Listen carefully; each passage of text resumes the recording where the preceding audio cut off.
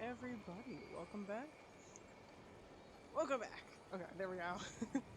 Had to make sure I got my mic setting working. Uh, Welcome back, everybody, to the Gem Lab. I'm your lead head alchemist of Dead Dragster, and today we're continuing now. We've had so many technical issues, but we've hopefully got them all figured out to the best of our ability. Last we left off,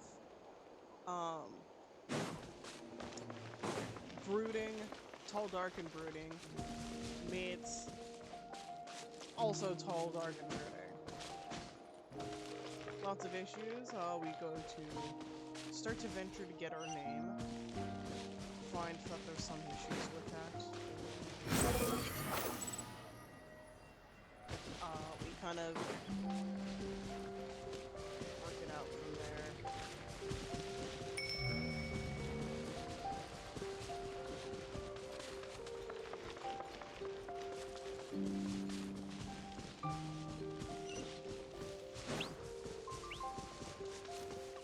We've had a lot of scuffs in the last, in the attempt to play the last ad, so my memory might be a little bit hazy, but also I actually don't have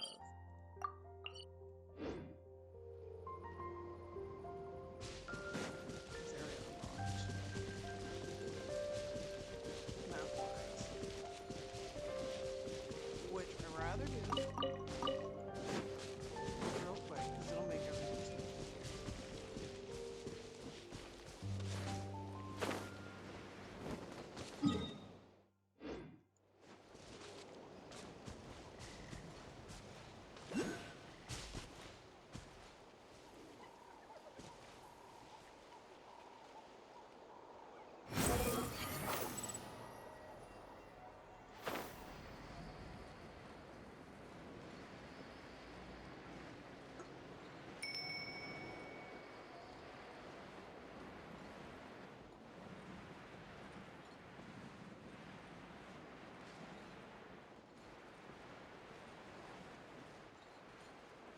We'll just expand on the map.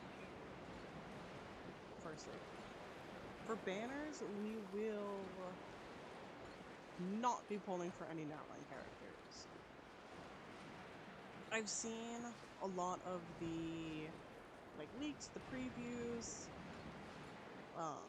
for Genshin, official leaks kind of thing, and not too impressed. Not because bad gameplay. My overall thoughts is that for the Natlan characters, they broke up. So I'm pretty sure it's okay. For the Natlan character designs, they broke their usual shaped language that they use when designing characters, and it's not an aesthetic thing, because of course the region has their own aesthetic, it's just the shape language. For character design, they kind of broke that consistency.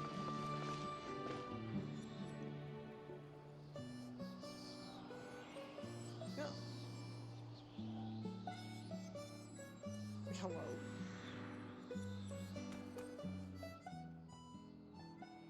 Oh, fuck. I forgot I turned the audio off. My bad. My bad. Something's behind the statue. Oh, that's a cutie pie. Why is it staring at us? That's a good question. Oh.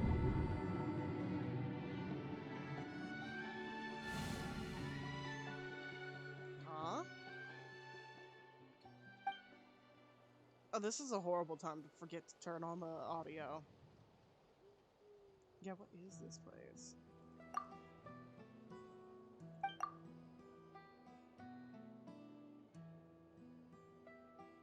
Oh, aren't you gorgeous? Who are you? No, don't you recognize him? Oh my god. how pretty. I love them.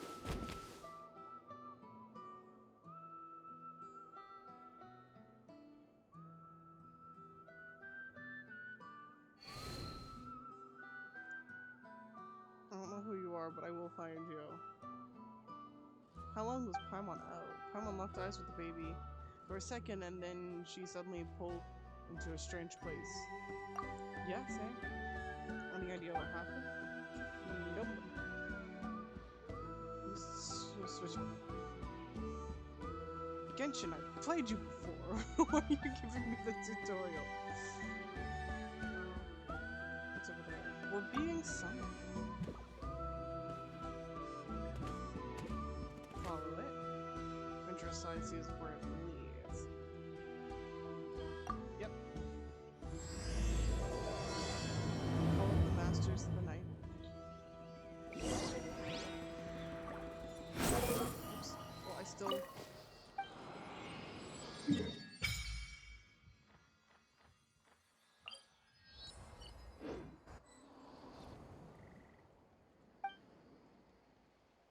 Can we? Do we have anything to give? Or everything?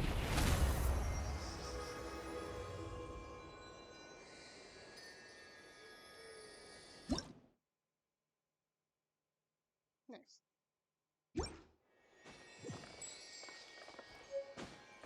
Oh, we can't just climb the statue. You know what? We got something to climb behind it.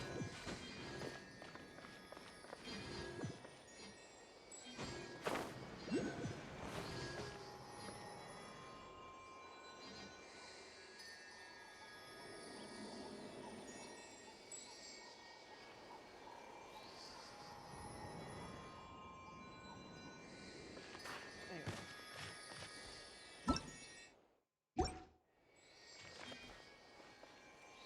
So that's just one part of the map, though.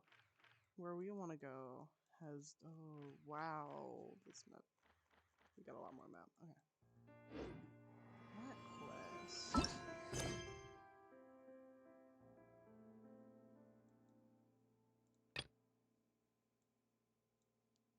We'll get to that after.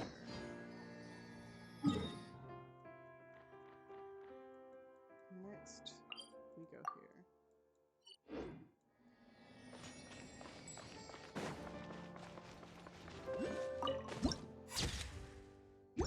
Beautiful.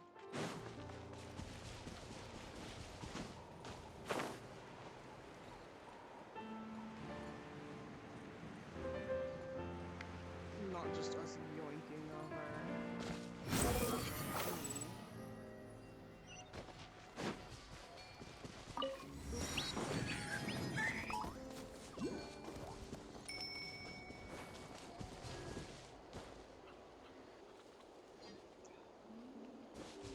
There's probably some fun mechanic in there.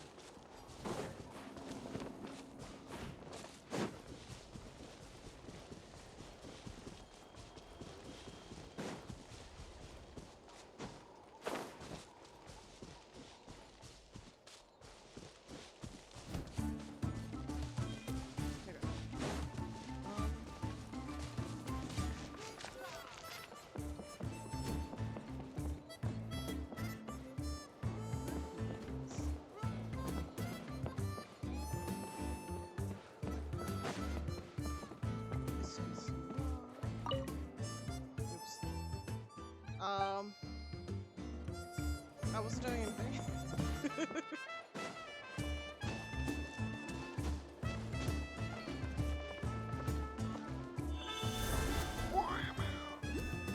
Wait, I got regrets.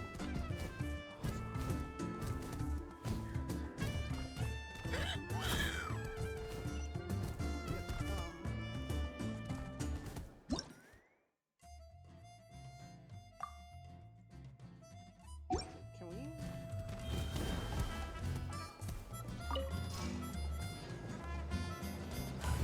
That does make travel easier.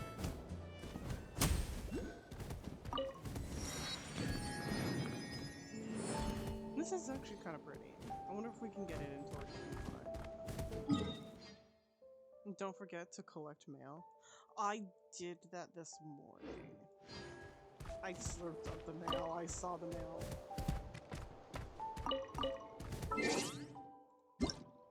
All's been collected.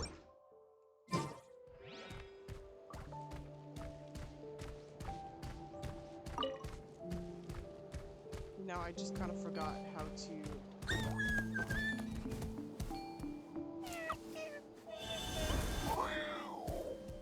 No, yeah, back to this again.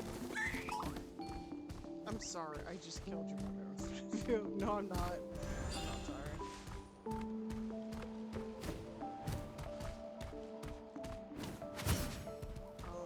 Was it?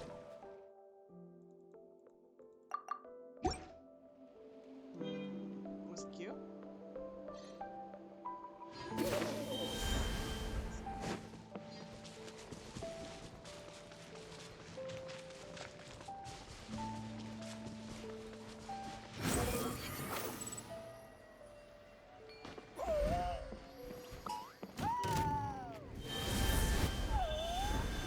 I wanted... Okay, these are my favorites. I don't know... You have to double check.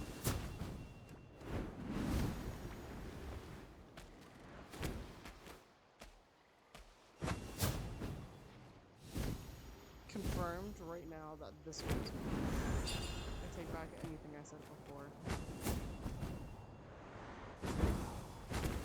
On the special edition thing?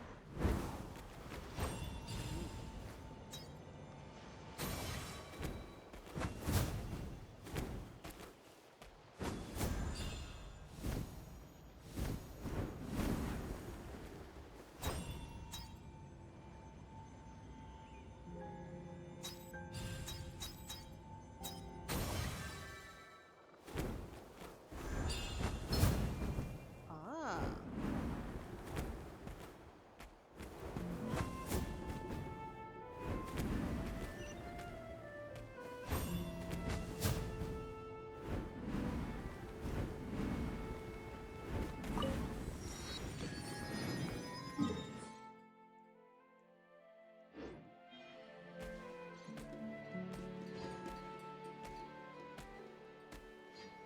God, these ones are pretty.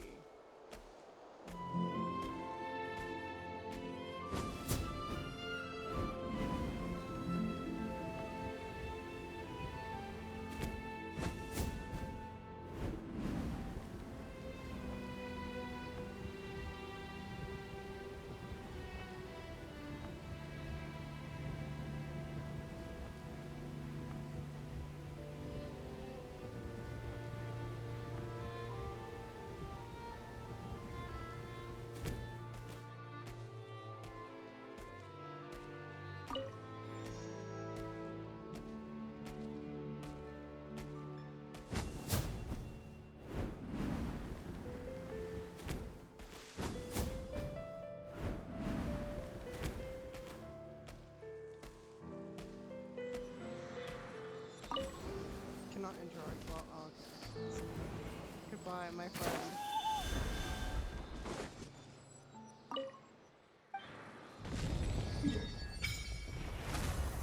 Oh wow, there's islands here.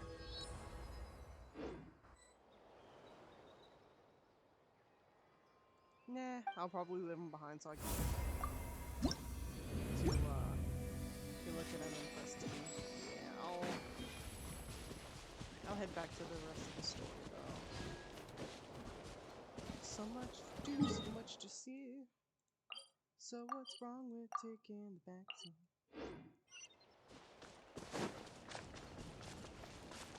If I'm correct, you can fly with the pink ones. I didn't notice it. Oh wait, yeah, but you needed like a little thing on the ground in order to boost yourself.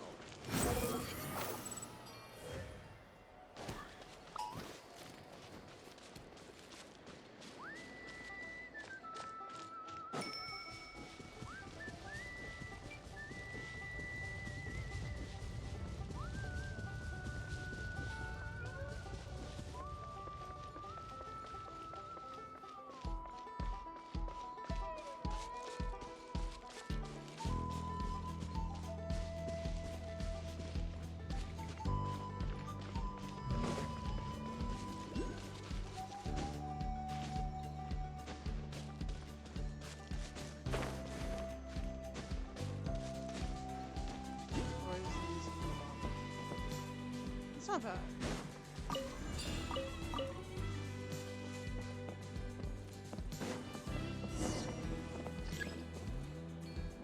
Flower Feather Clan. Reputation is lost.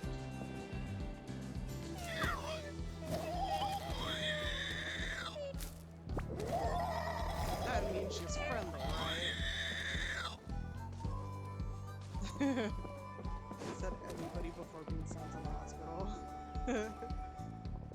Oh, she wants you. No. Nope. Oh, I brought all the stuff over, Coach. What's next? Oh, I forgot. Okay, hold on. Wait. Wait, the fucking voices. My god, wait. It's not voices. No. I turned off the voices so, like, you can listen to the music of Genshin before I fucking... I'm gonna do something criminal. I'm gonna hate myself for it, but, I keep forgetting. I had one job.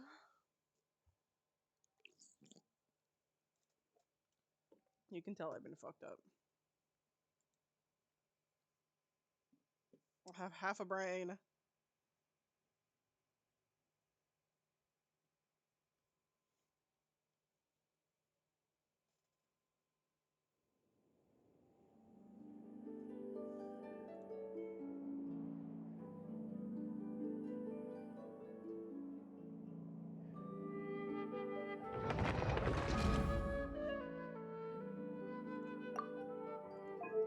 Okay.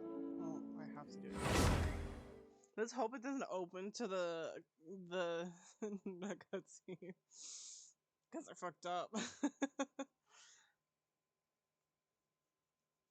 I've seen the error in my ways, please. Have mercy. Fuck! God damn it. I'm so sorry for the crimes I've committed. Just take it easy. You two are in charge for repairing houses. Alright, start by moving the boxes. Oh, fucking damn it. I fucked up. I'll help you. Those are heavy. Now I got this. These muscles aren't just for show. They're gay. I already shipped them. They're gay now. I don't know why. I need a way to distract myself by shipping characters. That's like you should do. Just prepare to be amazed. Oh!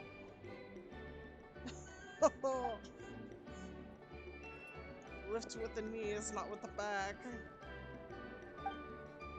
Take it easy for the next few days. Yeah, I should have trained harder. No, you just picked it up wrong. Working out is different from real work. But hey, Paimon, what are you doing here? We came with the power of God named Namaste. No, we're just about to ask you the same thing we did, Inspector, in these parts. It's my tribe. I mean, that's fair. On the way, I ran into a caravan of merchants from the tribe and brought them along. They're my students. Students? Right, oh, she's a sports coach. I did forget. Good memory. I am not a sports coach. Looks like you're pretty in good shape. Well, nothing wrong with Paimon's current meal plan. Paimon, you eat everything. You're literally the shape of a pear. Kale juice, wait. Isn't that your favorite drink? No.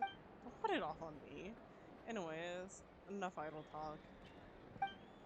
Are you two free? Of course we could help. Perfect, then follow me. Yes! I can fix the error in my ways. I'm so sorry. Please don't throw me in another cutscene. Let me watch. Yes! This is what I mean. Paimon coming in! That's what I mean by, like, I turned off the audio. Quit following me.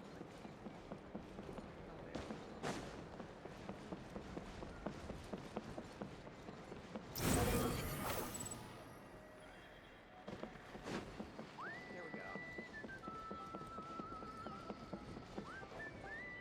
Now we have voices. And we can automate this bad boy. You're here, Eon-san. He's And cool. you must be the What's up? traveler in Paimon. I've heard a lot about you.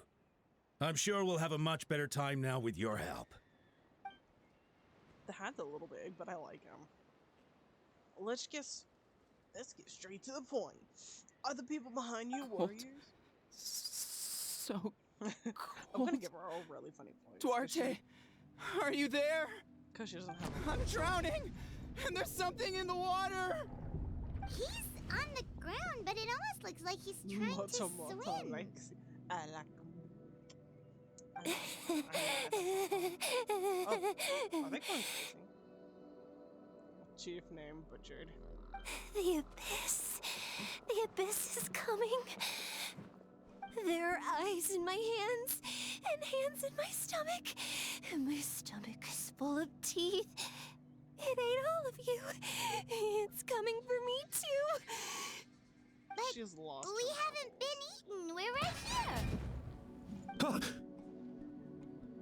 It's coming. Oh, yeah. Monstrous beasts! How did you get in here? Who? As you can see, their mental state is quite poor. Yes, their mental state is quite poor, so why do you let them have weapons? I'm sorry. If someone was having, like, an episode where they're having, like, PTSD, or, like, if they're having, like, a really bad episode of schizophrenia, I'm not saying people are dangerous, but, like, why would you give them a weapon to be able to hurt themselves? Like, he needs a ham. Not anxiety. You know what? He can die of anxiety.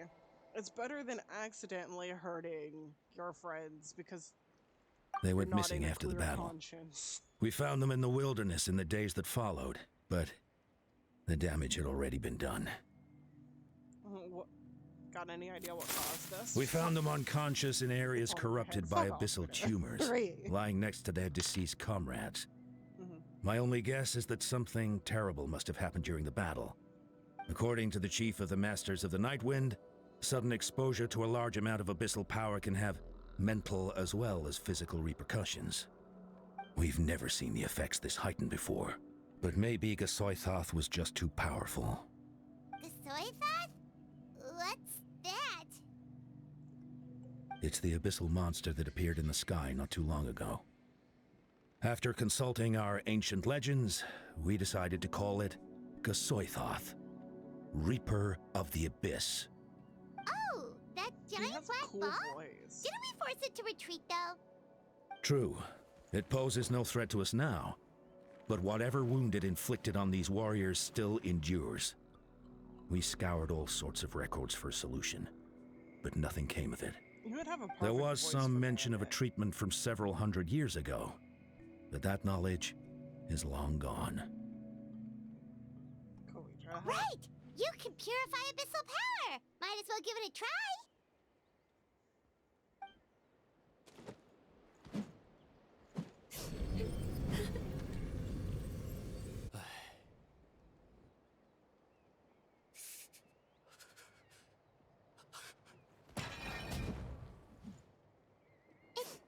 It didn't work? That must mean purifying the abyssal power within them still isn't enough. In any case, thank you for trying. So, what can we do now? Don't tell me my friend is just gonna be like this forever? Okay, I Come won't back tell to me, you that. Gogeta! Please, don't leave me like this! We beat Gasoithoth. They survived the battle. Are we really just gonna sit back and watch them lose their minds? Therapy. Therapy can be a start. What is it, Eon-san?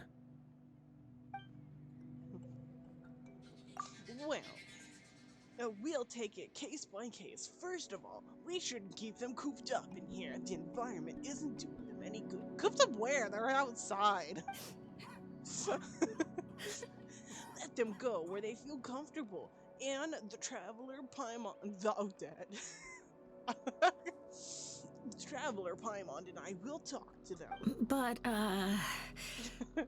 Are you sure about this? I have no regrets. Yes, darling. They are a literal coop. And a literal coop. You know. Shush. It's called a crow's nest, thank you. I know you're worried, but we don't have any other solution, right? Maybe it works, maybe it doesn't, but we wouldn't know till we try. But, well, don't just stand there. Let him go. Gotta give him that hunk. Spit on that thing. Cheers. Cheers to the pains in my face. Send someone to follow them, but don't stick too close. We just need to keep tabs on them. Following or command, the crowd disperses. I mean, it's kind of like sleepwalking, right? Alright, it's up to us now. Let's talk to them one by one. Don't stand. Give them the hawk, too. It's a bad situation, but I know the warriors will find a way to pull through. After all, we've overcome so many challenges already. What's one more? I went from stupid nerd voice to slowly trying to announce what it was. Where am I supposed to go? Talk to the first one.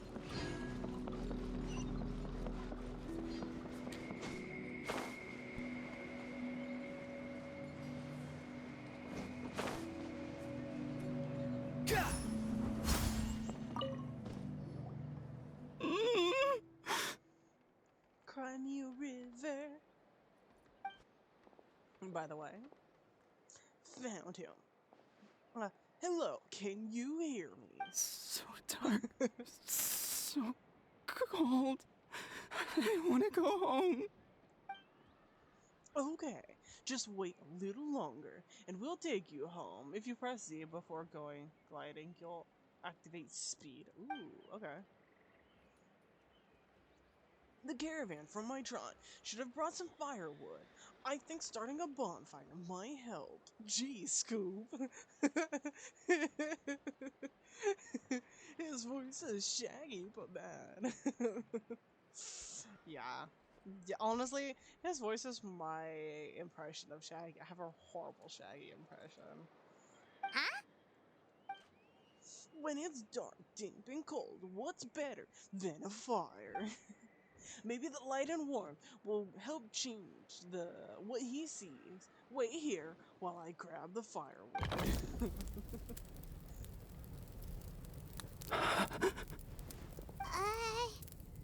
Light. Underwater. Where is it coming from? Set him, set the seas ablaze. Oh my god, that's what we're doing. Because I see they're underwater and we're setting fires. It's working! Is someone there? Please save me. No, wait. You have to leave this place. The water's too deep. You won't make it. It's okay. We brought some friends from the people of the springs. They're great swimmers. We're here to save you. No, please. Just leave me. Duarte.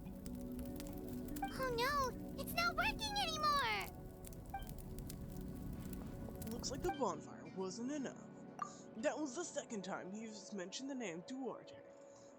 Maybe we can start there. Let's ask around and see what we can learn. Wait, they've been chanting Duarte, and you now only thought of that?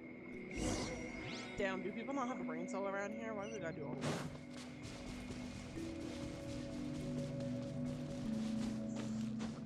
Duarte.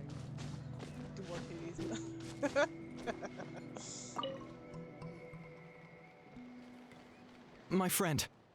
Is he any better?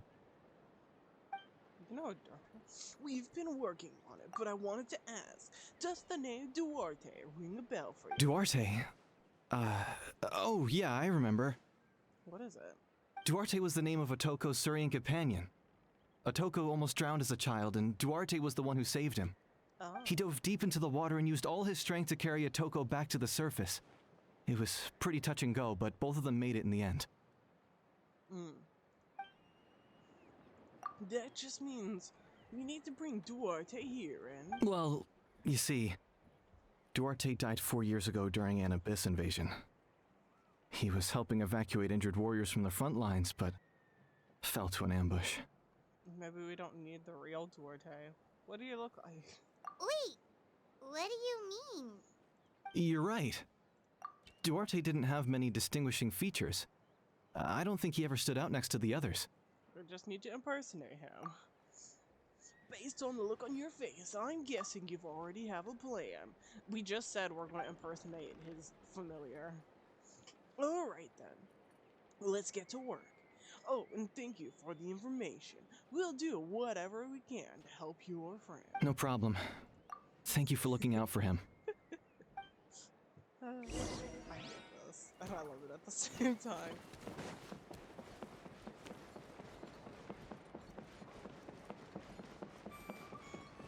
My poor throat is gonna be ripped by the end of today's stream. It'll so be worth it.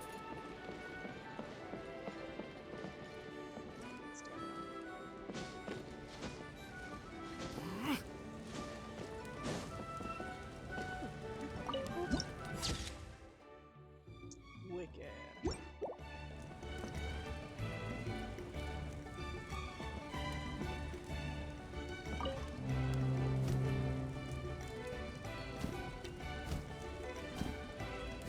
Bring. Oh, I see.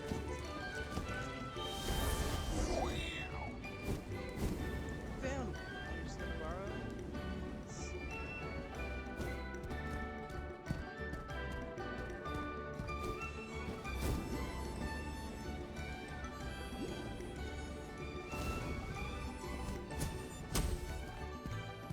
Bonjour. It is I, Duante. We're back! How are you feeling? Duarte?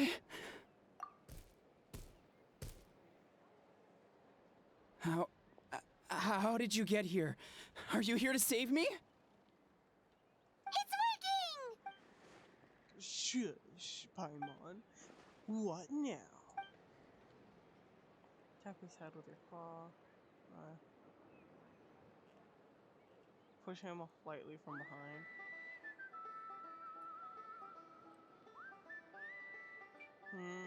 Zoinks, Scoo! I know. Push him slightly from behind, maybe. You're gonna carry me out of here just like last time. Over a decade later, and you're still trying to save me. I can't believe you made it this deep underwater, but I'm so glad you found me. Once we're out of here, let's split a huge portion of blazed meat stew, just like old times. I owe you for this. We're almost at the surface. People tried to tell me you were dead, you know. As if I'd let that happen. Oh, shit. I promised to protect you. There's no way. No way. No. Wait. I failed. Oh no, he's getting suspicious. Don't be suspicious, don't be suspicious, don't be suspicious. Do the most suspicious thing feasibly possible.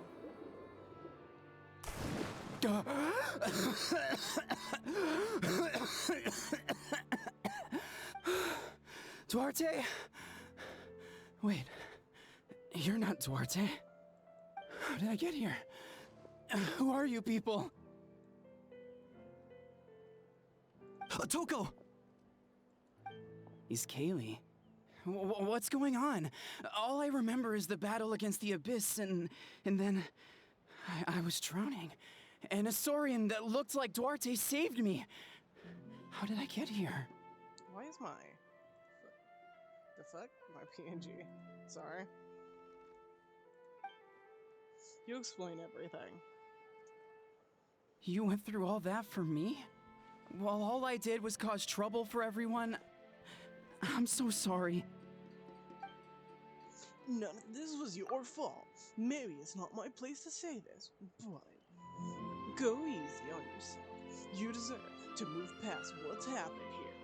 and what happened to Duarte. Thank you. I appreciate that. Go on, get some rest. We'll leave him to you.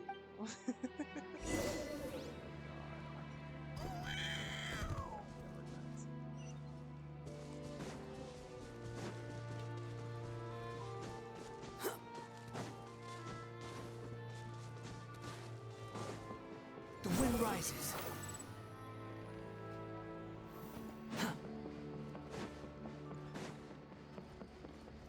Alright. Next person's trauma we gotta solve. It's coming for me. It's gonna eat me. It's okay. There's nothing to fear. The eye in the sky has been lost. Thank you for reminding. Nothing can hurt you anymore. It's no use. It'll just come back. Nothing can stop it. Nothing can stop the abyss. It will devour everyone. One day, we'll all be reunited. Maybe it's just Paimon, but she seems to be in even worse shape than Atoko. She is not mentally ill. She's going through her villain arc, okay? Let her be. We love an independent She can queen. talk to us, but nothing she says makes any sense. She also seems really afraid. Afraid is right. I wonder what triggered it, the battle against the abyss? Or maybe like a Toko, some deep-rooted fear. Alright, just like before, let's go see what we can learn. Ion-san, I heard you cured Atoko? I'm so relieved. Is there anything I can do to help? If you need extra hands, I can... Chief Motomoto. Explain what we do. I think you're onto something. The mental distress does seem to be connected to pre-existing fears and anxieties. Kochita doesn't like it when people talk about her past. But the situation is urgent. So, I guess I'll be the bad guy. Ion-san, do you believe there are people in this world destined for battle? Yes, I get the feeling sometimes when I'm instructing a particularly gifted student. It's something like, wow, you were born to play this. Then, what about people destined to be unfit for battle? Yeah, you look like... He took the part one. He looks like Motomoto mixed with Boot Hill and had a weird bootleg offspring. What do you mean? When Kochita was little, her parents died fighting the abyss. She was only 11 or 12 at the time, and her brother, even younger still. The two saw their parents collapse in a pool of blood as flames roared and spread all around them. Kochita trained hard to become a warrior, but still found fighting abyss monsters too difficult to handle. She and her brother were left with severe trauma after the incident. Pain and fear that they could not get over no matter what. But isn't Kochita one of the warriors who fought the abyss? Didn't you find her unconscious out on the field? Yes, we did. You see, something changed within her several years ago when the abyss attacked our tribe and broke into her home.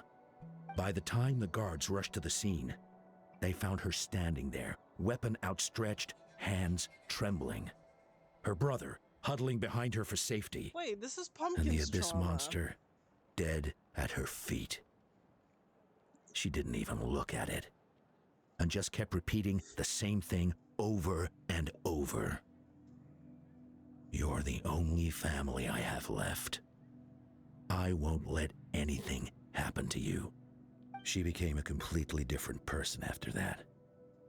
She earned a reputation as a very capable warrior and fought countless battles against the abyss.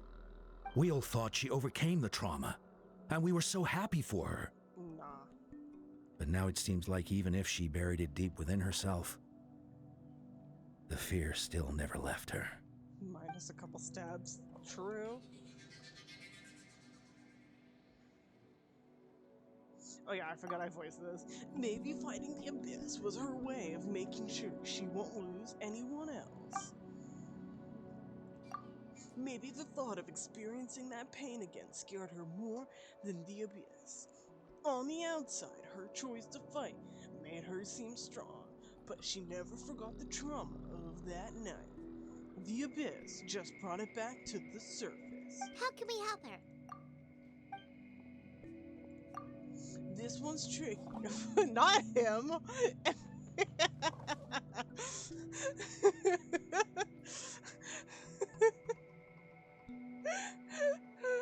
Paimon like, how can we help her? And Yun-san is like, this one's tricky. We can find the right opportunity. As this motherfucker clips into existence, like, I heard you need assistance. Quali? You ask and he shall be ask and he shall be summoned.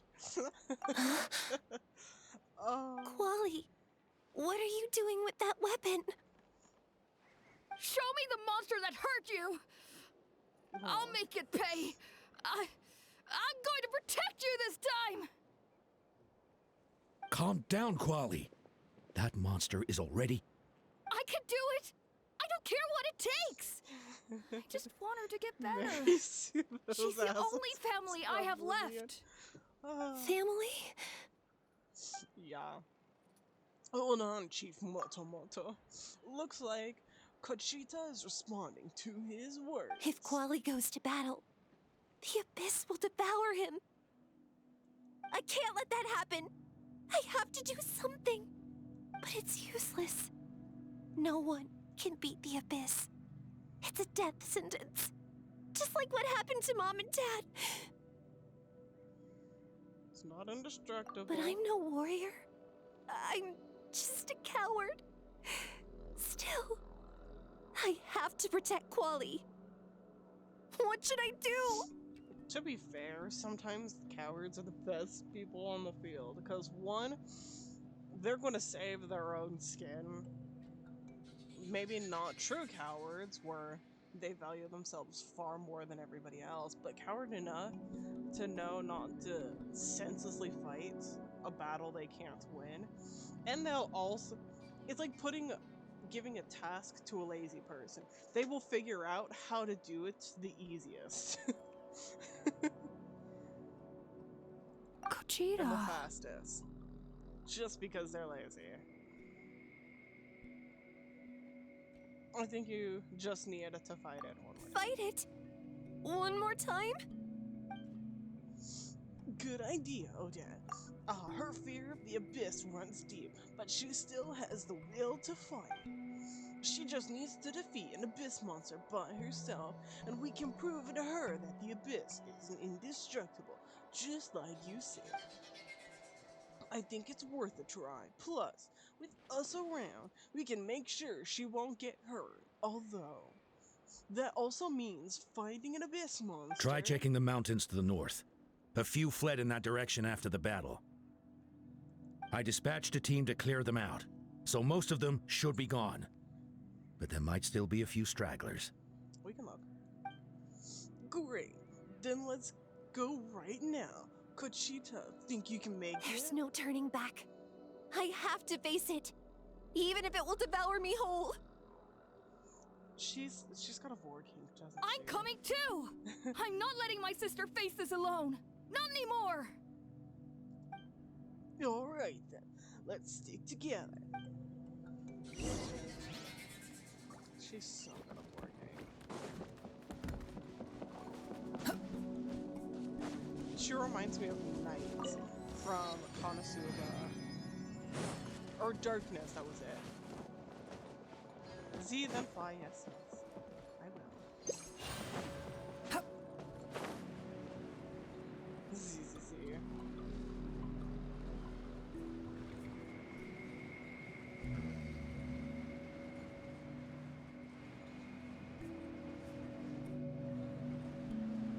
Because she keeps going on about how the Abyss is going to devour them all whole, and I'm like, calm down.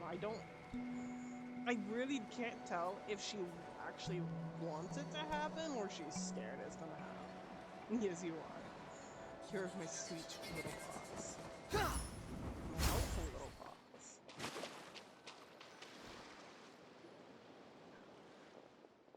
Found him. Let's get started.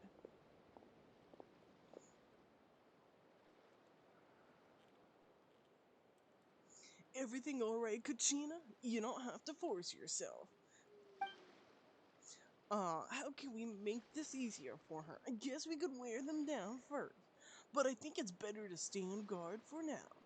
We should wait for the right moment to intervene. You were the ones who killed them! As a kid, I thought my parents were invincible. Oh, her parents are They were hot. always so Just like strong the third. and gentle. They seemed like the most powerful people in the world. But I can still see the image of them collapsed at my feet that night. The raging fire, the smoke, the smell of blood, the sound of my brother's cries. It's all burned into my brain. They told me to run, and I could see the fear in their eyes. I've been running from my fears ever since. But why didn't my parents run? It must have been because... You can do it! Because of our family. When you have someone to protect, there's no backing down. No matter what. So essentially, she said no surrender. Oh, we really do have to. Stay away from my brother! Come here. Let's help her out! Bow your head.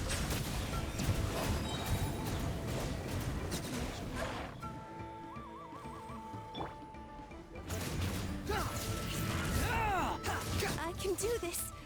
I have to do this.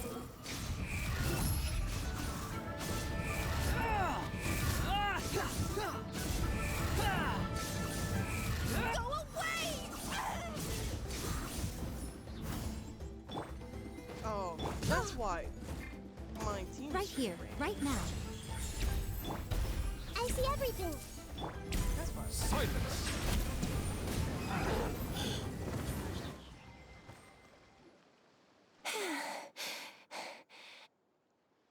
Where are the rest? Where are they hiding? You defeated them. They're not coming back.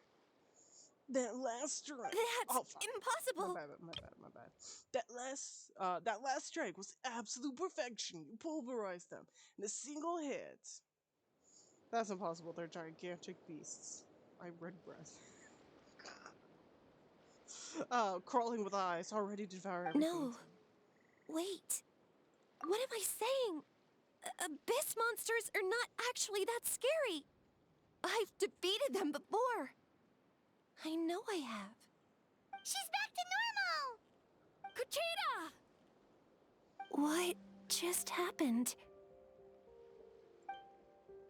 You explain the situation. That is quite embarrassing.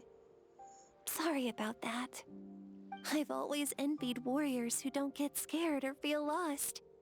It really felt like I was getting stronger over the years. But in the end, maybe I never made any progress at all. It's important to listen to your limits. Just like in training, pushing too hard will only hurt you in the long run. Everybody needs time to rest.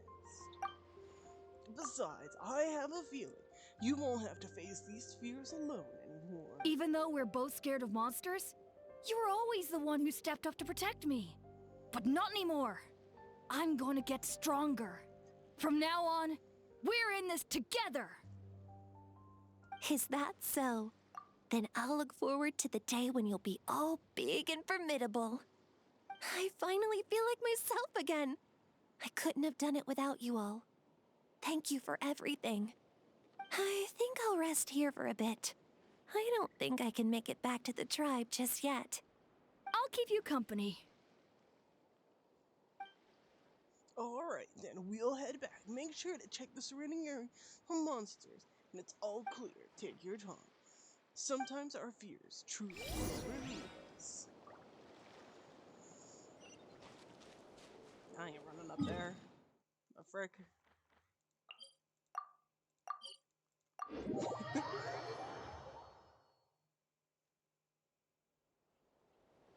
Oh, cutscene. Atoko's all better. Did you hear? Really? Why do Yes, the really. NPCs have It's better all thanks to the designs than Traveler and Fireball? Eon-san. I see. I was wondering why the Traveler was chosen to accompany the Pyro Archon in the final battle. But I guess she really can do the impossible. Yeah, it's Pyro Archon sucks, I'm just saying.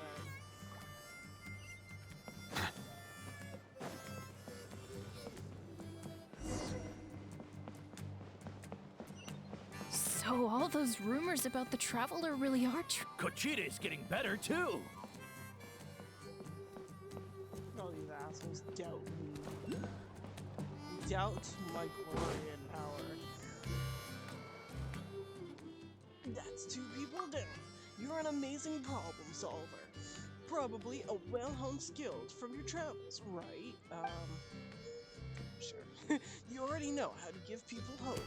Ever since you came to now, I've been feeling better about our chances of winning this war. You got them through the initial stage of panic. Yeah, you helped. Yeah. Honestly, Paimon was at a complete loss when she saw so many sick people on the hot air balloon platform. It's called a crow's nest, Paimon. Edumacated. We only found a solution this time because you kept her cool and took control of the situation. You deserve most of the credit. Well, who am I to turn down such a nice compliment? Also, I think crow's nest is just on a ship. Most people say the first step is the hardest. I'll never get it. Might as well not try. I hear that kind of talk all the time. But if you break your goal into smaller parts, the first steps might actually turn out to be the easiest. Whoa, you're right. That makes a lot of sense. Of course. Just like when I told you to eat less meat and drink more kale juice. You probably heard that and thought I could never eat meat again. I just drink kale juice every day. I'm practically starved. That's why Paimon was so against it.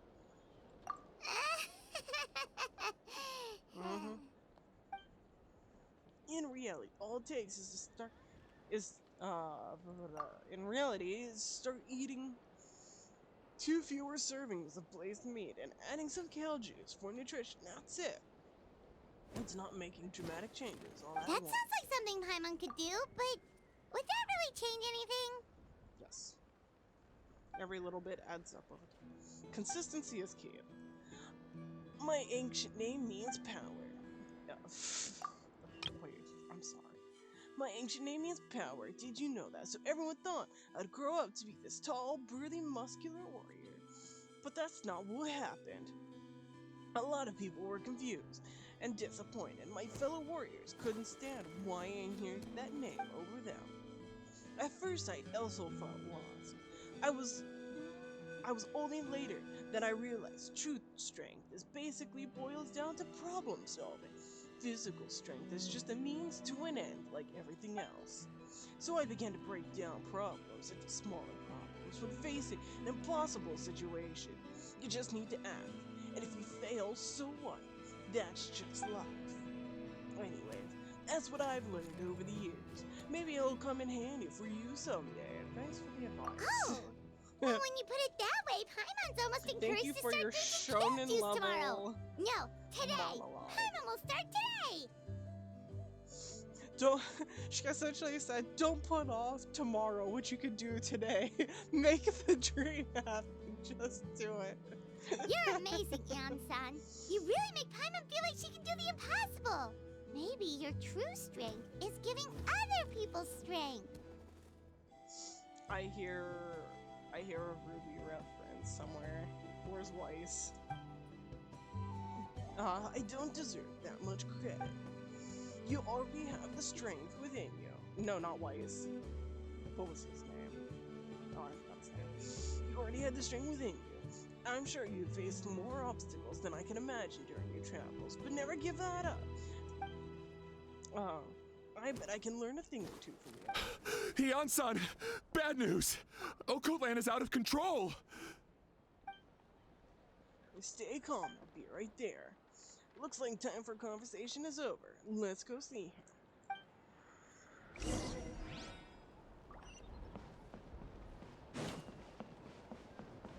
Koichi, give me a hand for a sec. Right. Koichi's not... She's not here anymore.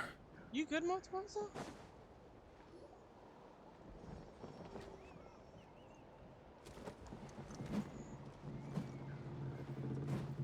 Like I said, What are you doing, Okolan? Wake up! don't freaking give Don't you people recognize us, my boy? weapons.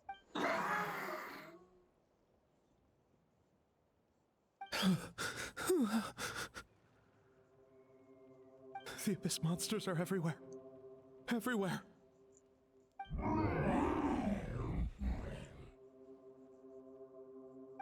They've taken over the tribe. No corner is safe.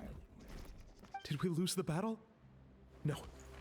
It's pointless to think about that now. A warrior only has one job. Fight until the very end. Careful! He's not himself! Hokotlan! Get back. I don't think he can hear us right now. You don't say. We need to get him under control. Let's go. I still need to rearrange the team. So, he thinks we're abyss monsters? Hey, it's okay! We're not the bad guys! Come on! Wretched Abyss! Mom, Dad, we're gone. This is my final battle! Please, son. You've got to stop. You can't keep going like this. Wretched monsters! Look at the Give photos. me my family back! Look, Okolan! That's your father! He's standing right in front of you! Get out of my home! I'll never forgive you! Ooh, that's it.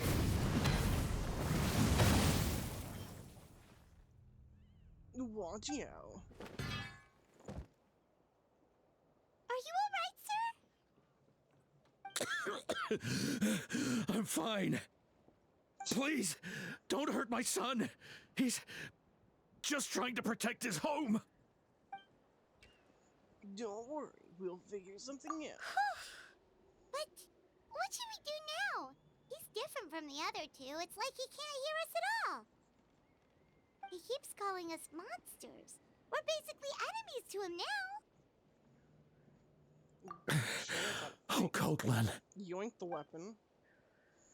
He has a fighting spirit, that's for sure. But we can't keep him unconscious forever. I need to think. Abyssal corrosion syndrome. 500 years later, Cronk? and it's resurfaced again. Huh? That voice! Oh wait, it's Capitana. Wait, it's it's Capitana Kronk. Hi, Daddy. So you've seen this illness before? Direct contact with high concentrations of abyssal power causes irreversible mental trauma in most people. The exact presentation will vary according to trauma level. Some will suffer from superficial hallucinations and maintain the capacity to perceive the outside world. In such cases, verbal and physical interaction can be used to break through the hallucination. However, there are also those who are so far gone, entrenched in hallucinations so deep, that medical intervention is the only option. That's why we developed the Drought of Lucidity. The draft of lucidity? It's a kind of medicine that can dispel the psychological impact of the abyss.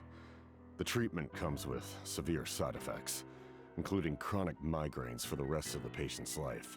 So, it's reserved for the worst cases. This man is a devoted warrior, one not easily swayed from battle.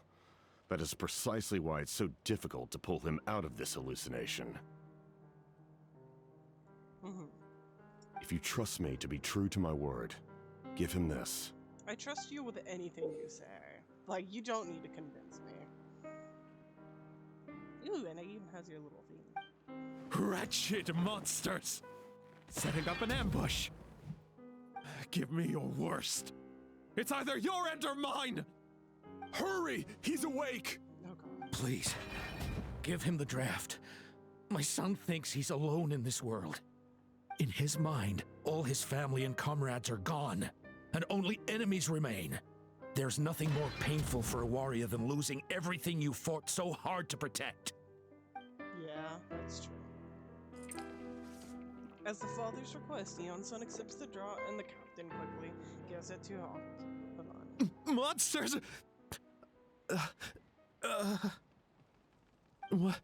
What's going on? Dad? What are you doing here? Aw, that's almost sad. My head hurts. I just had the strangest dream. I dreamt the Abyss took over the tribe. It's all right, my boy. It was just a nightmare. Let's go home. You need a good night's sleep. But first, I want to thank you for saving my son. May I ask your name? Daddy. Just Whoa! Capitano. Whoa! What? Was he going to say the captain? Was he going to say Capitano? Or were we deadass just about to hear what Capitano's actual name was? I owe you more than words can say, Mr. Capitano. My name is Mune. You're welcome in my home anytime. Time to go, son. Can you stand? It doesn't matter my mission to figure out what his... He passed out. I'll help you carry him back. Let's meet up later. Yeah. I want to know what Capitano's name is now. Hello? We get the crowd disperses. Capitano hands a few more doses of medicine. Thank goodness everything turned out all right. Thank you. Think nothing of it. I agreed to offer you my aid, so this is merely a part of that duty. Besides, I care deeply about this land. Wow. Right! When we were with Moika, you told us you and your soldiers defended Natlan against the Abyss 500 years ago. That's right. My desire to protect this nation remains unchanged. When my platoon arrived in Natlan 500 years ago, like you, we were true outlanders. But as time passed, I encountered the people of this land and witnessed their desperate struggle against the Abyss. Though many of the warriors were rash and inexperienced, they were steadfast and fearless in battle, willing to do anything to protect their fellow citizens, oftentimes with complete disregard for their own survival. Just as I fought for the glory of Conria, they fought for the survival of their nation. We happened to share a common enemy, so I decided to offer my aid. We fought side by side to the very end. I traveled to many places after that, but I never forgot this land. Even now, my work in Natlan remains unfinished. So it's just a personal vendetta. Natlan hasn't forgotten you either. Why don't you use your name from the 500 years ago? It may seem difficult to understand, but the reason is really quite simple. That name carries with it the glory of my homeland and the honor of Natlan. Yet, I failed to bring my soldiers home. And I failed to help Natlan defeat the Abyss. But that's not your fault. The Abyss is way stronger than any of us imagined. You need not comfort me. I am no longer who I once was. Let the events of the past continue to collect dust in the annals of history. I will continue to help Natlan in my own way. Like, with the draft of lucidity? Who knew you could make medicine? Were you a doctor before? Doctor? Okay. The drought was Guthred's invention. Interesting. He was a respected military doctor, as well as my trusted second-in-command. We faced a similar situation to what you witnessed today. The endless battles against the Abyss triggered delusions among the soldiers, to the point where some attempted to kill each other. In order to develop a treatment as fast as possible, Guthred used himself as a test subject. He passed away shortly after the drought was complete. I see. That's who he was. unrelenting in his pursuits. No matter the cost, no matter the sacrifice. In the end, he even gave himself up for a chance at success. Okay, I'd still argue that Dotore could still be Albedo. And again, with the copies and the clones, because, like, hypothetically, Dotore is really good at knowing science, medicine, and all that stuff. If he was, because we know he also takes multiple identities as part of something he can do. If he was Captain Second back then and sacrificed himself for this medicine, there's still many other versions of Dotore, aka Albedo, because we've seen that there is Albedo copies. I'm sure he would be pleased his creation aids people, even now. The Abyss has wrought enough suffering on this land. I sincerely hope this war will end soon. No matter the cost, no matter the sacrifice, huh? That sounds rather familiar. Who said that again? Stop worrying about other people's survival, about their losses and sacrifices. You just need to win. That must be why I've returned. For this moment. Please finish what you set out to do, Commander. The soul that possessed Aurora. You're more perceptive than I imagined. However, some things are better kept secret for now.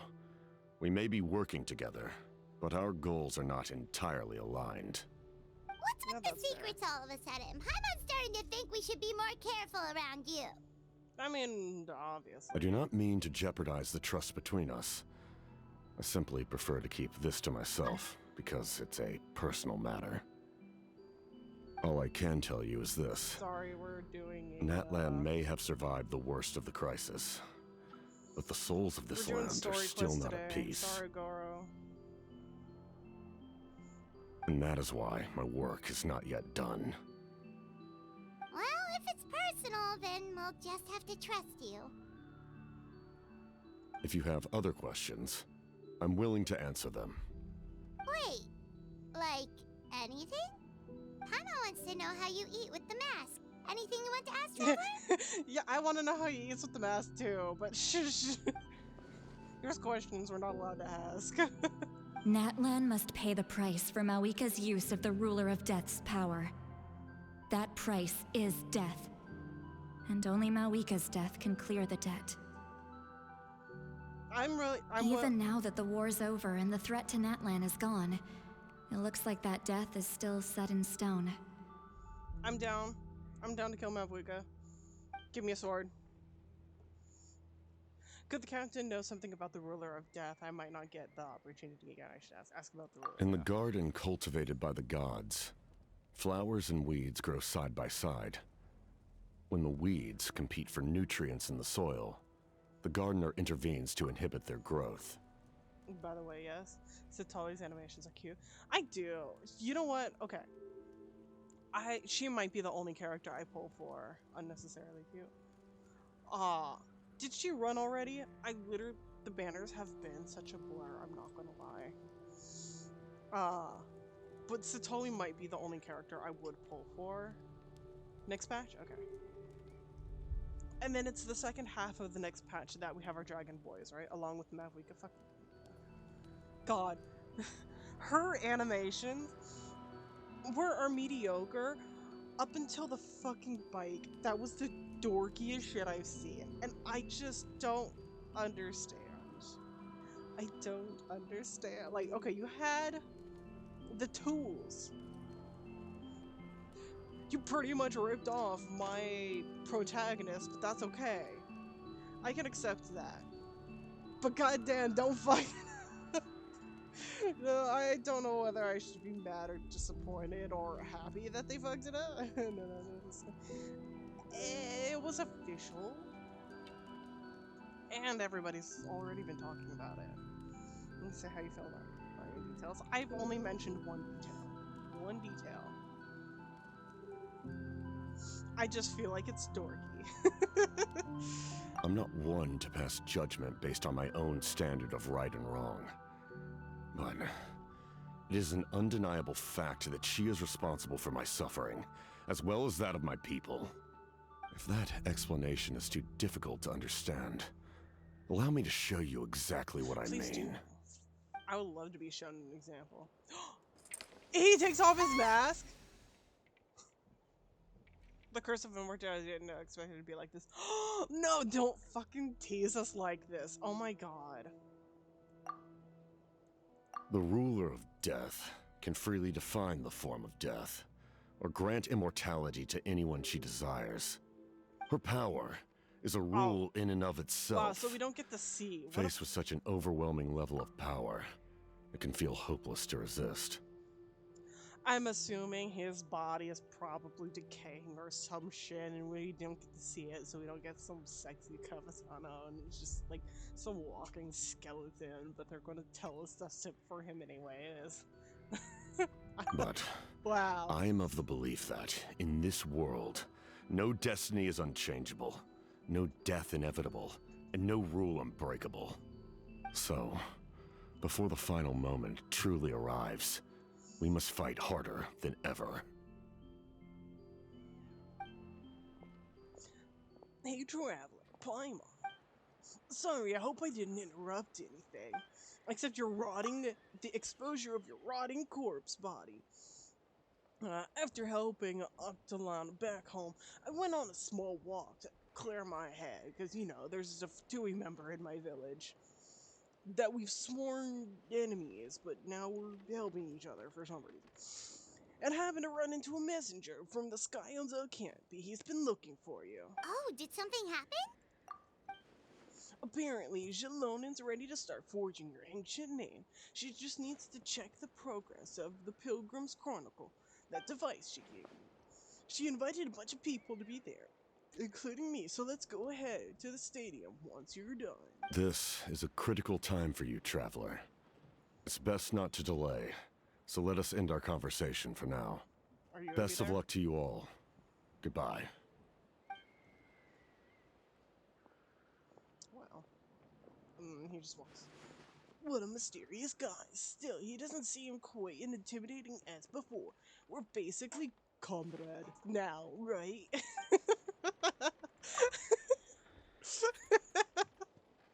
I need to stop. I make myself laugh too much. Anyways, let's head to the stadium. We shouldn't keep everybody waiting.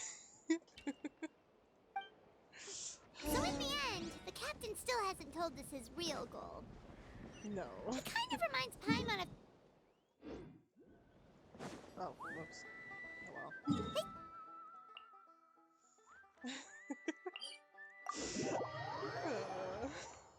I need a bathroom break real quick. Give me a second, y'all.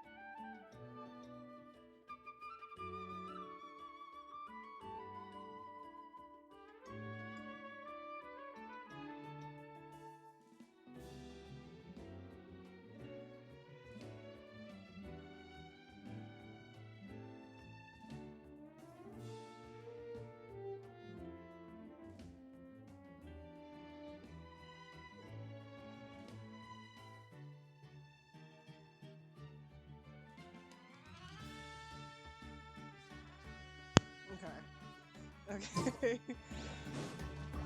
I'm gonna try and calm my silly. Ooh, and let me switch my team really quick. Before I forget. Set up, here we go. 1,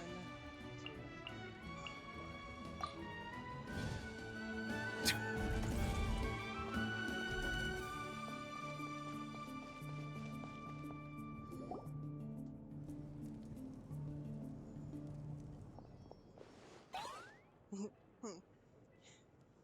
You guys took your sweet time. Wretched scoundrels. How dare you keep the almighty Dragon Lord Kahaja waiting. Kneel before us and apologize, or we'll...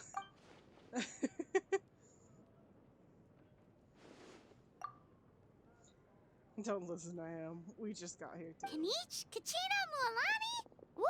Everyone's here! Reunited at last. Did you miss us? I brought candy and cookies to share. Typical children. Of course we missed you. Ooh, you brought Source crackers too? Score! Just in time, traveler. It's so stifling in here. I was just about to go outside to get some air. It's the same temperature outside. Anyway, how was the trip here? Oh my god, they're literally two peas in a pod. It's smooth, I guess. To be honest, I also didn't expect this many people to show up. A third of this amount is more than enough for my plan. Did they change her voice acting? What do you need? I need to ask them about you, gather their thoughts and hopes. That will help the formation of your ancient name. That's You brought the Pilgrim's Chronicle, right? Yeah, let me take a look. Bonjour. Okay. The progress looks good. We have enough people, so let's get started. Sorry I'm late. Chaska showing up late for something? That's a first. I had to follow a group of monsters further than expected. When I got back, I heard about what you did for my tribe. Thank you. Why is she so shiny? Odette deserves the most credit. Plus, if it weren't for your help during the battle, the Collective of Plenty would have suffered a lot more. We have the manpower to spare, so it's only right we return the favor. We're just... I'm doing my part. Okay, let's save the pleasantries for later. Everyone's here, so let's get started. All right, let me remind everyone what's going to happen.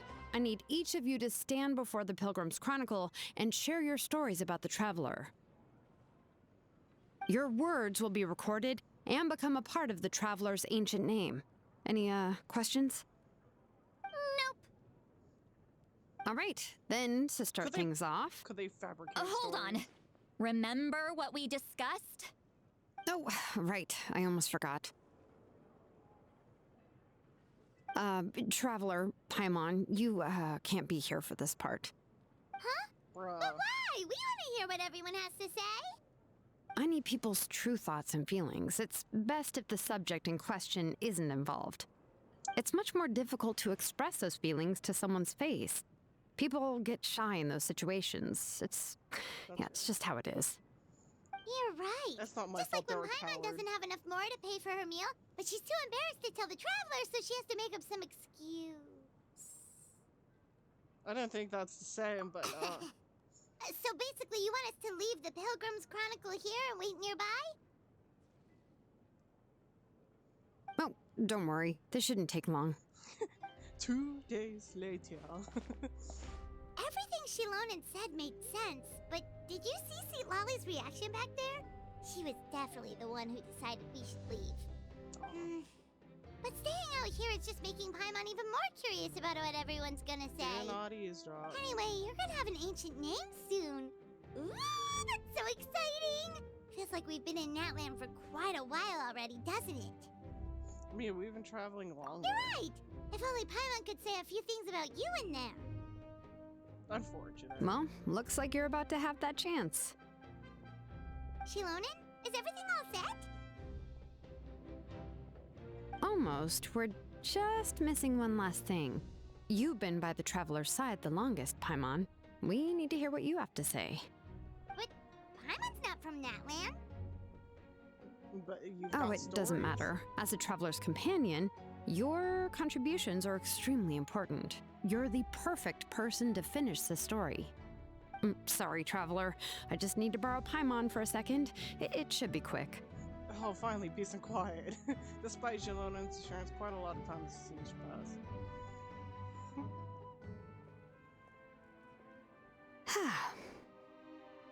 Longer than expected. Something going on.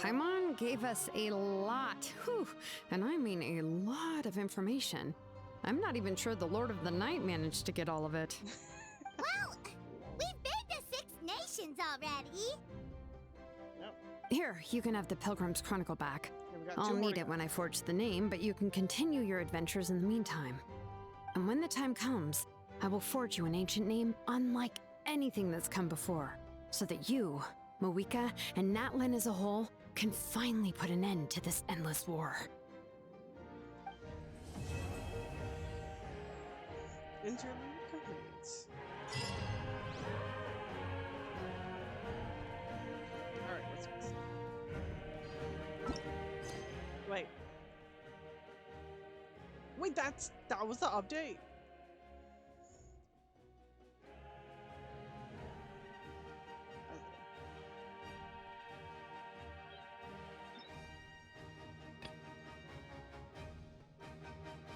Yeah, that's the Amazon. That's all. Wow, that was a lot shorter than I expected. Where's this one? Is this? Yeah. Go do the brother quest. Which is the brother quest? Call of the Masters of the Nightwind. Danes of one.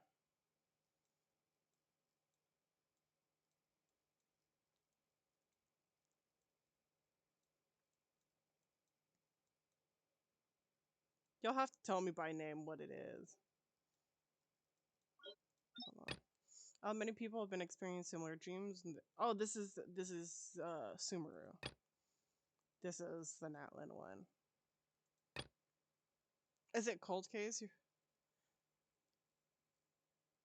Looks like Traveler Constellation. This one's quest locked. I have to do another one. Oh wait, this one. We're just gonna go back to Sumeru. The bedtime story.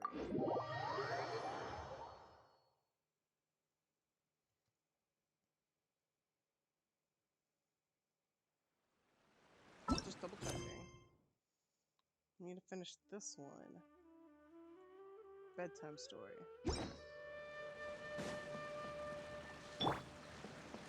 Behold!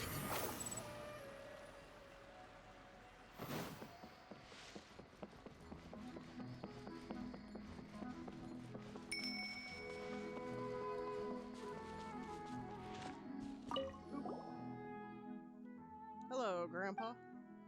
Ah, Rana's friends. Unfortunately, Rana should be patrolling the forest today. I don't think he knows. Let's keep it from him. Yeah, we know. We're here to ask if you have a musical instrument that you can lend us. A musical instrument. Give me a minute, I'll go get it. Grandpa fetches an old musical instrument from his side. It looks like a Mondstadt-style instrument. Grandpa, can you lend it to us? Very, very long time ago, I met a bard in a forest. She gave me this lyre as a keepsake. Dreams of the gardens, memories of the forest. The pomegranate sings, the apples clap. Clap the match. What a beautiful tune. I'll lend it to you. Use it to light up the darkness of the forest, and perhaps it'll reach your ears. We'll take good care of it. Right. We'll return it to you, Gramps. Thanks. Random boat appears. The wind rises. Quit following me. So not worry about Rana. Speaking of which, besides the incidents involved, Ioltham and Paimon wonders if people. Boop. Hello there. You looking to buy something? I do business in this area. Oh, no, we're adventurers. Catherine sent us to look into a commission here in Vermara Village. Ah, so you hear about that then? Ah, you're not the first, that's for sure. We've certainly made a lot of trouble for you all. To be honest, we aren't holding out much hope. Many adventurers have made their way out here, confident they'd be able to help us, only to leave soon after with nothing to show for their efforts. We've pretty much had it up to here in questions, and the area around the village has practically been overturned in search of clues. But no one has been able to make any headway. So, this person we're looking for, what's his name? Where did he live? Does he have any relatives? I don't know. I really have no clue. I couldn't tell you. Okay, guess you are really sick of answering questions. I'm sorry, I didn't mean to sound short with you. I was actually just giving you my answer to your questions. So those 3 questions are no go then. Is there anything else? I know it may seem like we don't have anything to offer by way of information, but I promise you, we all have a very strong impression of him. When you live in the same village as someone, you develop a lot of memories together, you know? Then We tell just us about don't those know the memories. specifics. Maybe we did at one point, but that information is long gone by now. I would have gone to Nahida. At least that's what everyone in the village seems to think. We've all exchanged what we know, and that was the only logical conclusion. All right, specifics aside then, what kind of person was he? Because you don't happen to have a false Hydra in the village, Young right? guy, in his early 20s probably. Incredibly kind sort of person, always willing to lend a helping hand. I'd chat with him when I didn't have any customers. I even saw him stick out his neck for others on more than one occasion. Very interesting guy, that one. Now that you've started talking about him, you don't seem nearly as How down in the did you dumps guess as you the did Hydra? before. Seems like he left a pretty good impression on you. I don't know. Missing But person, of course, people can't remember. everyone in the village is pretty fond of him. We wouldn't have issued that commission otherwise. There aren't many young people like him nowadays, so genuine and pure. To think that he just up and disappeared one day. I just hope nothing bad happened. Could he have just moved away without telling anyone? No, he's not the type to leave without saying goodbye. And anyway, moving away without being seen by a single person in the village, there's no way he would have been able to manage that. Huh. All right, thanks for the information. We're gonna go ask around some more.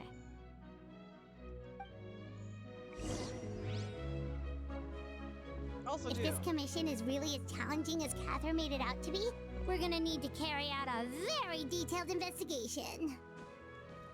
Also, do for since I guess we finished the Archon quest, I didn't realize we'd get through it so quickly. If anybody wants to join via world, we're open. Actually, I could pin that. Hold on. Let's see.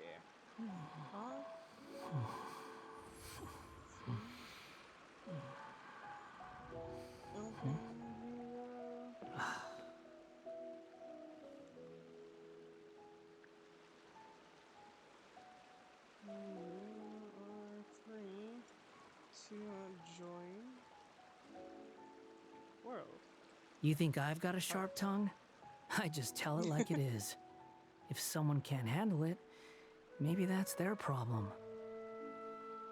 Yeah. Is my chat on the screen? Hold on. Okay, there it is. It is. It is. I just wondered.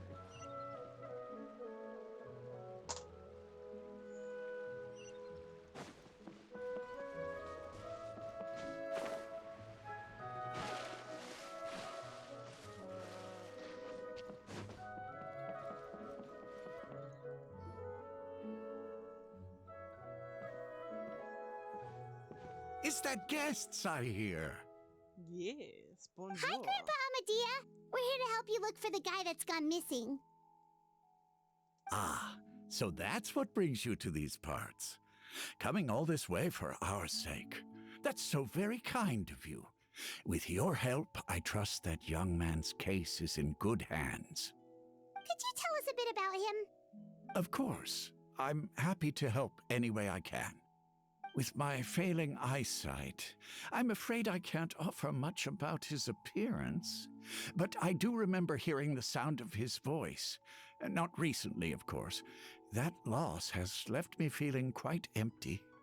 I don't think his parents are still living in the village, but somehow he never seemed lonely. In fact, he was usually the one offering companionship to others. He would often take time to visit the elderly or play with the orphans in the village. And whenever someone had something on their mind, he was there to listen with open ears. He always knew just what to say. As the village chief, I owe him many thanks. Helping villagers navigate difficult moments in their lives should have been one of my responsibilities, but he was often the one rising to the occasion. If this has anything to do with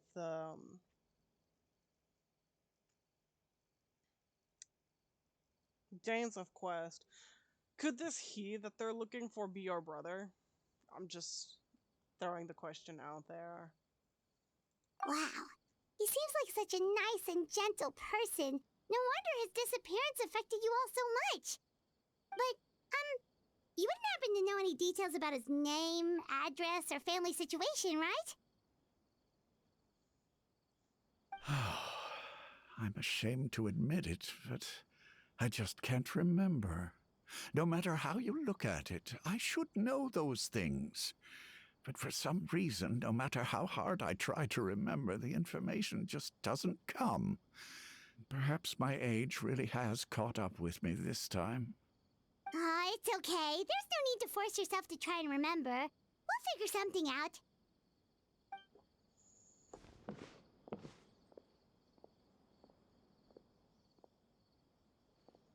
Well, Traveler, what do you think? There's probably more to this case than meets the eye. Obviously, a lot of things are not adding up. Paimon thinks so too. Like, the name thing. It's so weird that no one remembers his name. And nobody has been able to tell us anything about his family or where he lived. Why didn't we... It's like this guy's been erased from reality or something. And why haven't anybody described what he looks like? I would say it's more like he's someone who only exists in people's memories. Wait, so you're saying it's not that he's been erased, necessarily, but more like he never existed to begin with? Okay, Paimon's gonna need some time to process that one. Someone who only exists in people's memories? Could it be what happened to the Greater Lord, Rukadavada? Like someone or like some sort of mass alteration in people's memories. Again, that's what I'm thinking. And that's what I'm wondering is, I had a theory that nobody recognizes us or remembers our brother because of tampering with, what was it called? The Great Tree, Nahida's from. Because she constantly says there's no record of us. But we've been here for a long while. For like 500 years ago, we got separated from her brother. So I was wondering if it was something intentional, if for some reason we needed to not have ties to Tevat, and that it was something our brother did intentionally. You two are the adventurers who just arrived, right? You're here for the Vamara Village Commission? Yes. Yep, sure are. We were just looking into the case. I'm so glad to hear that. Thank goodness you haven't given up. I've been so worried the Adventurers Guild might cancel our commission. My name is Atosa, by the way. I grew up here in Vamara Village. Anyway, I just wanted to say, please keep searching for a missing villager. I'm begging you. You have to find him. We'll certainly try our best. Yeah, no need to worry. We'll give it our best shot. So, were you close to the missing villager? Are there any leads you can give us? I'm not sure this counts as a lead, but follow me. There's a place I'd like to show you. Okay. Where's she taking us?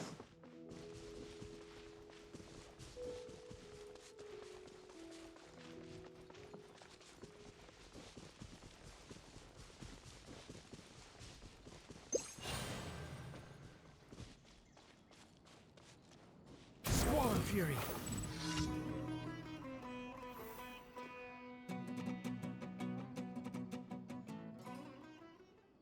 this the place? Under this tree? Yep. I know it doesn't look like much, but this place is very meaningful to me. It's so full of memories. Like the person We sitting used in to the tree? always sit together under this tree and talk. Sometimes we would look up at the clouds in the sky or stop to feel the wind against our skin. We could sit there for hours at a time, never realizing how long it had been. I was actually adopted by the people of Vamar village. The forest rangers found me in the woods as a child. I was surrounded by such good people, and growing up in the village was so lively. Still, there were times when I couldn't help but feel incredibly alone. Alone? How should I put it? When something's bothering you, or when you have good news to share, you always want to talk about it with somebody. But for the longest time, I didn't know who I could talk to, or if I should say anything at all. Everyone has their own problems to deal with. Even if I might want to confide in others, I don't want to become a burden. I think I get what you mean. Really? You know exactly how I feel? I used to have someone like that, a family member that I could talk to no matter what, but now I have a lot of friends who understand me and would be happy to hear. Wow, that sounds really nice. You're quite lucky. When it comes to our missing villager, well,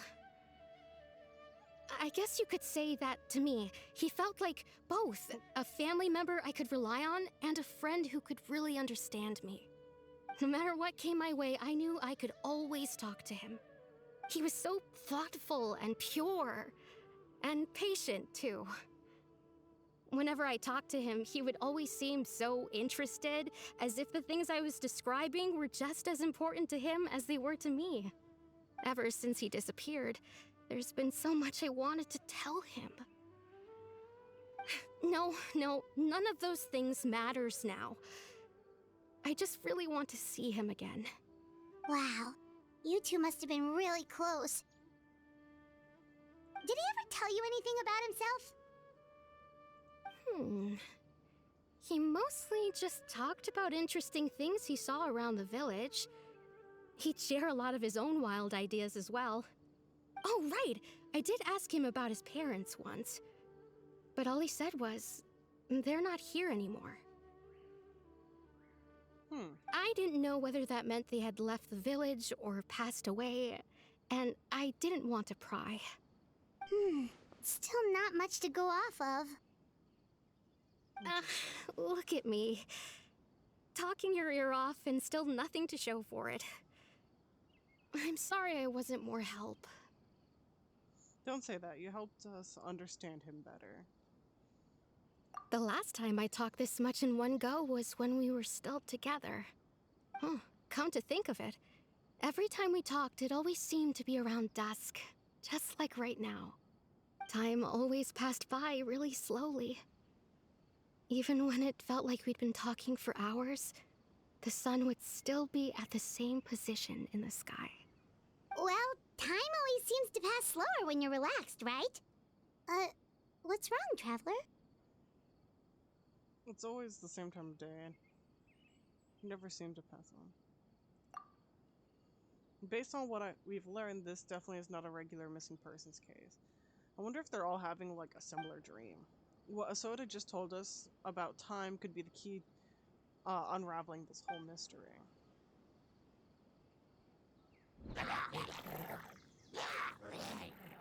Hey, look at those hilly trails over there. Doesn't it seem like they're acting a little strange?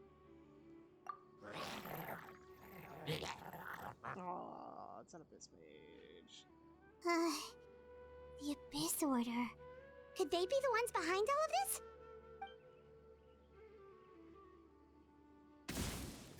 Oh, that little shit. Uh-oh, we've been spotted! Quick, get ready to fight! Right here, right now, right here.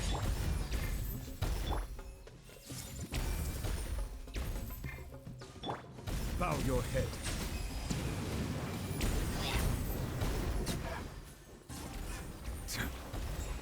Oh, there's more of you. Oh, fuck. Emerge, right here. I'm always watching. I see everything.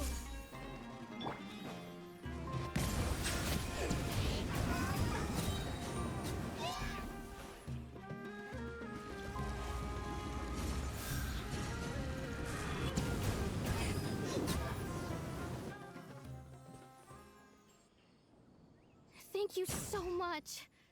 I wasn't expecting monsters to show up. If you hadn't been here, I'm not sure what I would have done. It was no trouble.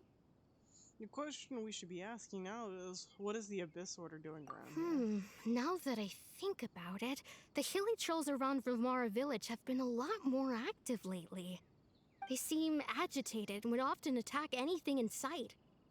Chief Amadea doesn't allow the children to play in the area around the village anymore. Maybe the Abyss Order really is involved. Well, we should head back and check out the situation in Vimara village just in case. If the Abyss Order is plotting something that could spell trouble for the villagers.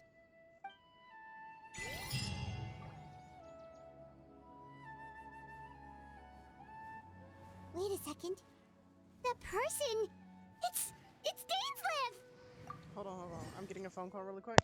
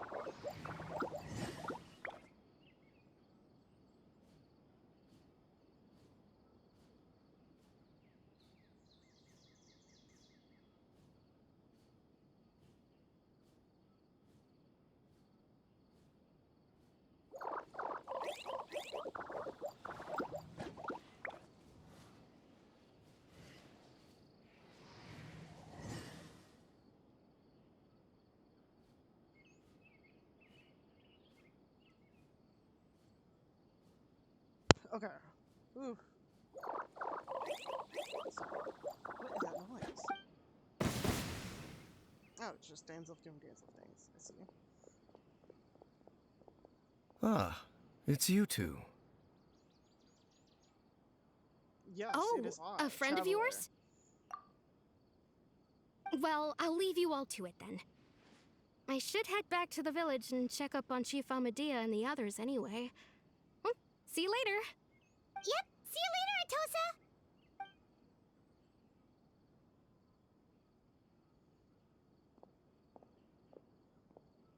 Why do you always have to pop up out of nowhere like that? Is it your life's mission to jump scare us or something? I mean, It's hardly he's Tuxedo personal, Mask, after or all. intentional for that matter. As long as you and I are both in pursuit of the Abyss Order, we're bound to cross paths. Ah, so you're here to investigate the Abyss Order then. That would explain the monsters you were fighting just now. Naturally. Hold on. Are you not here for the same purpose? I mean, we're also, I'll admit it, ran into by accident. No matter. It may have taken you a while to catch on, but I'm sure you've also realized by now that there's something strange about this place. The Abyss Order is most certainly planning something in this area. Or worse, their plan could already be in motion. So you think the Abyss Order is behind the hilly trail activity in the area? As things stand, I highly doubt that is their primary motive. I would imagine the increased hilichurl activity is merely a byproduct of whatever it is they're really trying to accomplish. Still, the hilichurl activity is causing a lot of problems for the people here. We should stick around for a while and protect the village, don't you think? The best way to protect them is by figuring out what the Abyss Order is truly planning. That is how we prevent further tragedy. Let's see what more we can learn from the village, and if that we can always sort of answer. Must we figure out the best order is truly planned. And you shall have them. I never intended to hide anything from you. Don't worry. There should be ample time to talk. We return to the village and gather intel. Ooh. Ah. So that was the commission that brought you here to Vimara village.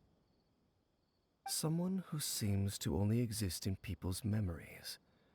That is indeed quite intriguing. I would agree that it's unlikely you have a simple missing persons case on your hands. However, any possible connection to the Abyss Order is still unclear. It appears all we have by way of clues is increased hilichurl activity, and that is certainly not much to go off of. Well, what? How about the intel you promised? Right! That mysterious voice she heard in her brother's memory. The one who called himself a sinner. Who is he? Oh yeah. I almost forgot about the sinner guy. Traveler, let me ask you this. Do you believe your sibling to have betrayed you?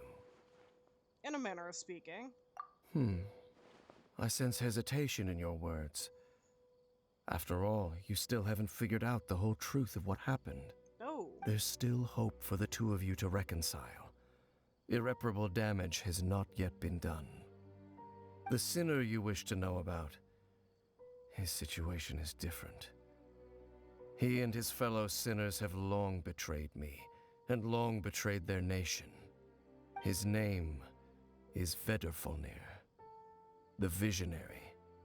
I'm loath to admit it, but he is also my kin, my older brother. Your brother? What happened to the two of you? There were 5 of them, the 5 sinners of Kanria. Oh. The wise Roptatir, the visionary Vedrfolnir, Gold Rhine-daughter, the foul Sertologi, and Rehir of Solnari, Rerir.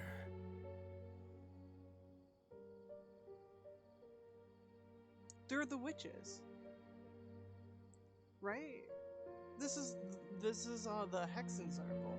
Because I recognize Gold, but I remember that in the recent summer event, one of them needed to abbreviate their name differently because there couldn't be 2 of the same first lettered acronym, and so we have R and R. Correct me if I'm wrong. No matter how eroded my memory may become, I will never forget their names. One day, I shall have my vengeance. Wait, some of those names sound really familiar.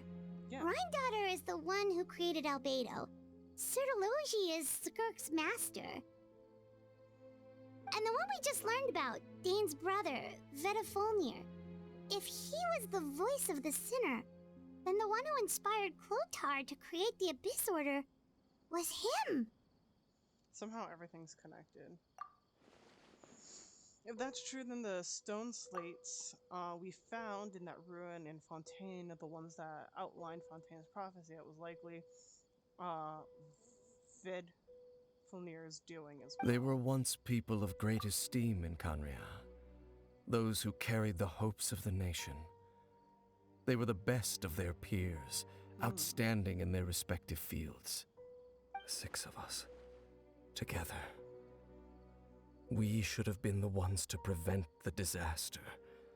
The ones to stop the Vinster King from continuing to rock the foundation of the world.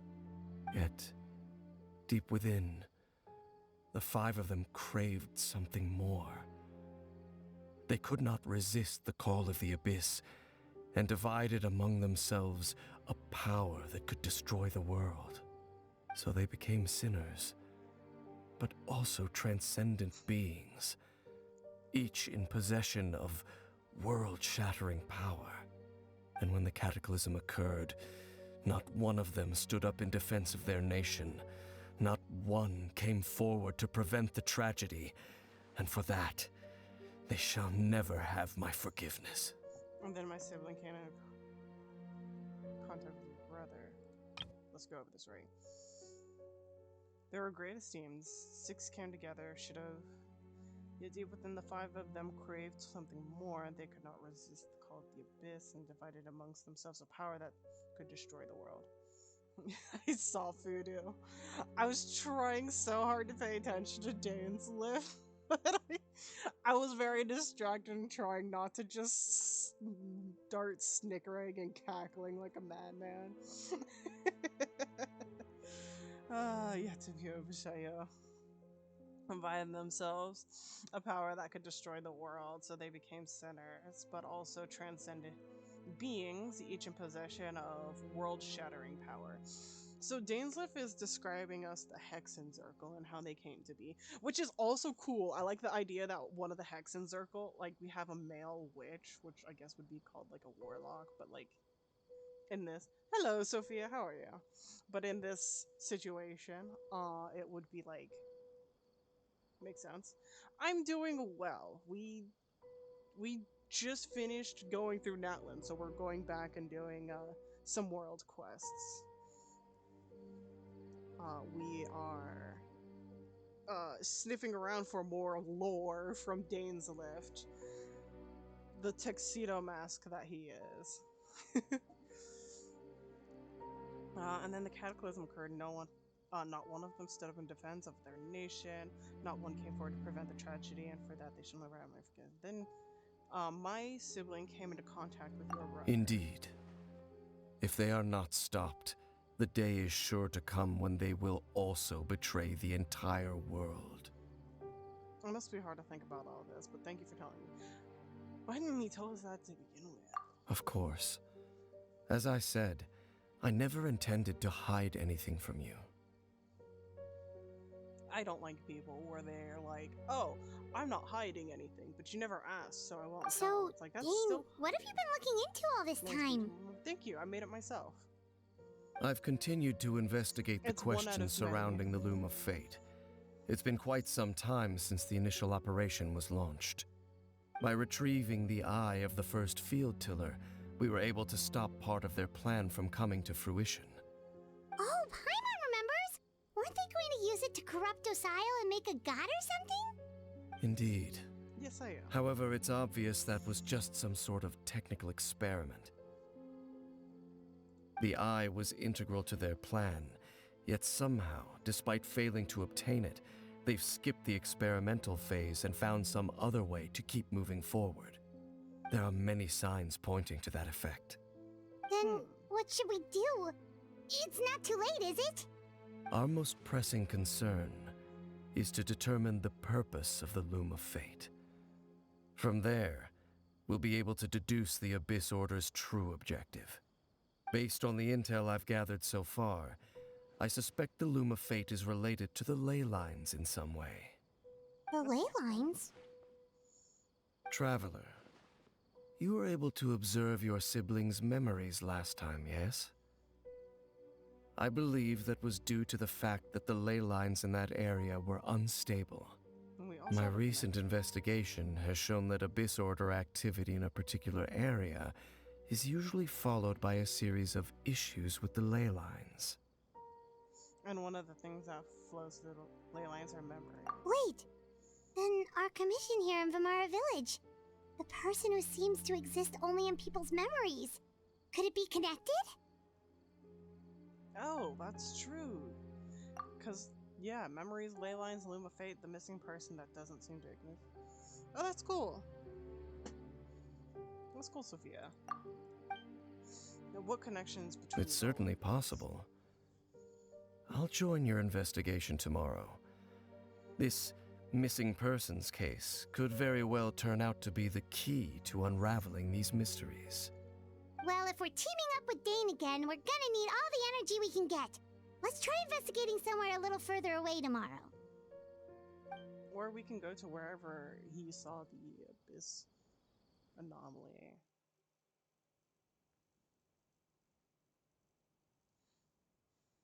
Did we just sleep on a box of fish?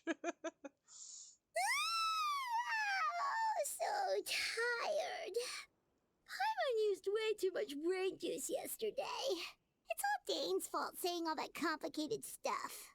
Yeah, I didn't sleep well either. Well, let's go find Dane. We've got a lot to do today. Indeed.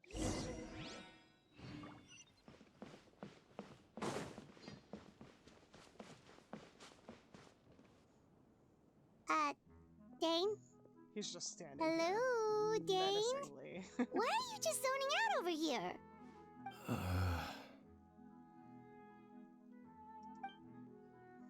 Did something happen? What? The missing person from your commission. Could you describe them to me? Oh! No one could, apparently. Young guy? Early 20s? Seriously, Dane, what's going on? There appear to be certain memories in my mind that weren't there before. Memories of him. Maybe we just talked too much about him yesterday and you had a weird dream or something? No, it wasn't a dream. They're memories. Memories that suddenly appeared in my mind after I woke up. And I'm certain I've never met this person before. Well, what exactly do you remember? I remember handing him the eye of the first field tiller. What? What? Okay, so this missing person definitely has something to do with the Abyss Order then. Indeed. And it appears he possesses the ability to implant memories into the minds of others. Is Dotare back? Wait then. All the memories the villagers have of him, could they be fake too? Maybe they never knew him at all. But why would he do something like that? Whatever the Abyss Order is planning, an important truth has been revealed to us this morning. What sort of truth? That their goal is still to obtain the eye of the first field tiller. They haven't stopped searching for it. I am the only person who knows its location. Perhaps implanting that particular memory was an attempt to interfere with my mind in some way. By the way, Xbox Wing's description is written from Dane's perspective and as major spoiler. What? Wait, can we get those wings or at least see the description in any way from the PC? Or is it just Xbox? You know, it's probably just going to be Xbox, isn't it? That's such a Hoyo thing to do. Is the eye still safe? Your concerns are not entirely unfounded. I don't believe the Abyss Order is capable of altering reality like that just yet. Yet. However, considering their single-minded pursuit of the eye, I would say an equal level of caution is in order on our part. Come with me. We must check whether the eye is still in our possession. If you log into Xbox at least once, then you get the wings. I have an Xbox account. Is there a way I can link it? Oh, so you're going to take us to where you hid it? But what if someone follows us? If we go straight there, then someone is on our tail. Aren't we just exposing the location? I think he kind of knows that. Shrug. I love that made the text green on my side. The same color as your name. If you use asterisks. Maybe that's the reason the Abyss Order implanted that memory in the first place, to force Dane to confirm the eye's location. He probably already knows that. And he wants to lure them into a trap. Given what I know of him, though, I'm sure Dane has already thought of that possibility. I assume he's already got a plan. Of course.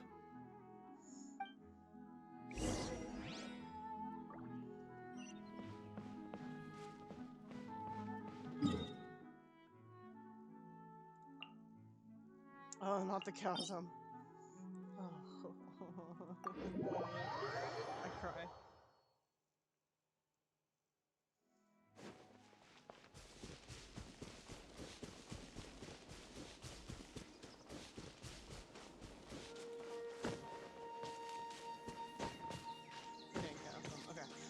Voodoo, I will need you to do me a small favor, darling, and make the announcement I asked of you.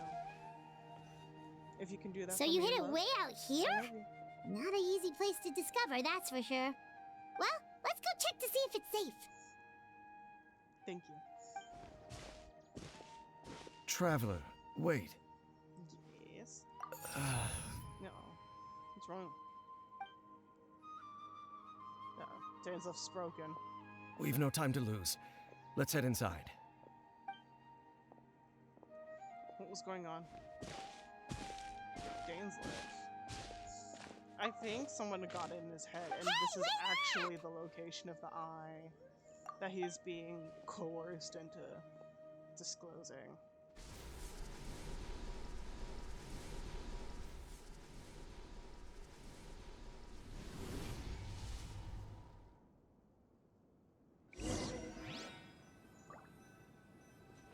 Memories that should not exist. Enter the plane where the field is. Fire?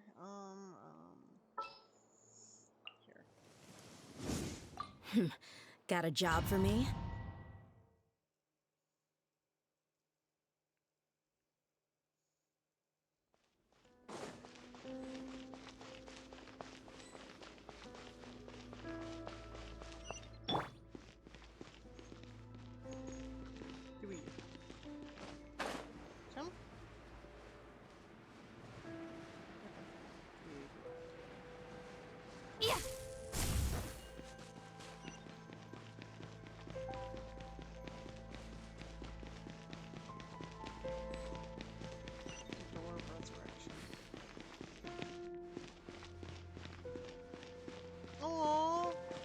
These guys are actually kind of cute.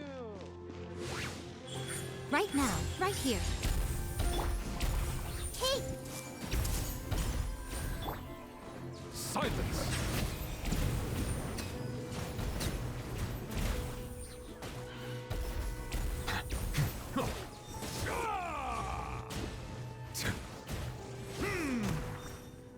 Emerge, right now. Come on out. What was that sound you heard, Miko? Everyone hold hands. I'm so sorry.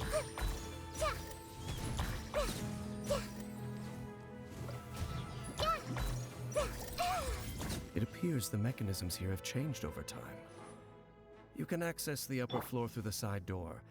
Perhaps you should try reactivating the mechanism over there. Okay, but let me feed my children, my fox, my plants, and my dirty, my dirty plant.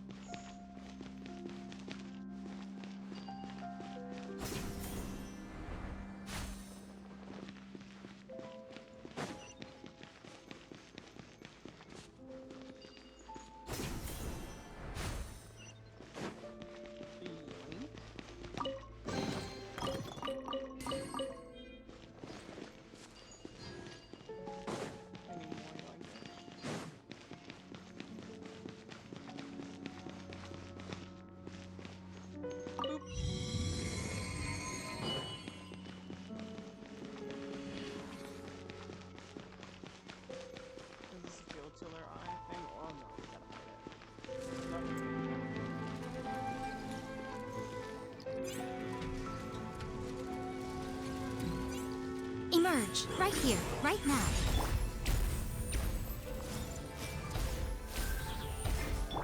Nothing lasts forever.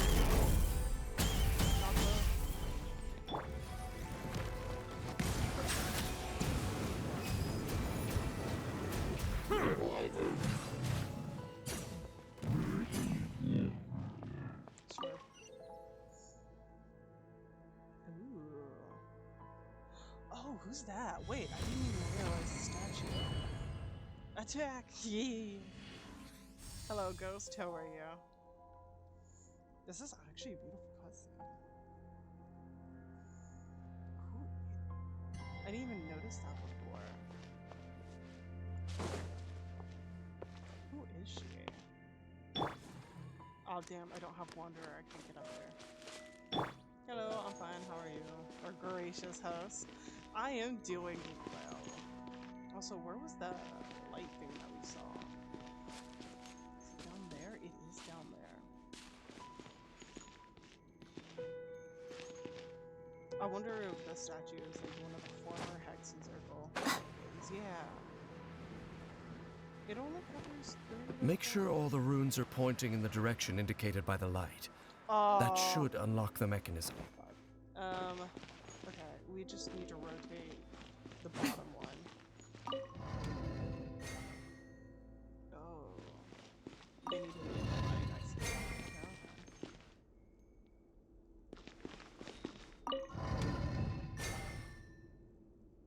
Ah, the door's open. Let's go. Our destination is just up ahead. Oh no, this is where the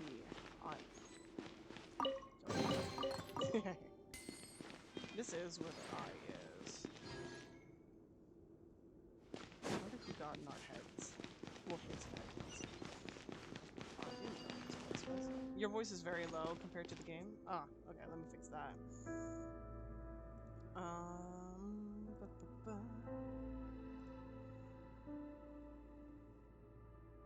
There we go.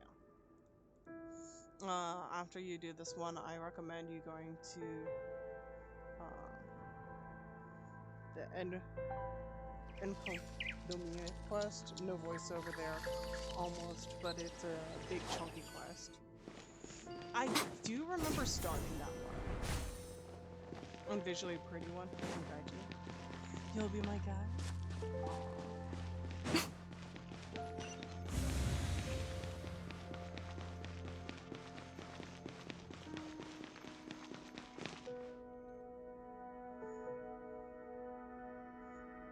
Now, who's been mind controlling our sweet little day in the... Who are these statues of? Looks like we can't go any further. Obvious. Thank you for pointing out the obvious once again, Paimon.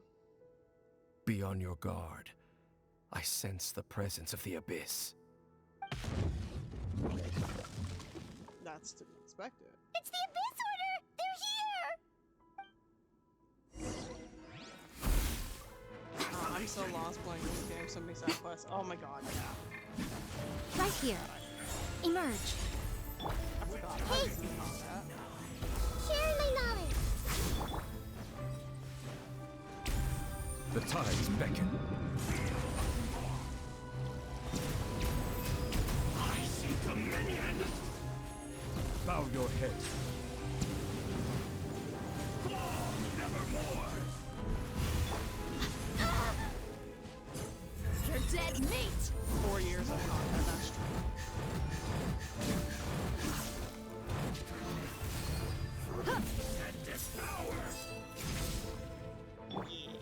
Right here. Emerge. Right here.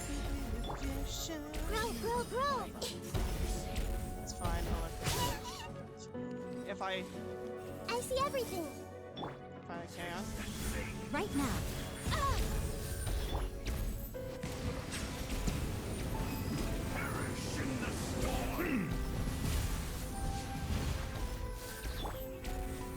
I'm always watching. Right here. Emerge. What a nuisance. The Temple of Wisdom. Everyone hold hands. Right here. Right now.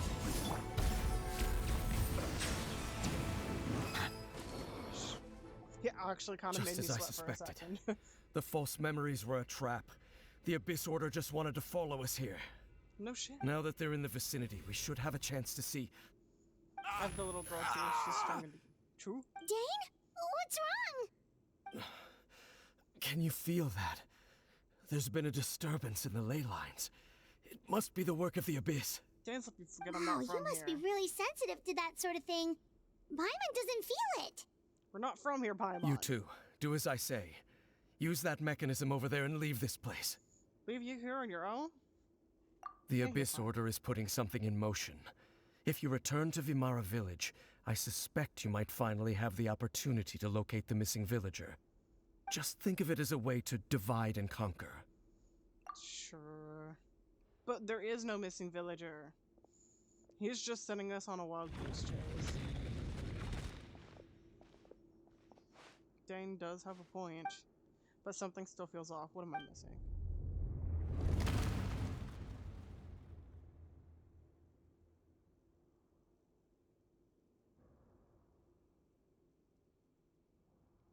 Is it a brother?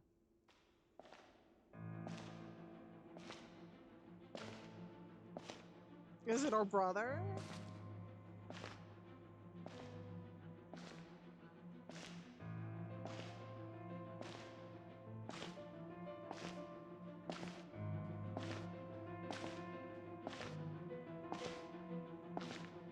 Or is it his brother? Do we get to see his brother? One of the first Hexen Circle? Oh no, it's our brother. Ooh, I love the sword. I knew going along with your trap would be the only way to meet with you face to face. Bonjour. You risked your safety, and that of the Eye. That's quite the gamble, Dainsleif. But I believe that I am the one walking into a trap laid by the Twilight Sword. So you came here all on your own? What about those followers of yours? When the Twilight Sword is prepared for battle, any army I could send would only be marching to their doom. Better that I face you alone. I know you must have a lot to say, but if it's a conversation you want, you'll have to defeat me first. I love the sword.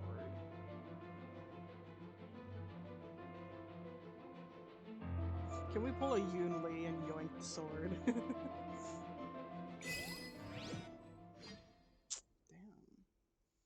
He says, damn army can't take down one single warrior. The Abyss Order's on the move.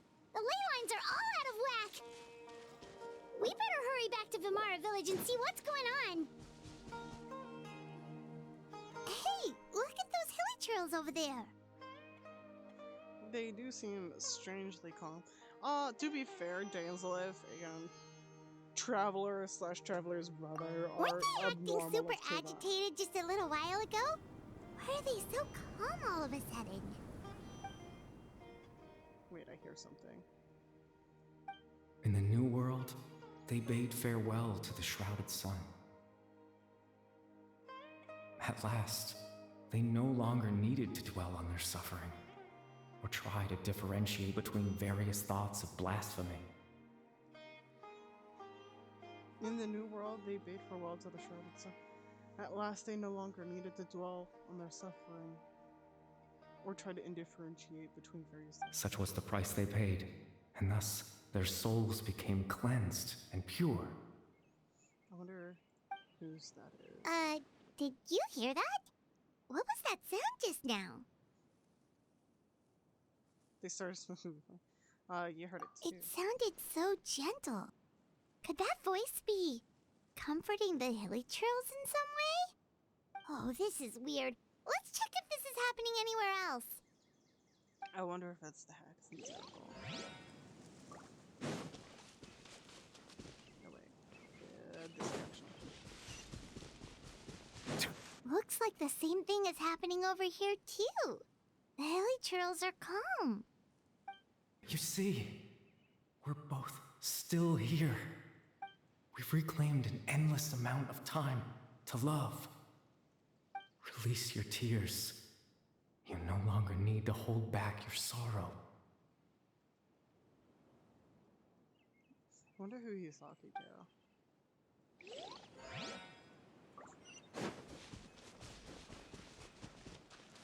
Over there. It looks like they're sleeping. After this cross around the world, you can find In the neutral end, non-hostile. he whispered, softly. So I wonder if Dainsleif is confronting our brother while we're confronting or hearing Dainsleif's brothers. We just did a brother Sleep story. well, Father. Sleep well, my beloved people. When you awake, that which differentiates us shall be no more. It's a guess. It almost sounds like a poem or some kind of story. Well, now that the hilly trails have calmed down, Vimara Village should be safe at least.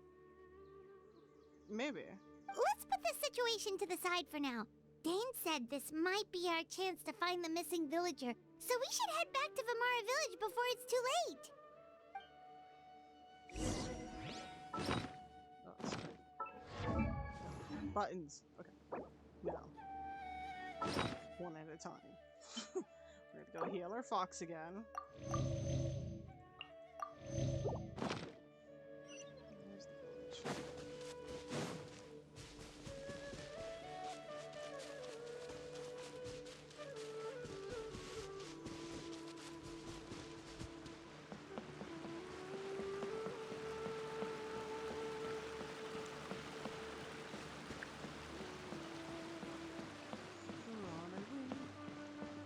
Should this be a voice I recognize, or only just heard of?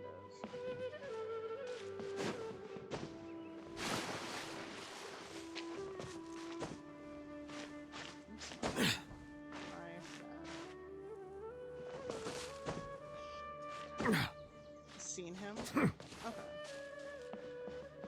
But have we heard him before? Grandpa Amadea, is everyone all right? Okay. The Abyss Order seems to be up to something nearby. The Abyss Order? This is the first I'm hearing of it. Thank you for your concern, but as far as I'm aware, it's been business as usual here in the village. Well, that's good to hear. Oh, also, you didn't happen to come across any clues about the missing villager while we were gone, did you? Ooh, maybe one. Hmm? I might have an idea. Someone's gone missing, you say? Who would that be? Huh?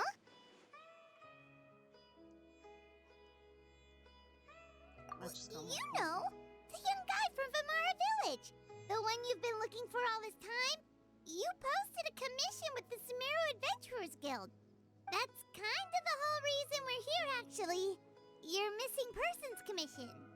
Ah, I do apologize, you two. I hope I'm not worrying you too much. I'm sure it's just my age making me forgetful again. At least right now, I can't seem to recall whatever it is you're referring to. Perhaps you should try asking someone else. But how is that? All right. Thanks for your help, Grandpa Amadea. Amadea. I'm sorry. I couldn't. Something's definitely not right. We just talked to Grandpa Amadea about the missing villager. There's no way he could have forgotten all about him just like that. But we know that it was Traveler? planted memories. Could everyone's memories of the missing villager have been erased again? You're right. We should narrow down the possibilities first. Let's go ask someone else then. Let's see. Thank you, Tricio, for hailing me.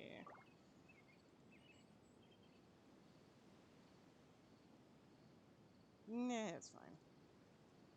Oh, no button. Talk to Bahram. I have a couple ideas of who that voice might have been. Someone's gone missing? Who? Just as expected. That guy you said a bunch of nice things about earlier? The one you always used to chat with. He's around 20 years old, and you said he was a kind, warm-hearted person? Oh, I know who you're talking about. Really? You remember? There aren't many young people who've earned that kind of praise from me.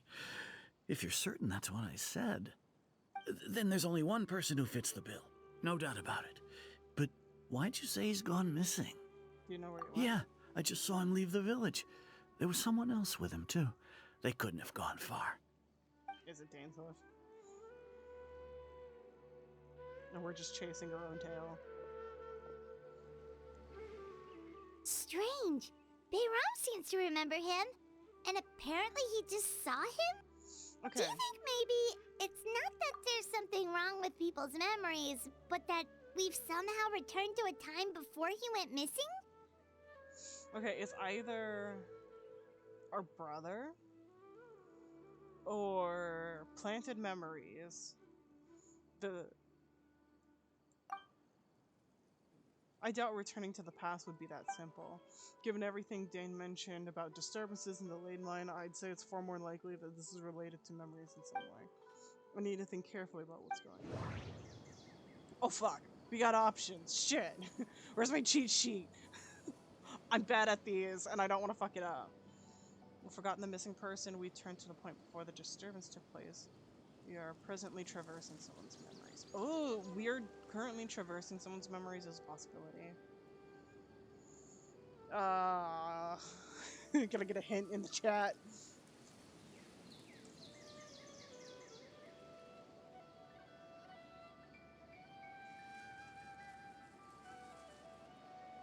Because I will be looking this up.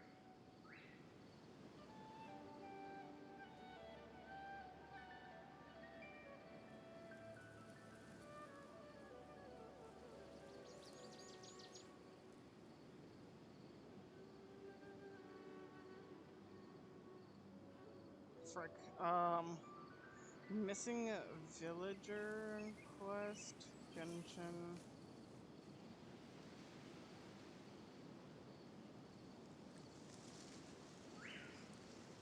Damn it, I'm really bad at these. Probably interpret. If this person only exists in people's memories, maybe we're in someone's memory right now. If we really did travel back to a time before he disappeared, that could explain why the villagers said he hadn't gone missing. Just like what happened with Greater Lord Rukkhadevata, no one remembers him, because there's been a change in people's memories.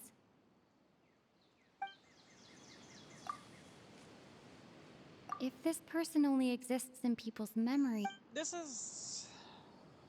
It's one of the two. We're either currently traversing the memory or people forgot about the missing person. I think it might be we're traversing the memory because some people remember, some people don't know what we're talking about, and we've gone back through memories before, through a ley line disturbance, to learn about the one Helitro boy. Right! Paimon totally forgot about the ley line disturbances. We're in someone else's memory. Just like how you entered your sibling's memory last time. That would also explain why we seem to be at a time before he went missing. It's a memory after all. If we're in somewhere when there's a Right. chance to find him. If he's someone who only exists in people's memories, then we're finally on the same turf. But didn't Bayron just say that he saw him leave the village with someone? Where should we go look for him? The tree. Who knows how long this ley line disturbance is gonna last? We might not have that much time, and we don't even know whose memory this is. But we know that this is about the same time that they go Good talk on idea. the tree. That'll help us narrow ability. things down. We pretty much figured out that the missing villager has the ability to... Implant memory. Right! That! Could we try to figure out more about him using what we know of his ability? Like, does it maybe leave a trace that would somehow give him away? Oh, that's possible. Implanting memories in the minds of others would be a imperfect process. There's no way new memories can perfectly blend in with old ones. Scenes from false memories from... All the memories seem to be set in or near Vimara village. But I'm still not sure if they're restricted to this location. If time was allowed to pass within the false memories, there's a higher chance they might conflict with someone's original recollection. That would make it much harder to avoid suspicion. If time was allowed to pass within the false memories, there's a higher chance they might conflict with someone's original recollection. That would make it much harder to avoid suspicion. So, meeting up under the tree is a false memory. There's a difference between memories that arise from lived experiences and those that are implanted into the mind. Perhaps it has something to do with time. All the memories seem to be set in or near Vimara village, but I'm still not sure if they're... No wonder! All this time and the sky hasn't changed a bit! That must That's the tell of the fake memories. The implanted memories are basically taking place outside of the regular 24 hours of the day. Yeah. If the memories included the regular passage of time, it would be easy for people to tell that something was off. Like there could be overlap or something. People might start to wonder why they remember doing two different things at the same time of day. That's why he makes sure the memories take place at a specific moment in time rather than over a period of time. If we consider this the conjunction with what we already know, then the question of whose memory this is seems to have been an obvious answer. We thought Chief Amadea forgot about the missing villager, but it turns out we're at a moment in time before the village issued the commission. The color of the sky coincides with the moment in time she described.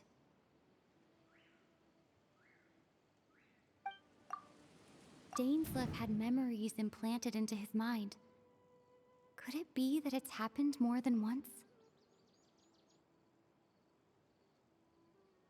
I wonder if it's her memory is. Oh, right! That's exactly what Atosa described! Come to think of it, every time we talked, it always seemed to be around dusk, just like right now.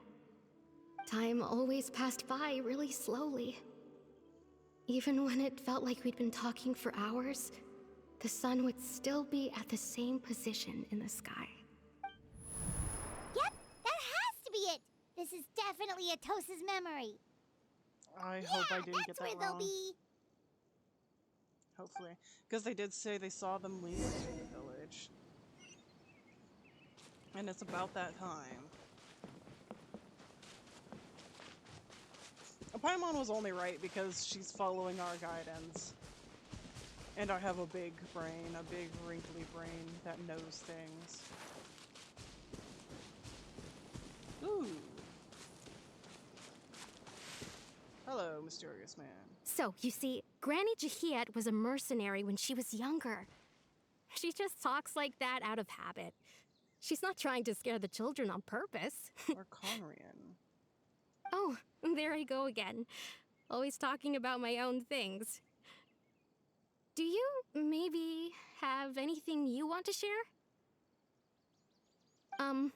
It's okay if you don't. You could also just talk about what you think. Is this the point guy? Is this the point guy? Oh, I think you're an incredibly strong and thoughtful young woman.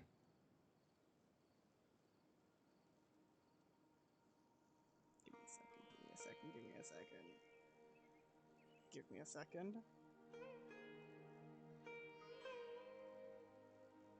That earring.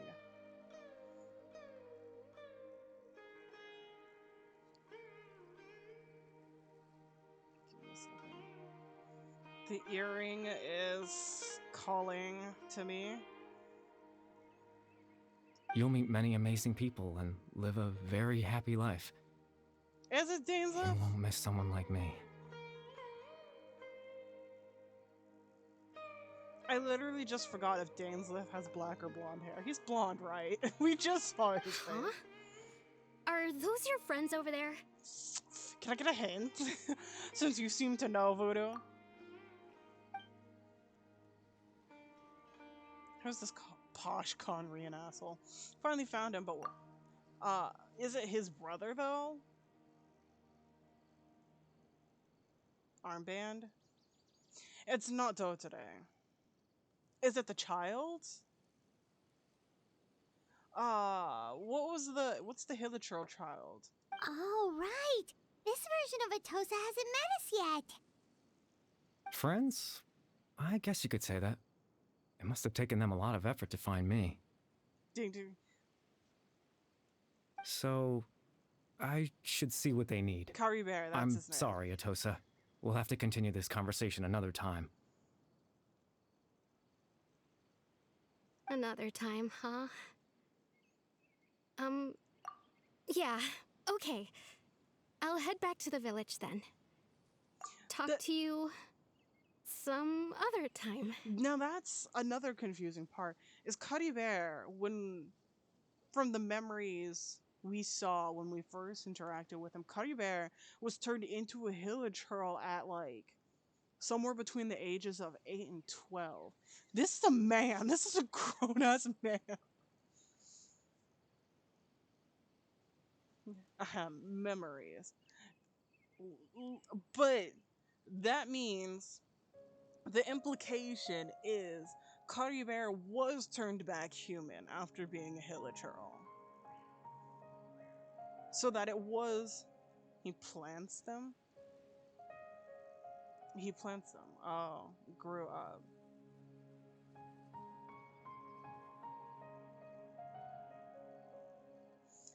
Oh, fuck my brain. Okay, so he plants memories.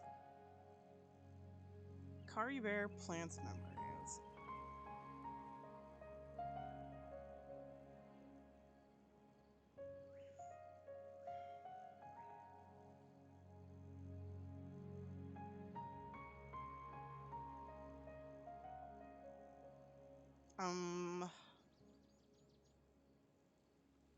If Cuddy Bear plants memories, it's highly possible that Cuddy Bear actually even planted the memory of his father turning. So the memory we saw, I think, initial planet, yeah, into that. That's what I was thinking. But if that's the case,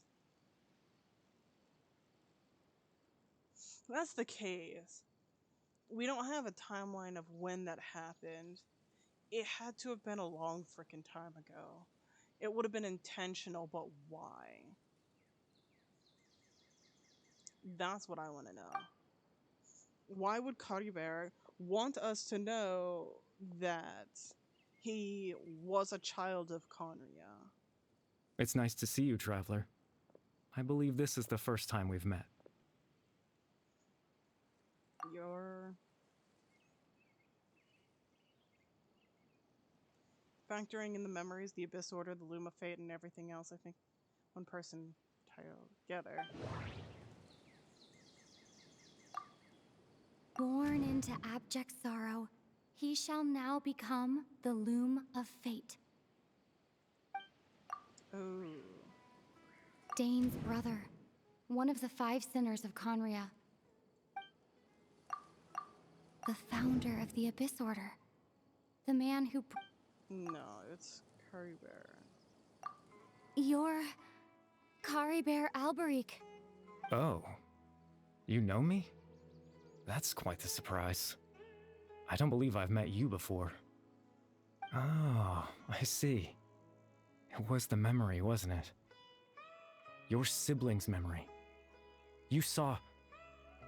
the me from back then. This is Atosa's memory. I came here to say goodbye to her. But I suppose I'll just leave her a message instead. Come, let's find somewhere else to talk.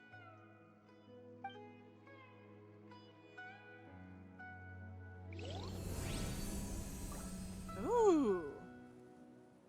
Hold up. Let me.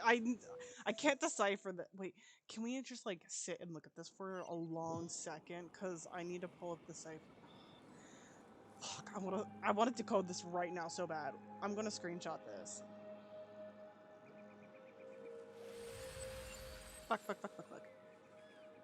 I'm screenshotting it. I'll do it later. I'll photo it and do it later. That's what I'm doing. Yeah.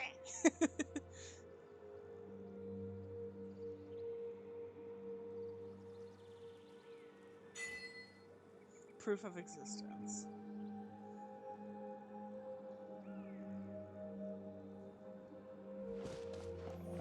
Also, I want to know. Ooh. Oh, it's so pretty here. Is the comic Genshin's comic canon? I just want to know. Asking for a friend.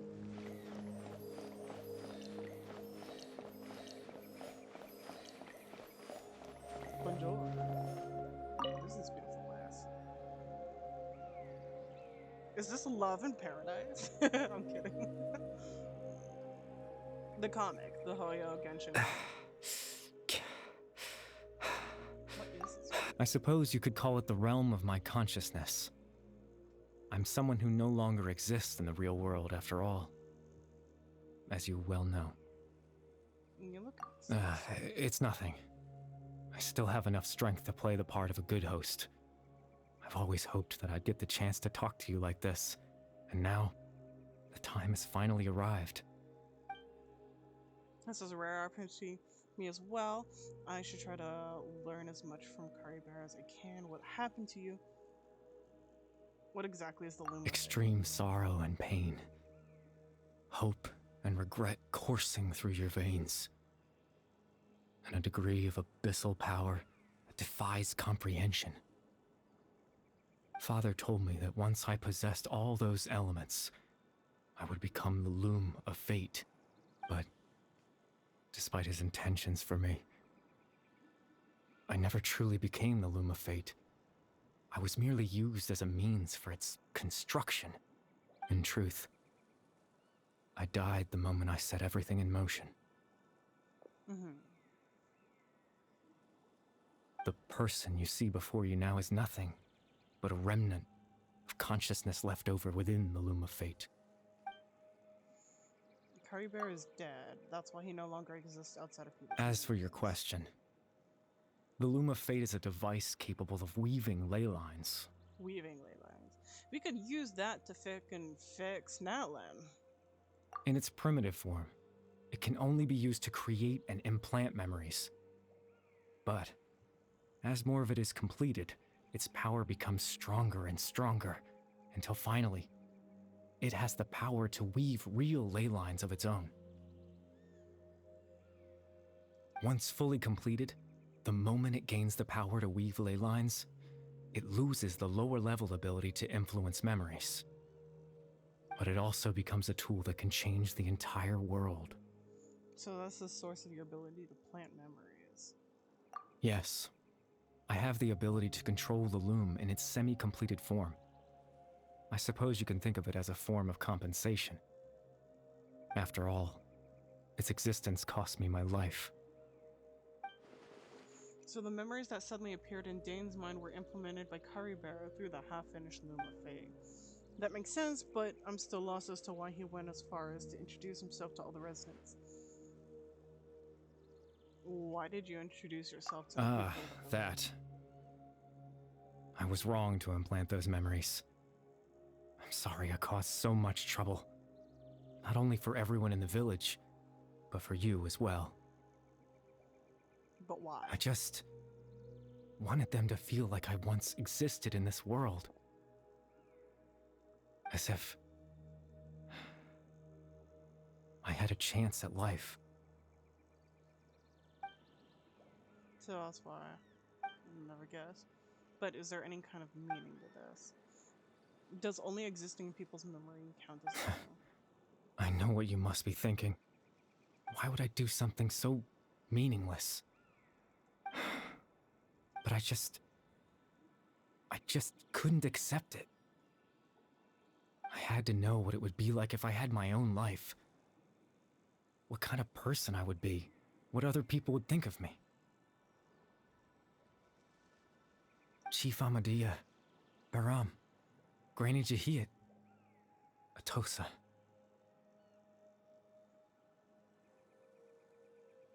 What would it be like if I could live alongside them? No cataclysm, no curse. Just a quiet life in a peaceful village. I was curious, so I selfishly tried to have my own life. Even if that meant piecing together the version of myself that could have been, one memory at a time. I know it sounds stupid. After all, my life ended a long time ago. Any chance at living was stripped away from me when I was 8 years old. My consciousness left to mature in an illusory world of nothingness. Even the form you see before you was nothing but an invention based on my father's appearance. An imagined version of what I would look like if I had the chance to grow up. Damn. In the end, this all stems from the tragedy that occurred from Conria. You know, everyone is looking for you. I know. But there's nothing I can do to make them find me. If I could exist in the real world, I would return without a second thought and surprise them with the suddenness of it all. But, well, that's not possible for me.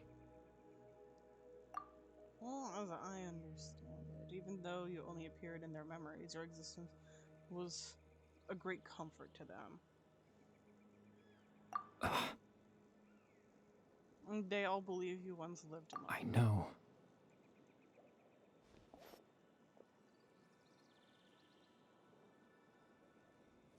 Well, now that I found you, let's continue this conversation some more. Dane might still need more help. Why are we pushing off this conversation? This might be the only time we have to talk to him. Captain Dainsleif. Twilight's sword, you mean? No need to meet up with him. Things should already be settled on his end. Exactly. As someone who could only exist in people's memories, the fact that I'm able to talk to you in my consciousness like this can only mean one thing. The Loom of Fate has already been completed. Rip. The Loom of Fate has been completed. That means the eye fall into the hands of this. Something happened today. No need to worry about Captain Dainsleif. He's absolutely fine. The only reason he lost the eye was because I happened to guess exactly what he was planning. I see. Captain Dainsleif has had the eye inside his body this whole time, hasn't he? His plan was to lure the Abyss Order to a false location, capitalizing on their pursuit of the eye in order to have the chance to confront the prince. He would then hand the eye to you and tell you to take it away from that location. That way, Captain Dainsleif could accomplish his own goal and ensure the safety of the eye all at once. A very thorough plan. But he never handed that. That's right, because in his mind, he had given it to you already. Wait, does that mean he gave Dane a false memory? Yeah, a false memory. And you made him think. Before you two entered that false location. Traveler, wait. Hmm?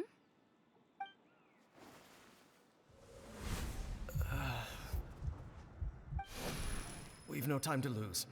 Let's head inside.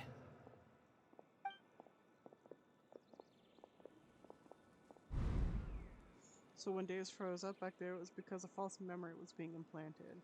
That was when I implanted the memory of him handing you the eye. Mm-hmm.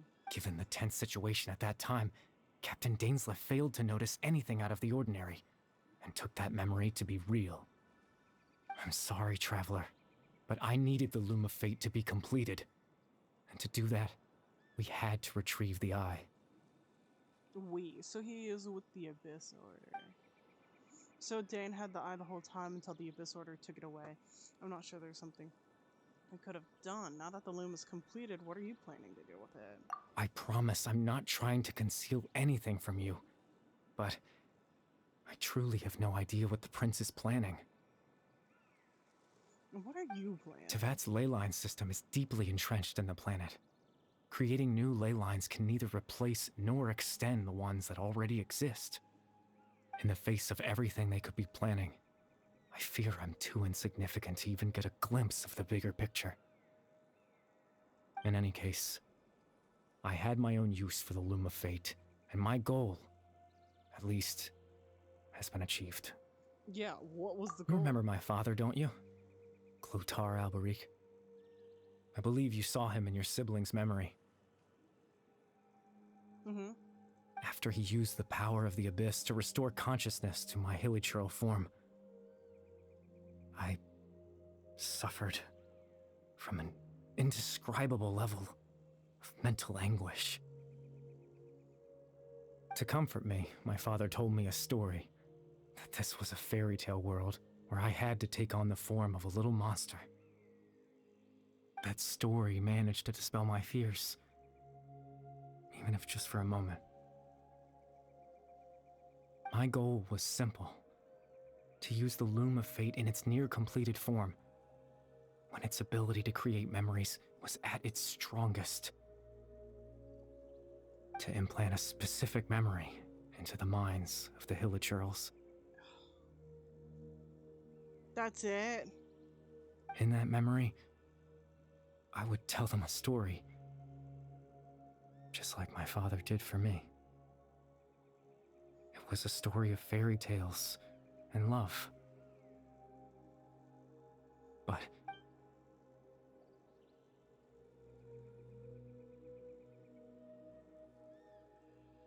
so the thing that caused the Harry Charles to calm down was his story. So that's his goal, was the only thing he wanted.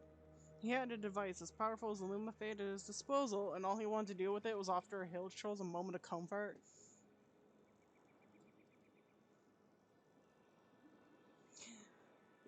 That's a huge... He risked a lot. A lot is being put at risk because of the Loom of Fate being completed. And he helped it happen just so he can comfort Hilichurls. That's it. That's what I mean by that's it. Like, I can't change the world. Not when I lost the very right to exist within it. yeah, you... Implanting those memories, that was the most worthwhile thing I could offer. I think it was meaningful, but the risk does not outweigh... The risk does not justify the reward. All that's left of my existence is a wisp of residual consciousness tied to the Loom of Fate. In truth, that trace of my consciousness should have dissipated long ago. My goal was the one thing that allowed me to hold on all this time. But now, the bedtime story is finished. And it's finally time to rest. How selfish.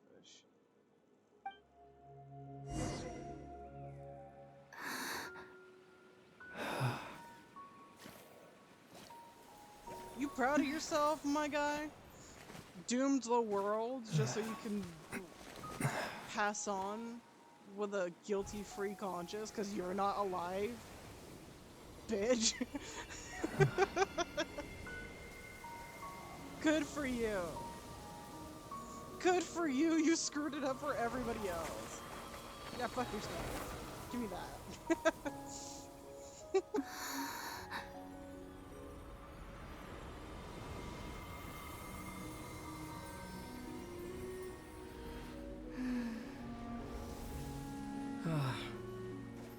Looks like I was too late to see Kari Bear one last time.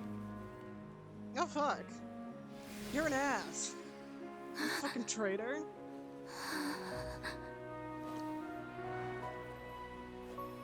I would slap the shit out of him.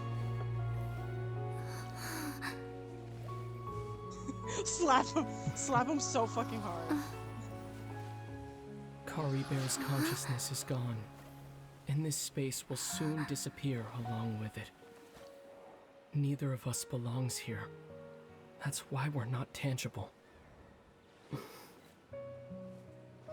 Were that not the case, I'd love to hug you too. Well, how about a conversation? You owe one. You owe a good long explanation. The chance to just stop and talk like this is certainly not easy to come by. Wouldn't you agree? Don't be Paimon. Don't point out the fucking That battle obvious. earlier was tough. The one against Dane, I mean. Doesn't... I didn't expect that after everything, he would still hesitate to raise his sword against me. Okay, well, we're not here to talk about that. We're talking about why, okay?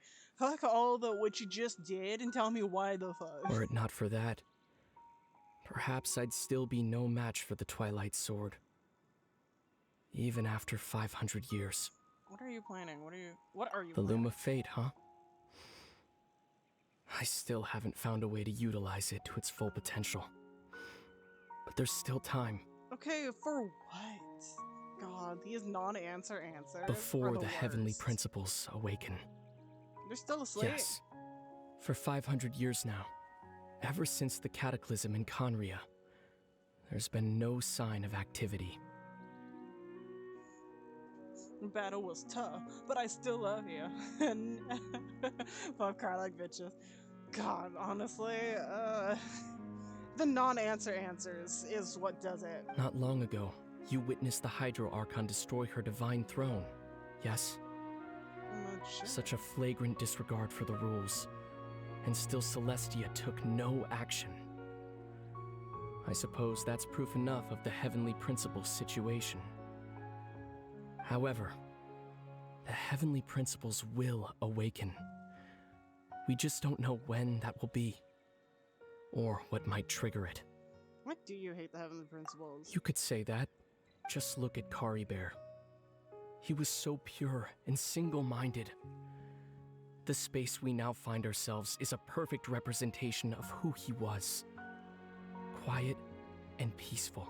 Yeah, they did mess things up, but that was like 500 years ago. If they've been asleep all this time, that means they haven't done jack for anything. It's been you. Even as a hilly churl, seeing the terrible sight within the mirror wasn't enough to taint his spirit. He brought comfort to the people of this world, even though he was denied the very right to be a part of it. So ask yourself this. Who was it that deprived him of that right to exist? Hexenzirkel. Because they're the ones that defied the logic of the world to cause it all go to shit. Of course, that's only one example. My feelings about the Heavenly Principles are too complicated to explain in just a few words. Okay, I feel like the ones to blame is more of the Hexenzirkel because they tapped into a power that should not have been accessed, knowing it wasn't supposed to be accessed. And that's why the Heavenly Principles struck Conria down and started all this chaos. So if anybody is to blame, it's them.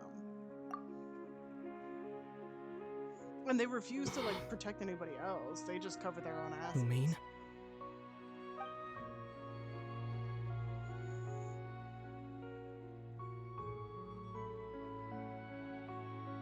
You're the only one in this world who calls me that.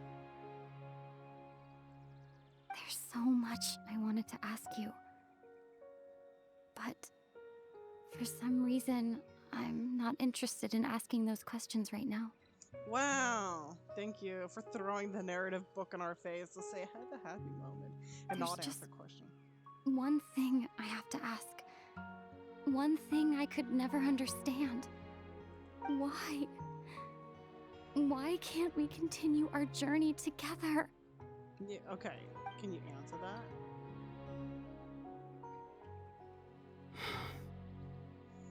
But for some reason my mouth doesn't move the way I talk. It's the Wi-Fi mess.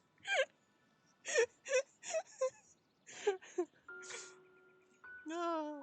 Are you interested in our car's extended warranty program? At the end of my journey, I arrived at a place known as the Sea of Flowers at the end. At the end of your journey, bitch, please. Do you remember? A long time ago, when we traveled between worlds together. You told me. You wanted to find a place in the universe where that one flower was in full bloom. To have a place like that suddenly appear before me? Oh, so it was. Well, would you think of that as a coincidence? You mean? I miss you too, Lumine. Kiss or But something. as this What the war fuck's continues to rage, and as I continue to seek that final answer, He has not answered why the fuck we couldn't continue. I don't even know how to face myself sometimes, let alone my own sister. Okay, deadass, okay. Why can't we journey together? At the end of my journey, I arrived at a place known as Sea of Flowers. This bitch. Still answering our fucking questions.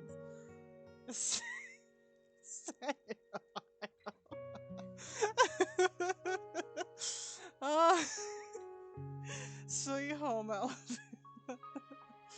Why can't we journey together? At the end of my journey, I replaced Sea of Flowers. A long time ago, we traveled between worlds. We wanted to find a place where that flower was in bloom, and to have a place appear.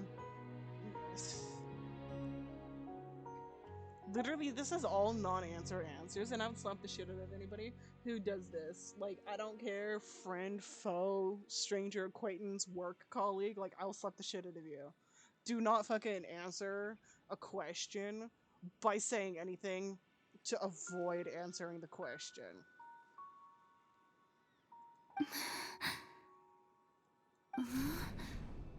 What's going on? Obviously the world's collapsing, duh, they said didn't have much This space time. has lost its tether. Duh. I doubt it'll be able to exist much longer. In fact, aside from our ability to physically interact with each other, there's something else you should know about this space. With Kari Bear gone, we won't be able to remember anything that happened here. Well, you know what? Fuck asking questions. Everything in this space will be wiped from existence, including all memory of our reunion. Oh no, that's him. He's relapsing. No, I think he's wiping our memory. You're only telling me this now?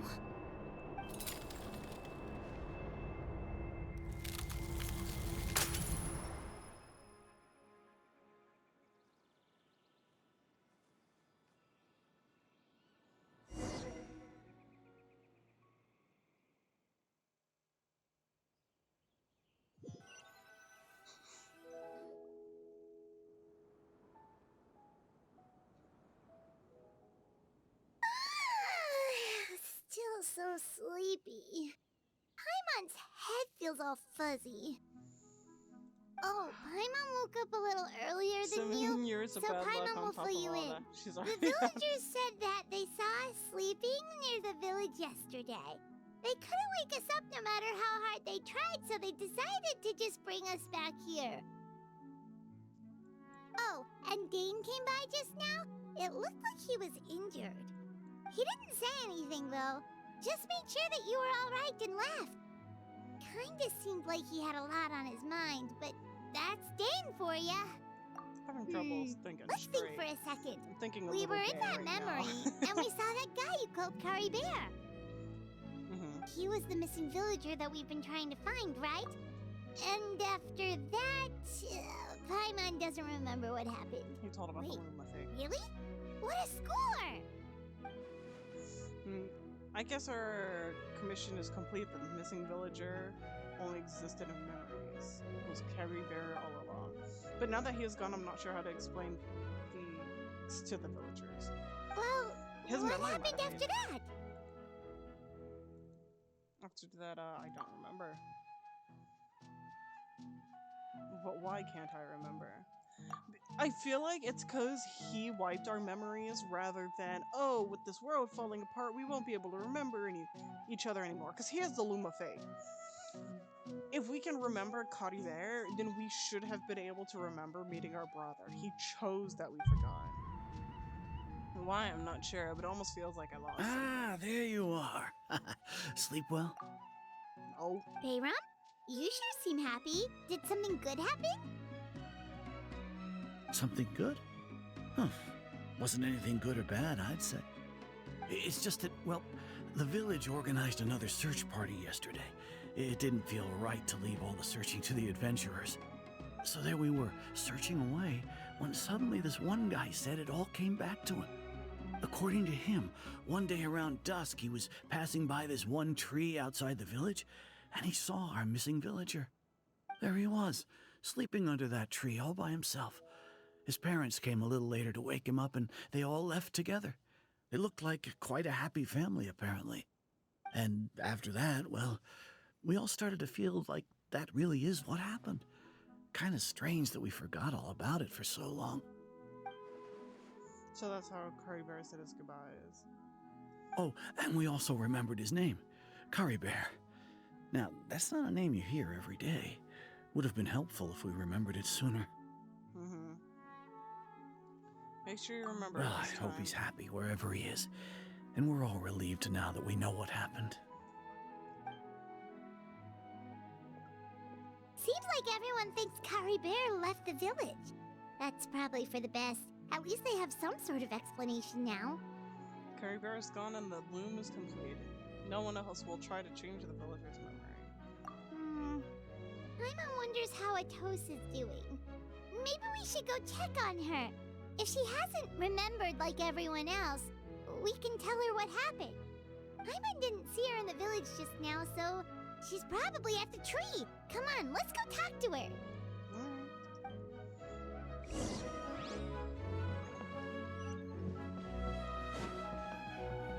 The joy of memory manipulation. I really have to learn that spell. The amount of gaslighting I could do is insane. Oh, don't worry, that's a two-way street, Ghost. It's a two-way street.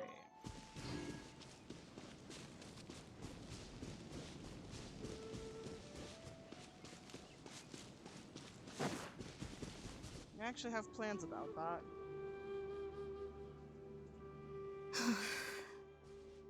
Hey, Atosa, how's it going? Oh, it's you two. I was just about to go looking for you. I wanted to thank you. I was part of the search party, so I remember what happened to Kari Bear now. Honestly, I just can't believe I forgot something so important. Oh no, you didn't give me ideas. That's actually something I've long planned on. There's multiple instances where that will, or may, come into play. That's the only little hint I give. Because everything is a possibility. I am here to just to sustain and supply an environment for you guys to run around and interact with. And there's a chance that anything can happen. It's just that's also one of the chances, you know? Maybe he wanted you to forget him. I'm sure he wouldn't want you. It's funny, but I have this feeling he told me the same thing. I just can't seem to remember when. I guess it doesn't really matter anyway. Life is made up of a series of memories. As long as I hold on to our time together, he'll always be a part of my life. I'm just happy I got to meet him. So, who cares what happens in the future, right?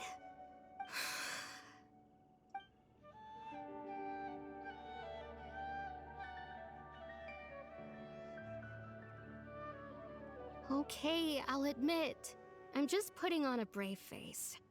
I was dumped, wasn't I? Aww. Otherwise, why would he just leave like that without saying goodbye? I'm sure he had reasons. You don't need to comfort me. I'll be okay. It's just like Kari Bear said. It's the things we overcome that make life more precious. And you know, if he has a heart, maybe he'll come back and see me one day. Anyway, thanks for all your hard work, you two. I promised I'd help Granny Jahiet with something, so I should head back. Goodbye. Well, that should be it, right? Everyone's lives can go back to normal now. Imagine falling in love with a guy that doesn't Weren't you even about to tell exist. Paimon what happened after your conversation with Curry Bear? We said we don't remember, right? That's what happened. I don't remember. Feels like something in my pocket. A picture? Where'd that come from? Let Paimon see.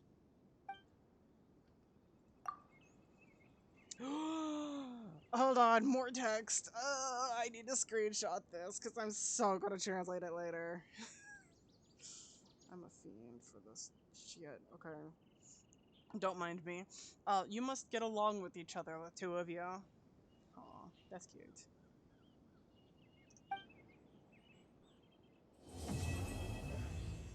Bedtime story complete.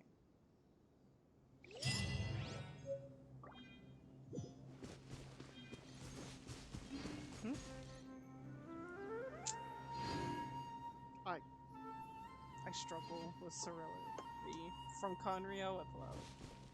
Is that what the picture text at the top says? The text. Oh, I see. Okay. Chunkable quest nearby.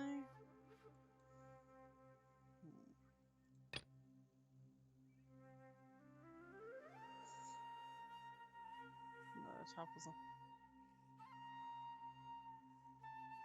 top was on the bottom. Don't confuse me. I took a picture of it. I'll go look back in a little bit. We could do Sumeru story quest.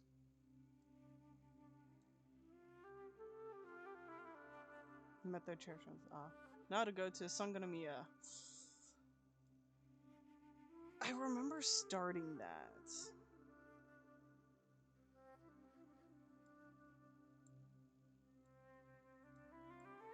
Fontaine, Sumeru.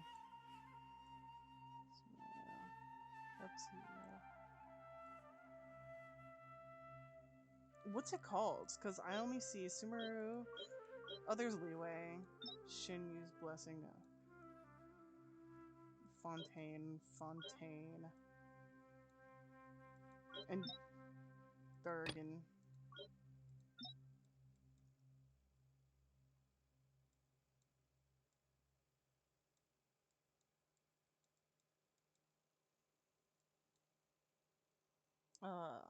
I didn't even take it.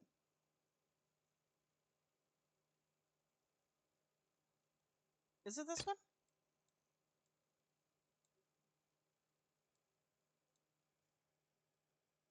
Return of the chamber. No. You'll have to tell me what the name is, otherwise I'm not sure which one.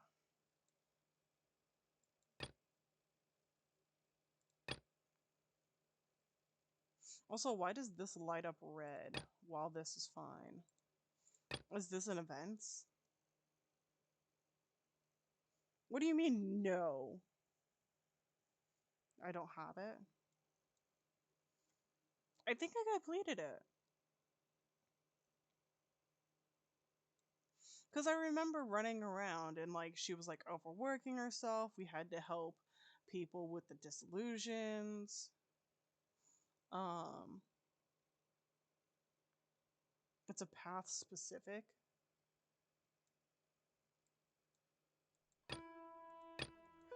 To be fair, I'm not a fan of Sangonomiya.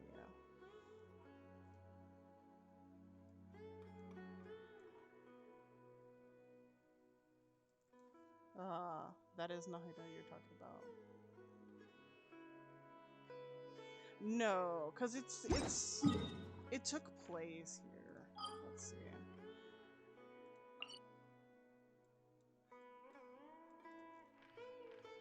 Where's that little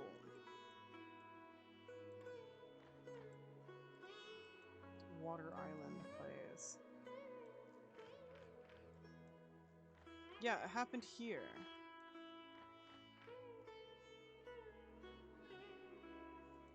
And I ran around everywhere. Because she was sick of people asking her, oh, what to do next? Left side near the round island. This one? Best way to understand this world is... God.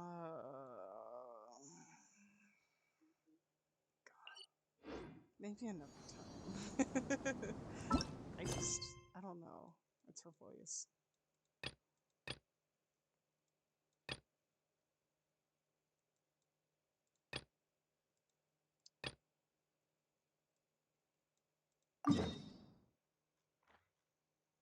Well, let's see. We have a lot of options of which quests we...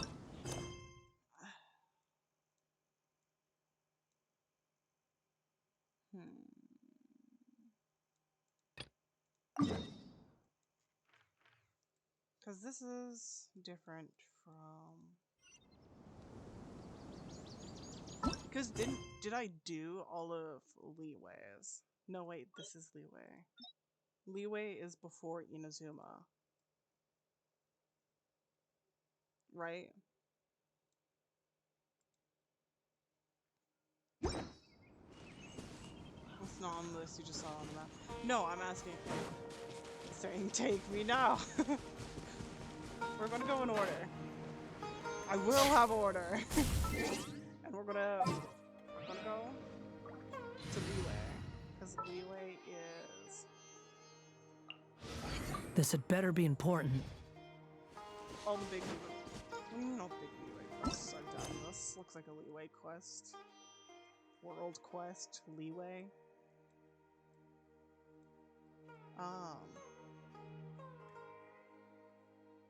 And that one's not a big world or a big quest either if it's just sitting on the map, I'm just saying.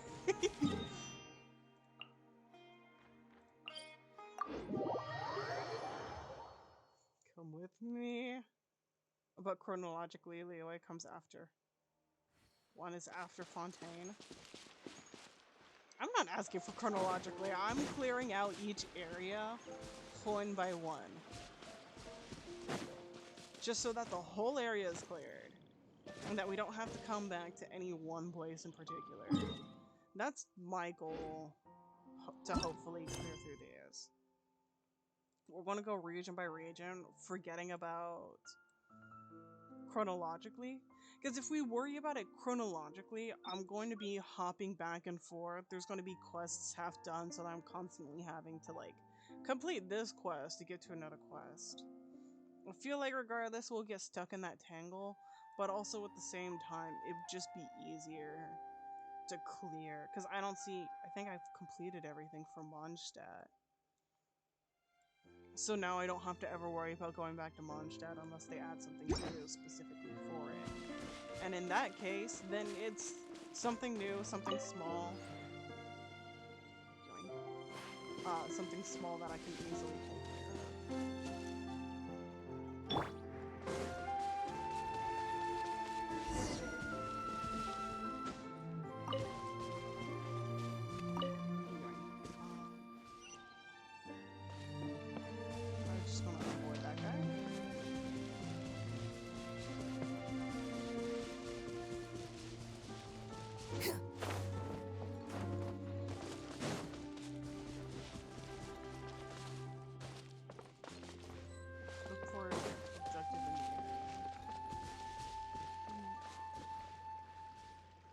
Am I supposed to deal with this guy?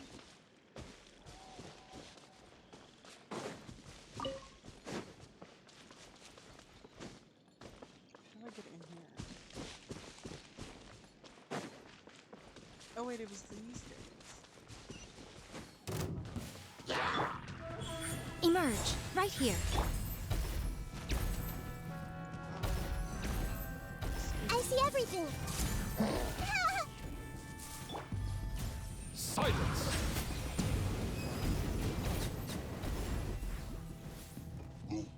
Be sanctified.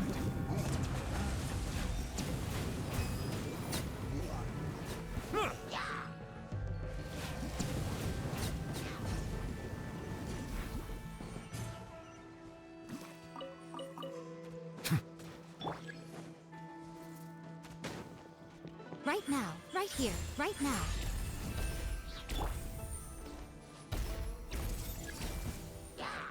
Oh my god, wait, why is there so many? Make yourselves a move.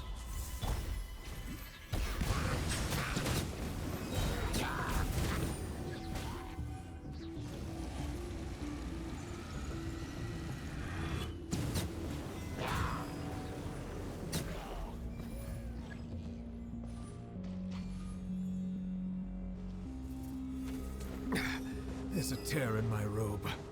Oh.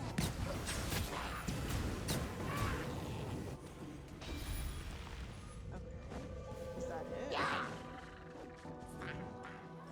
Let the mighty be humble.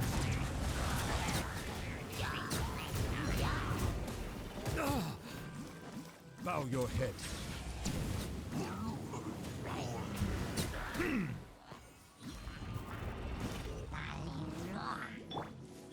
Right here. Emerge. A sight to behold. Everyone hold hands. Settle down. Huh.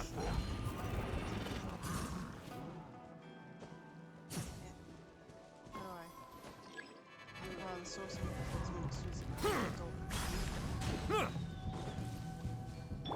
Right here. Right now. Emerge.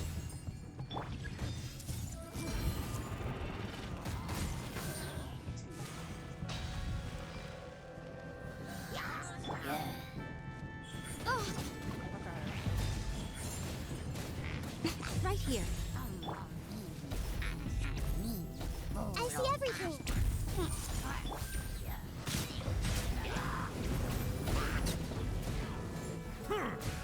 The tides beckon.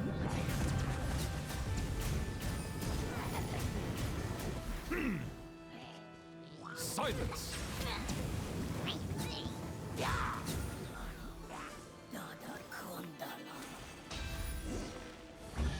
Okay. That was a lot harder than expected. Is this your boat? When I remember this quest, Abandoned property belongs to whoever. The Adepti.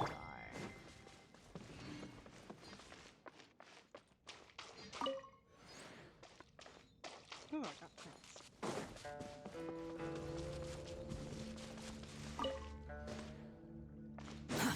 Too slow. No good spell.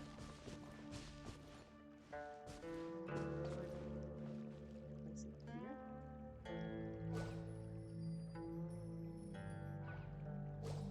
Oh.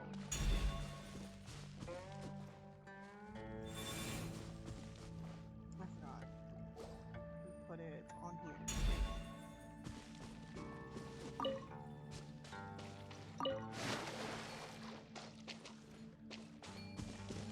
Quit following me.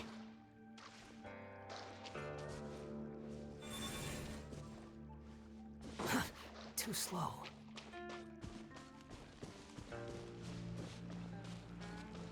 Quit following me.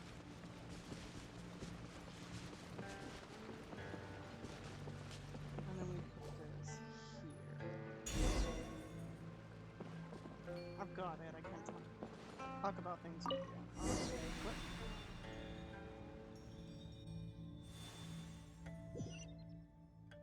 Yeah, that's right. That's right.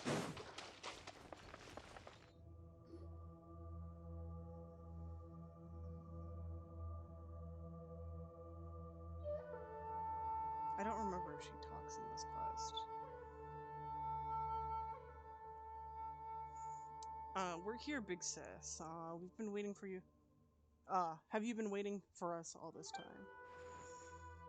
No. After leaving Carp's Rest, I only appear in places in which my power remains. And only by the grace of your adaptable energy.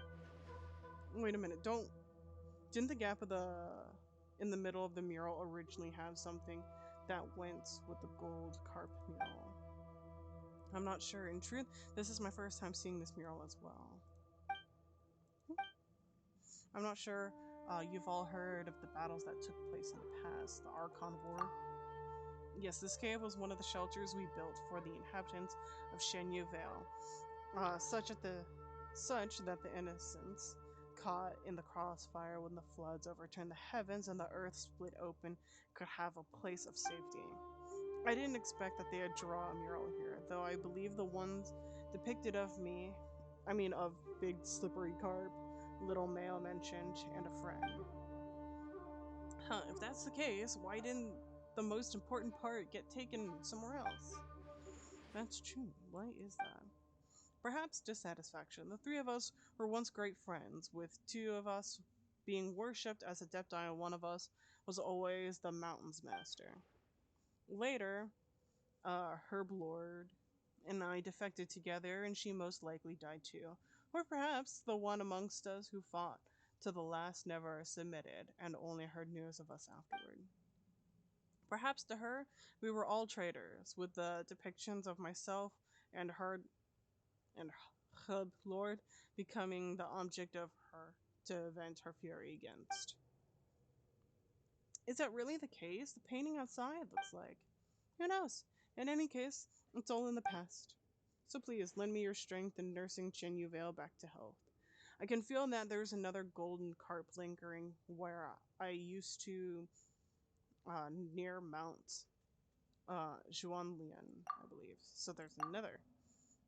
If we get to that one, I should have enough strength to perform the ritual.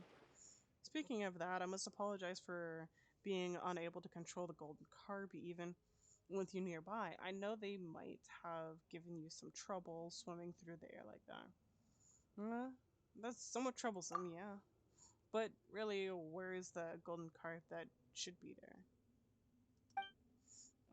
Well, inside the painting, just use your diptyl energy to awaken it.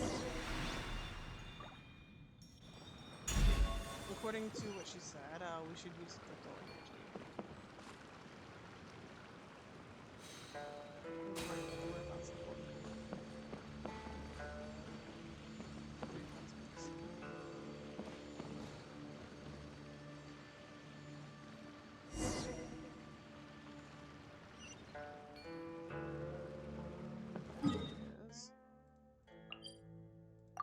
Teleportable.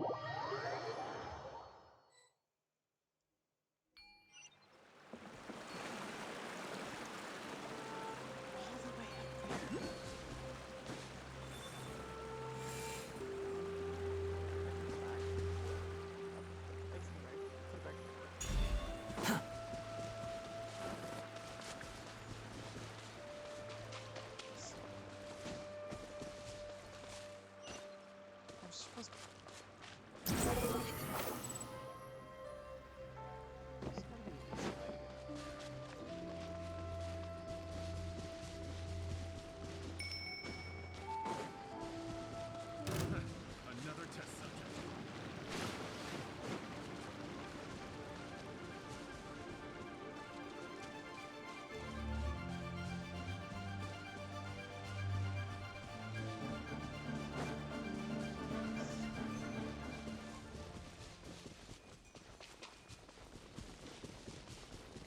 Some way we can get up the little glowing thing. If I remember right.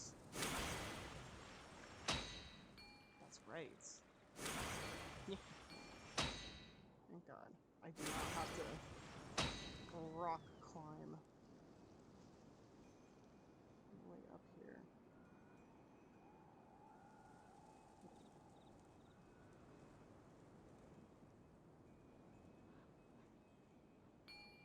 Maybe I might.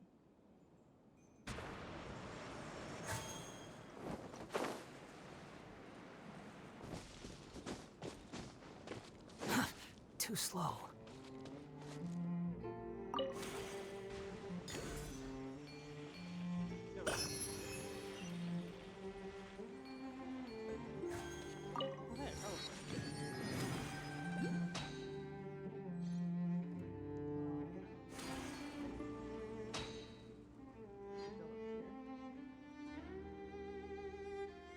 We can just... Alright, this is where we're supposed to go. There's a pavilion on the mountain. It's rather Adeptus style. Paimon wonders if where we'll find that golden carp. This place is kind of huge.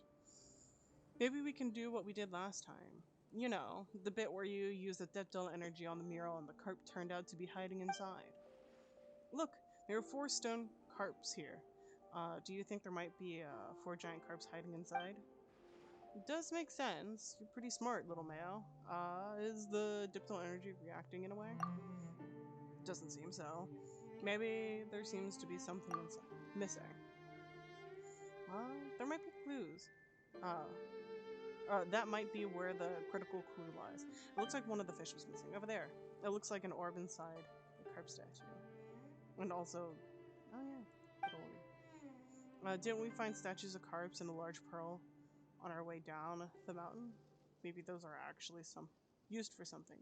A real pearl of wisdom. That would be worth a try. Well, let's give it a go.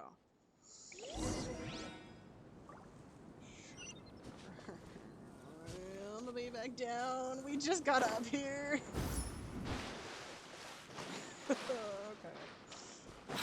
following me. This is fine. That's fine. I'm not coping, you are. Yeah.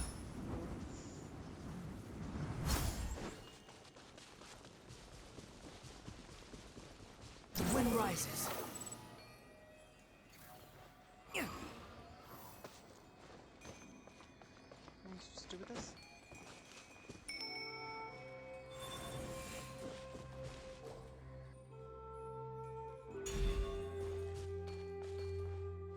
Squall and fury. Run button.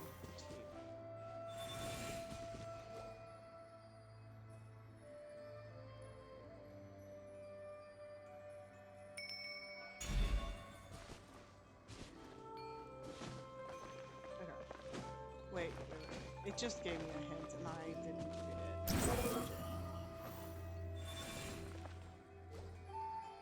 I was gonna ask if you were going to use Chaska test run. Tell me your thoughts. I can. Please return me to my floating. Oops, wait.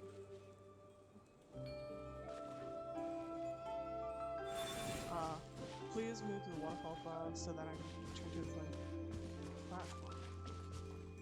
Waterfall.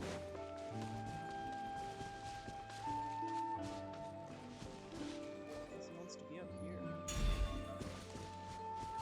Floating stone platforms that I maintain the perfection of. Oh, that one. Okay.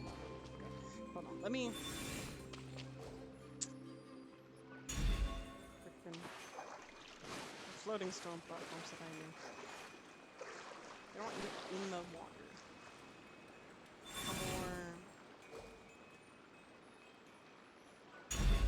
How much more in the center does this guy want to be?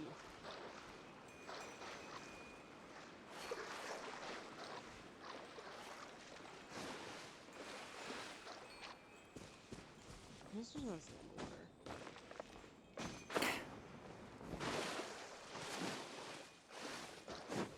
Alright. Let me do the Chaska test run and see how I feel about her. Maybe make it float. Ah, yes. Because I'm supposed to know how to do that. Is the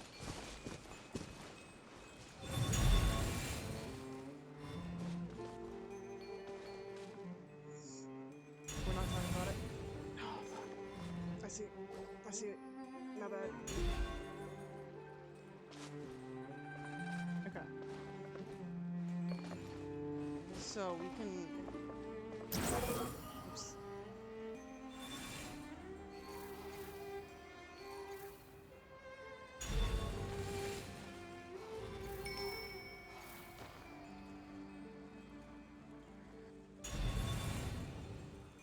So why doesn't he stay?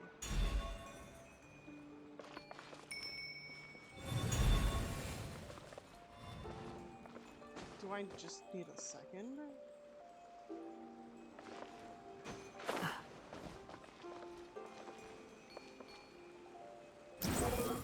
No. Man, Genshin puzzles. Okay, I'm gonna go climb up because I'm figuring this out. I'm getting this. I'm stubborn. I will figure this out.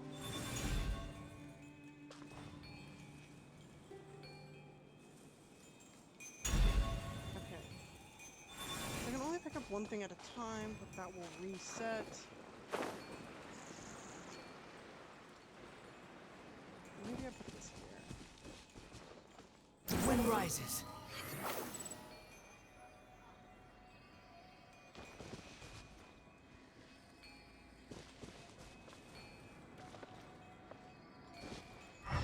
Oh wait. Is this... That does not give answers.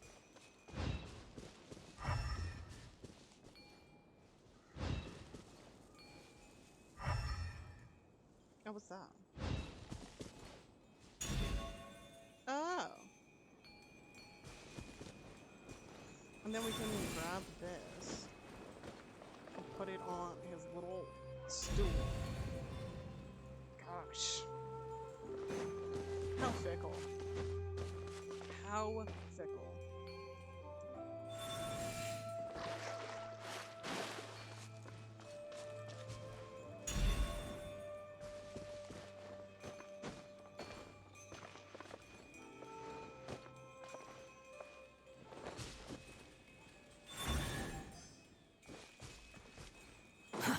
Too slow. I got a chest. That makes it worth it. Okay, Chaska, Twilight. Let's see how we feel about our gunner.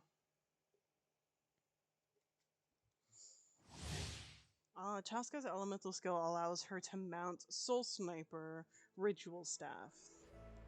And stay airborne and move swiftly until her Night Soul points are fully depleted. When sprinting or increasing height, extra soul points will be consumed. During this time, Chaska can use charged attacks to lock onto enemies in a special aiming mode and fire Shadow Hunt spells. Or shells. Some shells will undergo elemental conversion based on the elemental types of your party members. When she doesn't have enough Night Soul points available, Chaska can expend Flow Justin to maintain this state. Chaska's elemental burst fires a single shot, gale-splitting Soul Seeker shell that deals AoE animo damage and splits into 6 Soul Seeker shells, which attack nearby opponents. Soul Seeker shells will undergo elemental conversions based off the element types of your party members. To facilitate experiencing the character's elemental burst in Night Soul's blessing state, additional elemental orbs will appear in the trial stage, and more objects will provide velocity.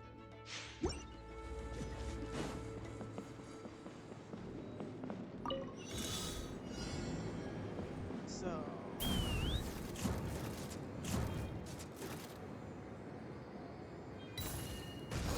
I will admit,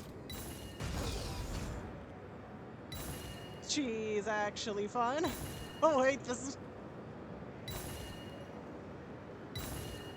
I didn't have an opinion about Chaska until just now.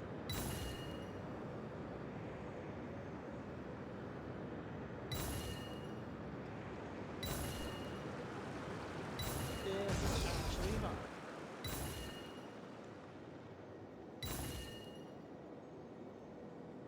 Basically, best way to attack is heavy attack while riding the gun. I don't need... Okay. Oh, that's kind of... Locked on! Scared of fire? Run if you know what's good for. Smashed or scorched, which will it be? Bullseye! Hold on to your hats.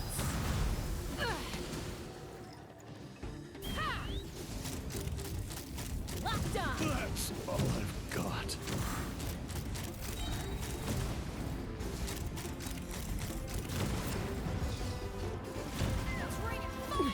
Knock him down. Take me up! She's fine. That was quick. Open fire! Giddy up! Left control? Wait, I saw this.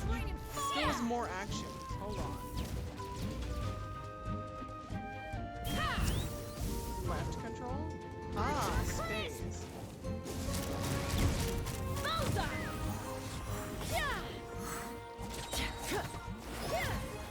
I got it. Cool it down a notch. Fire in the hole.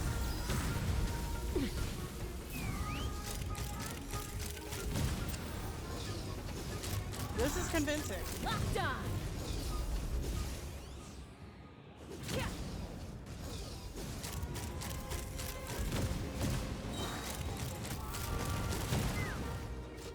Knock him down. This is actually rather convincing. And fun. Scared of fire? You better scram. Bullseye! Watch out, or you'll get singed. I gotta cool it down a notch. As you can see, her single target damage is good. Her AoE is shit. Open fire! I think it did say something that like you could have Open up to fire! 6 AoE. Bullseye! Fire in the hole!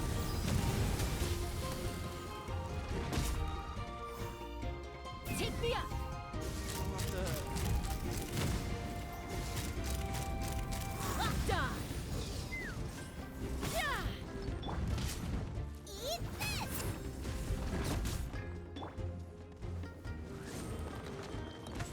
Shadow Raven, let night fall!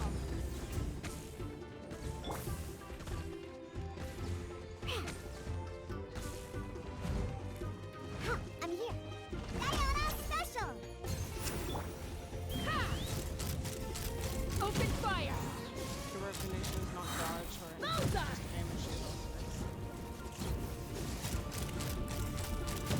Hold on to your hats. Open fire! Oz, reveal thyself! Midnight Phantasmagoria! Yeah! Take me up! Bullseye! Smashed or scorched, which will it be?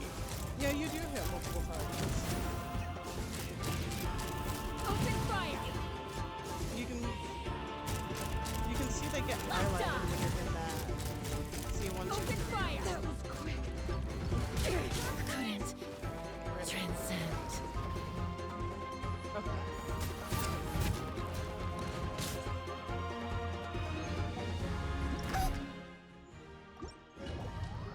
She was really actually fun to play.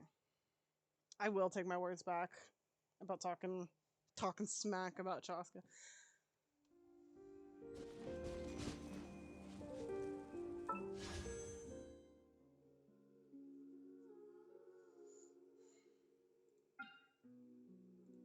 But do I need another Animo character? It's like 3 to 20,000 on all people, but if target she does per shot. Yeah. And like honestly, it's the riding the gun that's fun. Like I'm constantly using Wanderer's ability to fly. Chaska's gun was kind of fun to fly around with, but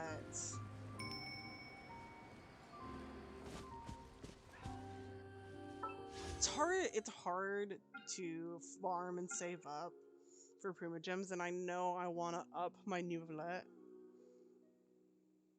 and get her, because I don't know if I need another Animo character, especially when it comes to like the little Right now, emerge. I'm always watching. because after Wanderer Let's change tactics. No, oh, life lasts forever.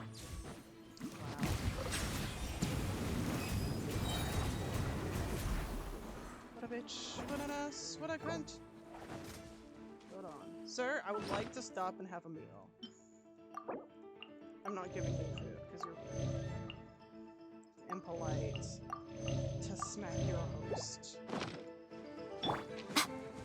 Right here, right now, emerge.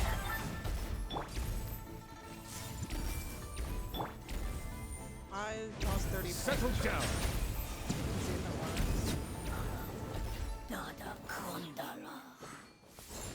We could. But you're jeez. That's fair. Like, I wouldn't pull to guarantee a 5-star, but I could toss a coin or two her way. Okay, how do we? Oh, I needed that thing to pour. Pour some shit on me. There we go. Yoink.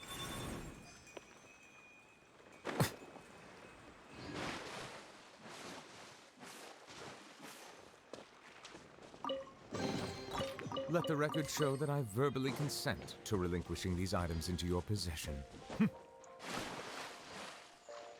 Now, which wishing spot should we try and pull for her?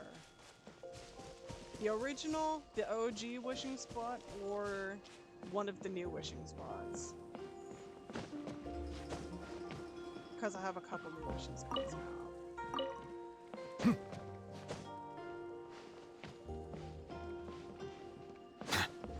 Chaska's home.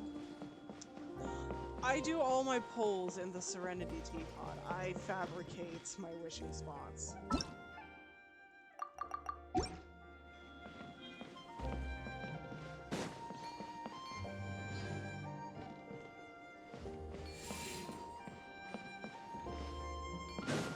Up to me. I was just seeing what you think.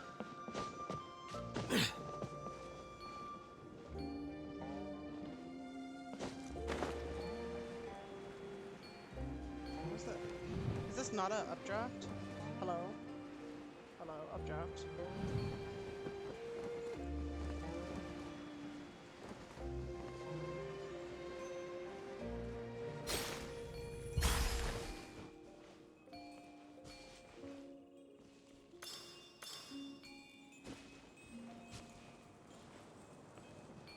Go to the hot springs then? Okay.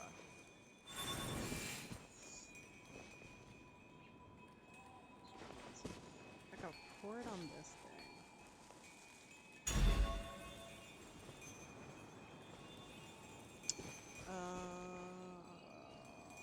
It's one of those.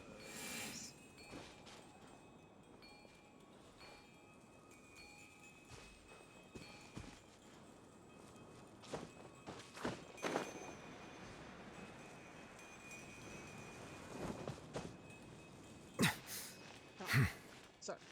Sir. Can I? Apparently, I cannot. Thank you.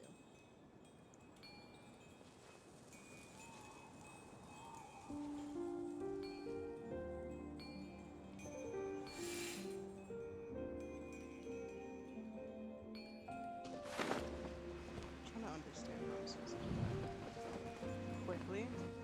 So I just will slurp it from here and then spit it back out from there.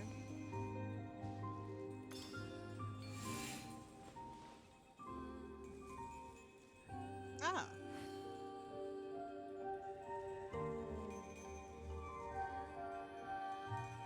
Apparently that was it. Abandoned property belongs to whoever finds it first. So, it's legally yours now. Finders Keepers, aka. Use your Adeptal energy to activate the spirit orb. Use orbs or different orbs. Okay, the ones above. How long is this quest? Could we do the pulls after?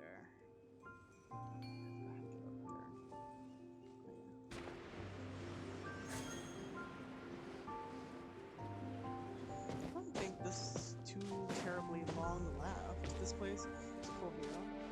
It does. It has a cool view in general. It's very beautiful. Pretty long. Okay.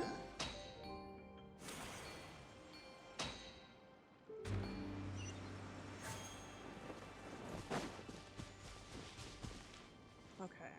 And then let me count how many wishes we have.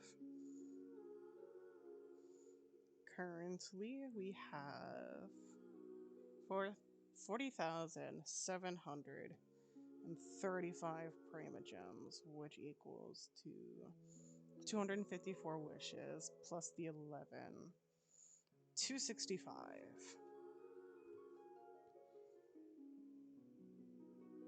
I'm willing to put 40 through shop. Let's see. We could get a lot more through shop.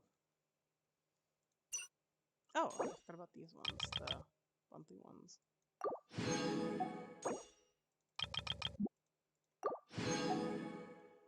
So plus 5. Yeah, we have 270. I'm down to throw 40 wishes into Chaska's banner.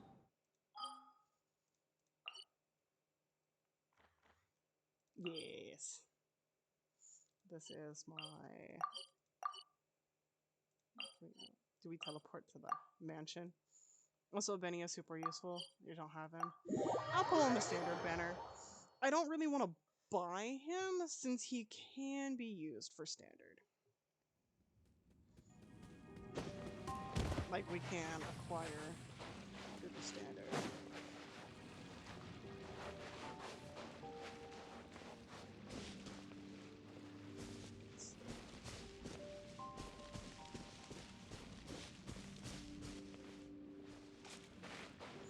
Honestly, so this one is the only like fully finished wishing spot. I did start these two, but like I feel like there's because we need to get more flowers on either side, and we don't have a spot to sit. Same for Helena's. We could do this one. You know what? This is gonna be our wishing spot this time because I would love to sit in the hot spring. Durgan needs the warmth.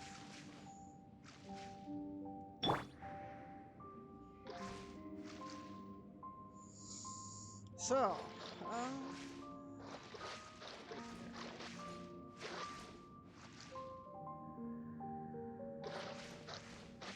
little nice. Faith, trust, pixie dust. We're doing only 40 wishes. 4-0. 4 clicks of the 10 pulls, because we don't do single pulls here. First off, I have no idea how many into the banner we are either.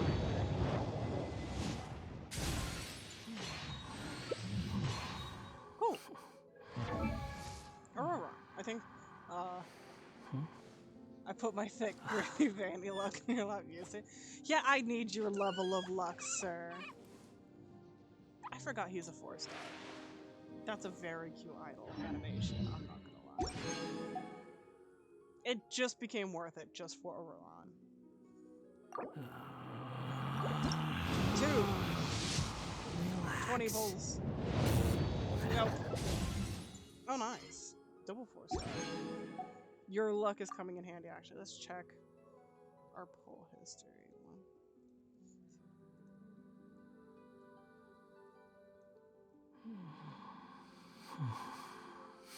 Oh, we're all... Actually, this might make it a 5-star.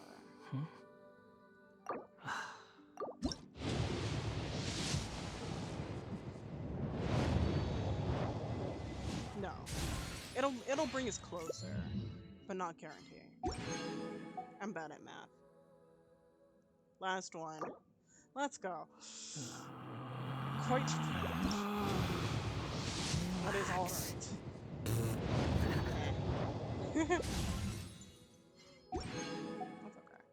We still have 40 pulls is exactly 75 pity marker. Yeah. No pity. That's fine. We can do this one though. 20 standard. Let's see if we can get our Bennett's, huh? There's no need to exchange pleasantries. It's rather pathetic to force a conversation just to occupy silence. And let's see if we can get Bennett. Second verse, same as the first. Still no Bennett. Pretty swords though.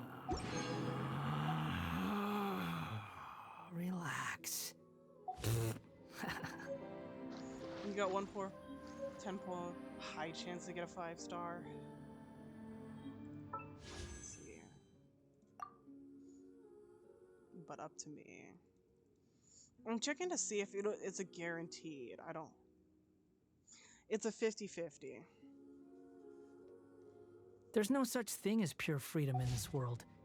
Even the wind cannot. You know what? We need our totally not Kane new Valettes.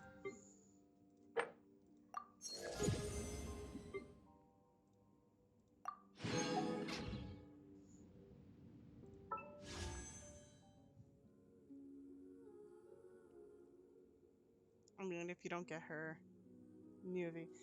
True. How much time till his banner? We got a couple patches though, right? I think we have enough time.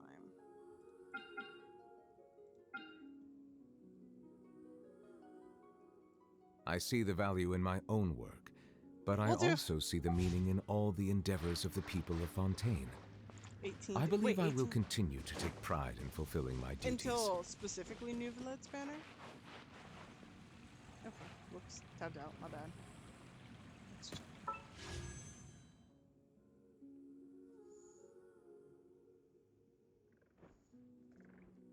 I'm checking.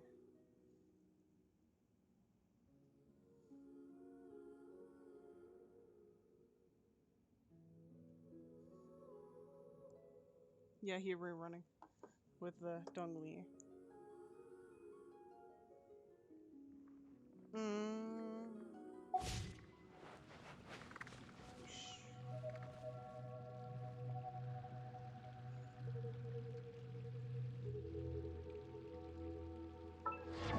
He is. Let's see.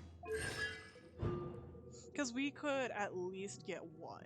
Water comes in many flavors When to the Nuvelet discerning takes the field, palate. he'll obtain Mondstadt's water is crisp Order, and pure, order. while water from Liyue has an enduring glorious aftertaste. In Inazuma, the water possesses a depth of flavor unlike any other. Sumeru's water, meanwhile, has a rich and complex flavor profile, but it must be savored patiently to fully appreciate it. You'll at least get two. With the amount I have.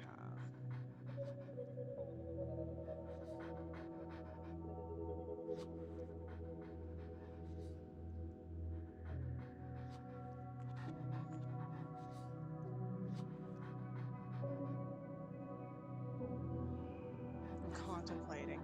Do we get Chaska for the funds? For the funsies? Or do we save that final 10 pull for Nuvelet?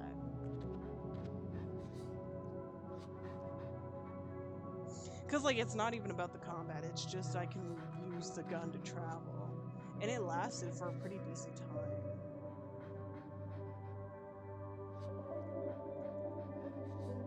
I would say now if you got a guarantee.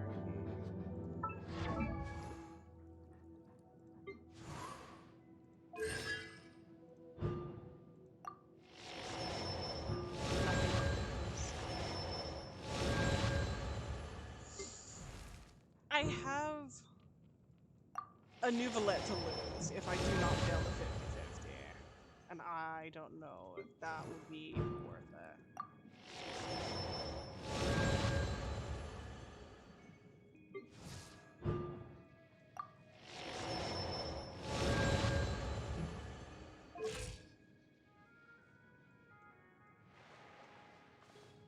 Let's see. Let's see his voice. I want to see if he has smack to talk about. Yes, he does. Oh, do we have to level him up? Yes, we got a friendship. I was like, talk smack with me, Auroron. You've seen some shit. The thing is, you have enough for 2 new copies for sure. I'm gonna save it. I'll save it for Nuvelet.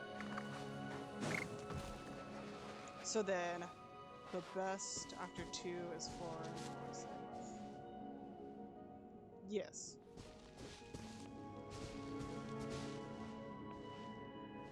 That's without farming.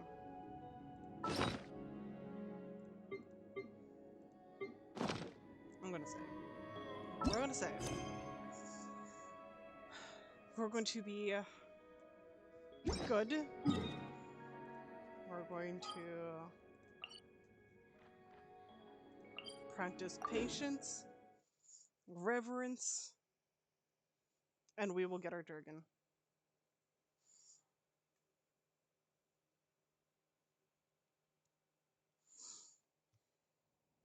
Because the map is somewhat obnoxious sometimes to travel around, but I also have specific characters I want to dump my everything to. And everybody on my current team, Yaimiko, Nahida, Nuvolet, and Wanderer, are the 4 I want to dump everything in via Genshin. Honkai, I only have 1 character I want to dump my everything saved for, and that's Boot Hill. I'm gonna go zombie myself into bed. Okay. Have a good night. Sleep well. Yeah, you're not worth it. Maybe I'll have her done last. Nahida too is great, but the rest is okay-ish. It's mostly for the novelty. I'm not here for the metagaming. I'm here for the novelty. And the story. And the lore! Wonder is cool, but honestly, I don't see value to pull more than C1. I will C6 my children. That's Wanderer, Nuvolets, kind of Yaimiko. Nahida, just because she works really well with the rest, to be fair. But it's the novelty. I'm not looking to meta. My apologies for poor hospitality. It's been a long time since I last enjoyed tea with others. Hopefully, my brewing skills will have not deteriorated too much over time.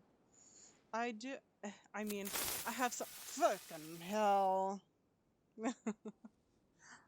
I'm changing it. You're getting all worked up over nothing. No, I'm getting all worked up over nothing, huh? My feisty little fox. You gotta give him that huck too and spit on that thing. You get me?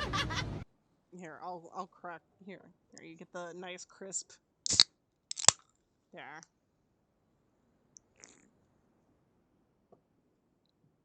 Cheers.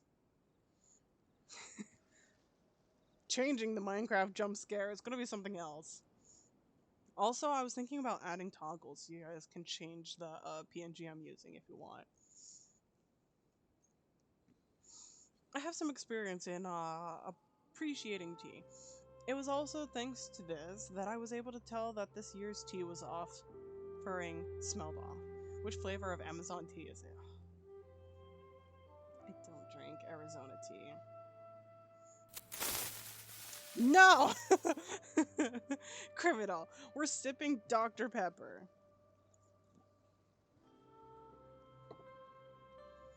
We're sipping Dr. Pepper.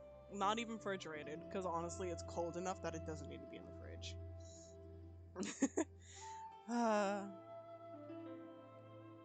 Quite good.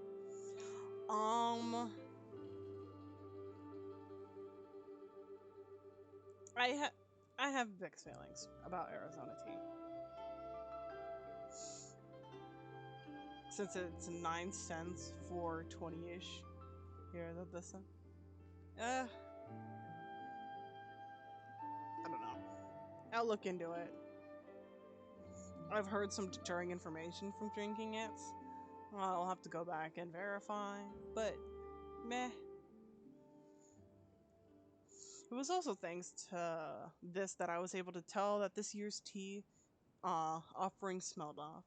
That's how I discovered the trouble with the soil and water quality. I didn't think offering rights would be so useful. Looks like it wasn't some sort of meaningless tradition after all. I suppose now I can tell those who fail to appreciate the value of tea about its value with confidence. Come, have some tea. I'll send you a link to a vid, but yeah, wish you good gameplay. Thank you. Have a good night. Take care. Is this your teapot? Yeah, there was the time in Liyue Harbor when we fixed Madame Ping's teapot for her. If you think about it, we seem to have quite a connection with tea. Madame Ting. Ah, I know. I think I know whom you speak. We were acquainted back in the day, along with her friends. As little Mao, I think it's Mao. Little Mao said, I was once just a big carp, unable to leave fresh water for too long, nor live in salty waters. As such, they sent me one of these teapots. That is how my friends would have been able to take me. Inside my teapot, of course. to Guli Plains and Leeway Harbor to meet those lovely people they spoke of. Unfortunately, such a time never quite came. Traveler Paimon, you've been in Leeway Harbor. Can you tell me more about the city? I'd like to hear about it too. I've never been. Well, Paimon would like to start from one main restaurant. How about I handle the explanations this time? Sure, I don't. But don't you dare skip over any of the eating beds. It is a port city built nestled against the mountains. You begin to offer Fujin to interrupt you. She notes that she'd like to hear your Liyue story. You understand and begin. When we arrived in Liyue Harbor, Paimon and I were just in time for the rite of dissension. The child and Adiptus before you listen to your words, and Paimon's incessant interjections, leaning forward as you speak, exclaiming in shock and relaxing as the tension in the tale rises and falls. They also add their own commentary and questions about Liyue, such as the food and flavors available at restaurants, the toys the old lady sells, the gems and jewelries of Feiyun Slope and such. As you watch Fujin, Little Mao, and Paimon be so moved by the tale. Along this journey, we met many friends. And experienced so many things. It was all worth it. I can only hope that in the end, it will be worth it. Wow, a sea monster, huh? Amazing! Liyue Harbor is not what I imagined. Do you find it disappointing? Well, no. Just different from being different doesn't make it bad. I like the Liyue Harbor you described. It's good to hear that after all this time, our dear Herb Lord was able to find a home there. I think that's simply wonderful. What about you, Little Mal? Could you tell me about you and your friends? I'm curious to know what she's like. Sure. I mean, Traveler and Paimon have met her already, so it wouldn't be fair if I didn't tell you. So this is how we met. At the time, I was still little. I was still a little kid who didn't know anything about the mountains. It was nighttime and some wild beasts were following me through the forest. It was super scary. Finally, I was chased into a clearing and surrounded by those beasts. For a moment, I was convinced I was going to get eaten, but suddenly, they all backed off into the woods, and then they were gone. When I looked back, there she was, looking at me. She was like jade, but there was a dignity to her. I knew it then that she was the master of the mountain, that my grandparents had told me about. I wasn't scared. I just told her, I finally found you. I've been looking for you for so long.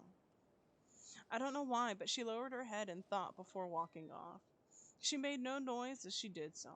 I listened as hard as I could, but there were no sounds of anything stepping on branches or fallen leaves. After that, I would sometimes catch sight of her moving between trees in a flash. Sometimes the rising moonlight would outline her shadow as she stood atop a high mountain. At the time, I thought it was strange why I didn't see her before. She was always there, after all. I wanted to talk to her, but she would always turn and leave. It was only later that she became willing to talk to me. Much later on, she would take me up very high mountains and into very deep forests. She asked me a lot of questions, and in exchange, she told me a lot of stories. In the beginning, Xiaoying village was a nameless barren mountain, and the rivers had a real temper. Sometimes they would flood, and other times they would all but wither. And on the barren mountain, she made two friends, a fish and a snake. But later the snake was cut into pieces, and the fish sank into the sea, and then only Bluey was left. Thank you, Little Mal. Also, don't tell anyone about my friend, alright? Of course we won't. Let's see. You seem quite familiar with this friend of Little Mal's. Indeed. But that was all in my past life. Many, many years have passed since I could no longer move freely. I suspect that I might not recognize her any longer, though from Little Mal's words she might not have changed too much. Past life? Perhaps this is not the most accurate way to phrase it. I do not utterly perish, but I did lose my original form, and my strength and wisdom dissipated along the spirit veins. Yeah. It is her. This is also why I invited you and Traveler to Carp's Rest. If we were not here, I would not have a form to show you or a voice with which to speak to you. It is thanks to you that I've been able to slowly regain my previous strength. Coming here and once more seeing these scenes with my own eyes, meeting old friends from the past, and more importantly, making new ones. I'm very glad. How'd you die? My memory is of that grow foggy. The Herb Lord and I were both servants of another god, and I was that uh and it was I that organized the Rain Jade rites, administering the rivers and the mountains from our Lord. As of the other, she was, as she is, a beast, wild and free. In those peaceful days, I also climbed waterfalls to Mount Alkane and Mount Hulao, and there I met the Adepti, whose powers and wisdoms far eclipsed mine. Of course, that was all before the war. Our Lord was not heinous being by any means. Once upon a time, she made many dreams come true. If there was any evil, it was the Archon War itself. What happened next needs no further explanation on my part, I'm sure. You talked about how you and Herb Lord defected. And that's right. That might have been the bravest thing I've ever done. Our Lord had all but gone mad seeking position of a god who may rule this world, or perhaps seeking survival. Either way, she lacked the power to overcome Morax. So, in a final desperate gamble, she caused the Bishui River to flood, hoping to destroy everything downstream. Of course, she knew that would mean the Shenyu Vale and its people. Well, but Paimon thinks that that's something you should never do, period. Perhaps that's just what war does to people. Either way, that was our final adventure as a trio of friends. Ling Yuan attacked people, with her familiars herding them to the shelter we have prepared. Herb Lord fought against our mistress while I climbed Mount Lingmen and hurled the votive Rain Jade into the rising waters. Of course, that wasn't a proper Rain Jade rite. It was simply the release of the adeptal energy stored within the Jade Pendant to have the earth open its maw and swallow the rivers, and allow the Jade Mouth to grow and stabilize the flow. What happened next? Didn't Little Mal tell you how it all ended? Yeah. Oh, that's right. Wait, really? When? Alright, that's enough about the past. We should get back to performing the rite itself. True, but what about the golden carp? Isn't that what we're looking for? In truth, you've already found it. As with the previous one, that's how I was able to appear before you. It's just as I missed the scenery here a bit too much, so I couldn't help but have a long chat with you all. After all, your sense of time and mine are not the same. You don't tarry long once your objectives are complete, will you? As such, I apologize. Please forgive my capriciousness.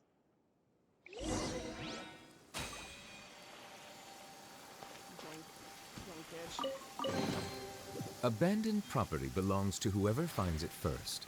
So, it's legally yours now. Yeah. Go for it. To the edge of the world. It's over. That's a... I don't remember that voice line. Is that just for Frog?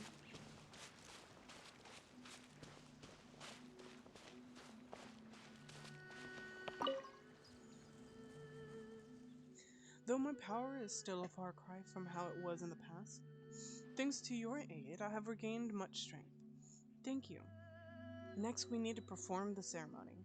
What effects will it have? It's been thousands of years since we last performed it, and the mountains, rivers, and spirit veins have all changed a great deal. But if all goes well, the votive Rain Jade will resolve the issue. Well then, let's begin. Oh yeah, I remember moving those fuckers.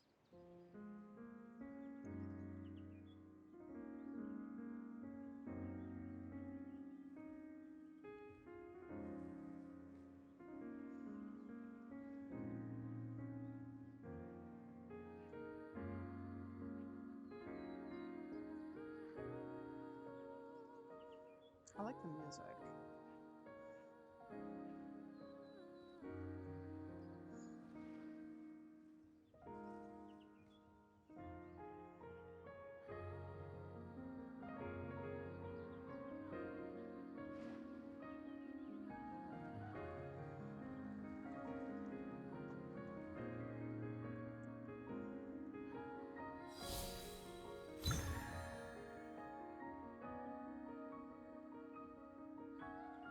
Ooh.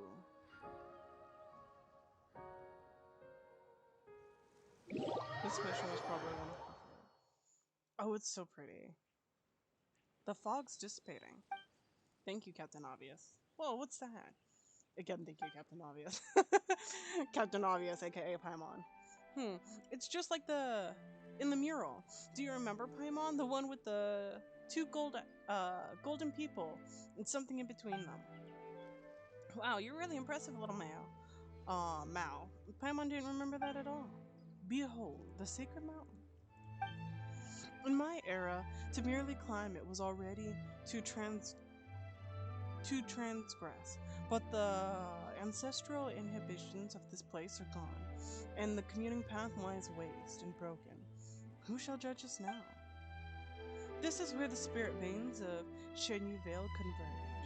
Through it, I can transmit my adeptal energy throughout the Vale, restoring its water and its soul. We are only one step off from achieving our goal. Are you prepared? Let's go! Indeed.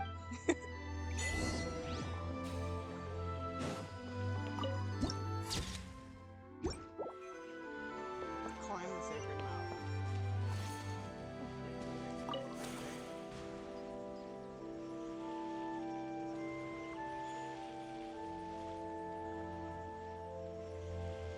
This place is pretty.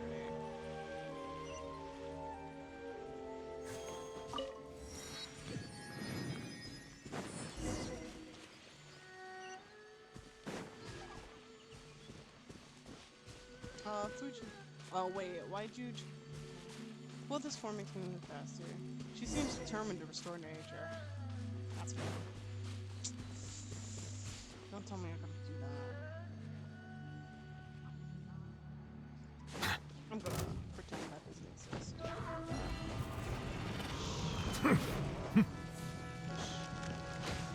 Let's go fish. No. No, I don't want to do this. Not again. Right here. Emerge. Everyone hold hands. Bow your head.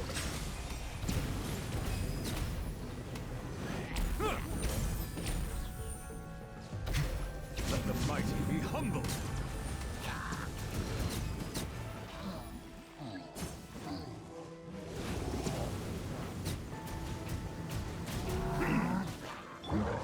Right now. Emerge. Sharing my knowledge. I see everything. Settle down. Oh. Be sanctified.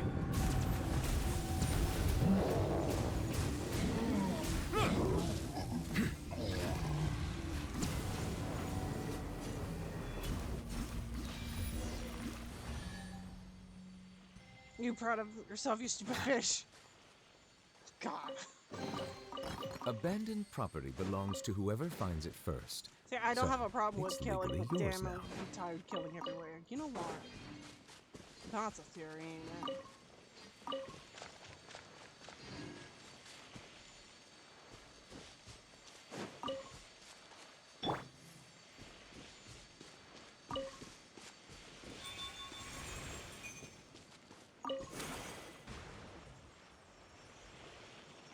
This place is gorgeous. Oh my god, I love it here.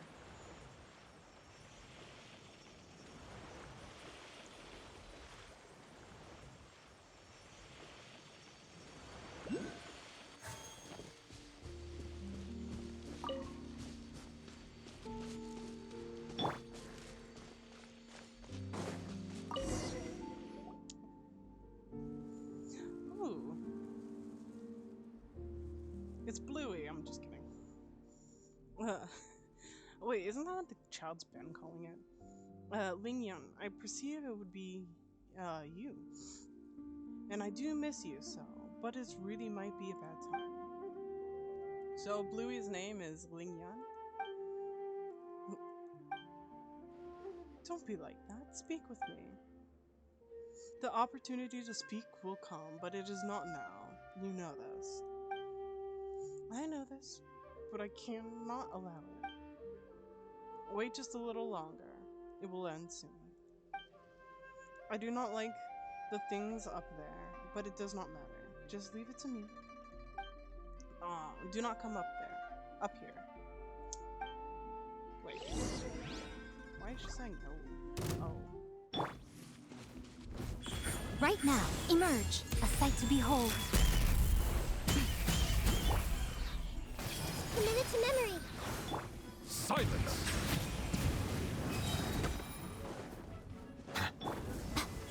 Right here, emerge. The wind rises. Bow your head.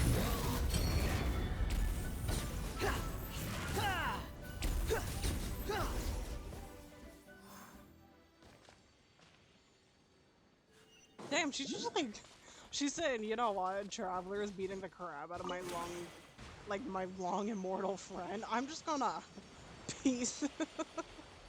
Wow. Such great friends you are.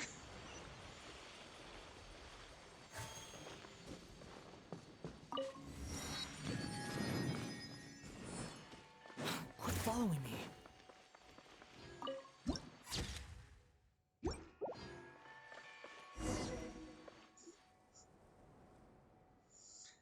I'm quite sorry for not being completely frank with you earlier. Though I've become aware of during our travels, I do not wish to believe that my old friend Ling Yuan would be the source of the storm that buffets Shenyu Vale. I think I had an inkling already. When? When did we figure it out? Since she kept getting our way. She, Herb Lord, and I once defended Shenyu Vale together. To think that she would do something so excuse me. Dear gosh. To think she would do something so wicked. Her disruption of the spirit veins have caused the miasma to propagate, and the one who stopped me from performing the rite the first time I was also her. But Big Sis, Ling Yuan isn't a bad person. I know, little Mao. Choose your friend, but at this time, she is the greatest threat to Shenyu Valley. If she controls the sacred mountain, will wield the power to completely alter the land of Shenyu Vale in the blink of an eye. I fear that Ling Yuan has already entered Shiwei Terrace before us. She means to rewrite the flow and the path of the spirit veins. We do have little time left. Traveler, you must master the adeptal energy available here in Shenyu Vale. Ling Yuan and her familiars will not be your match. Please accompany me for the time and aid me for the sake of the power of the people in Shenyu Vale. I'll perform a ritual and open up the way to Shiwang Terrace. Please stand by my side and protect me. Oh fuck.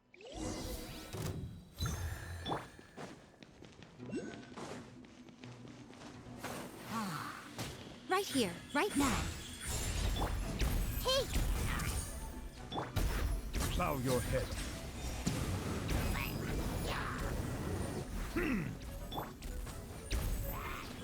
Right here, emerge.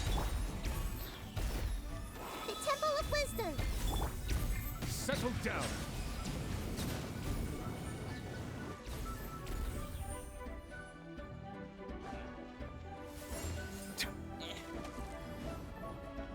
Excuse me.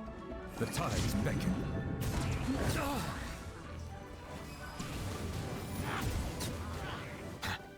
Bow your head.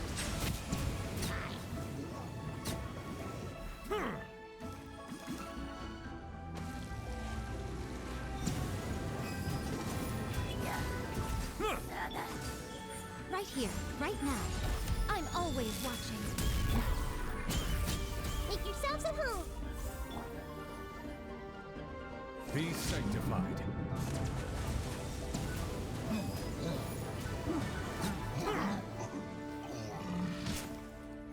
Settle down.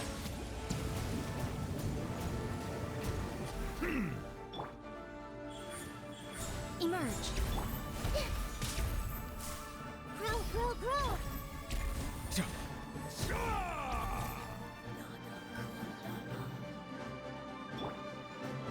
Squall Fury.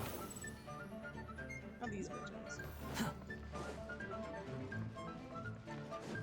Wretched vermin. Right now, emerge. Yeah, So I got much stuff. for eternity.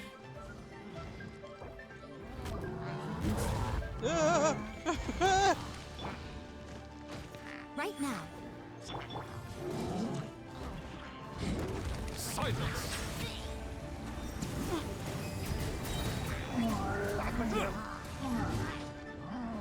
The tides beckon.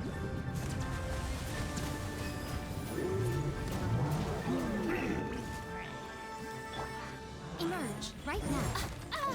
The fun is over. I get it. Bow your head.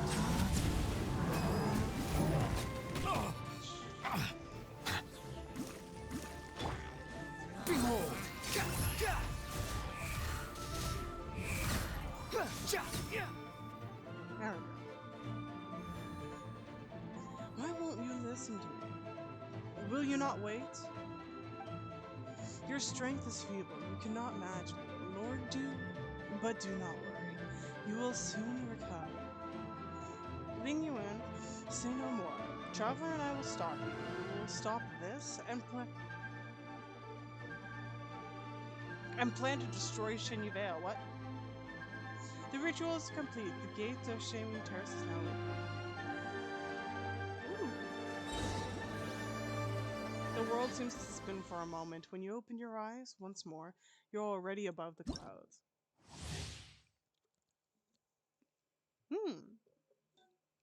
When Ling Yuan changes the direction of the spirit veins, will continuously generate these simulacra. Will deal continuous damage to nearby characters when gathered hydro or animal adeptal energy, if there are any.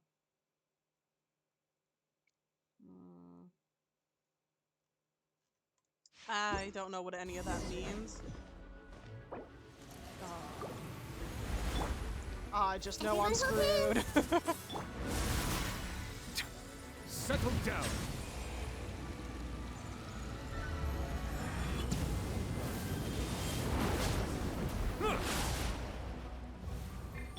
My son. Squall Fury. You dare to gaze upon me? That's far enough. Yoink. Yoink. Oh, I need help so bad. The medic. Heal. Please. God. We're all gonna die. I can't afford it. Right here. Emerge right now. I see everything.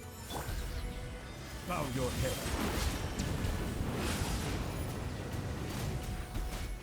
Let the mighty be humbled.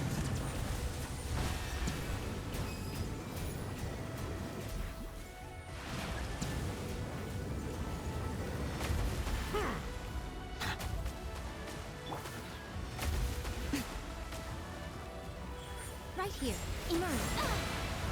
What a dreadful ending. Yes, it was dreadful. I needed that. Temple of Wisdom.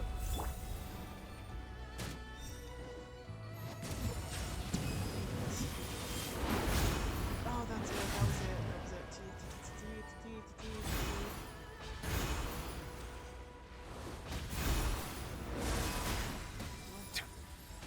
Son. My speed, motherfucker.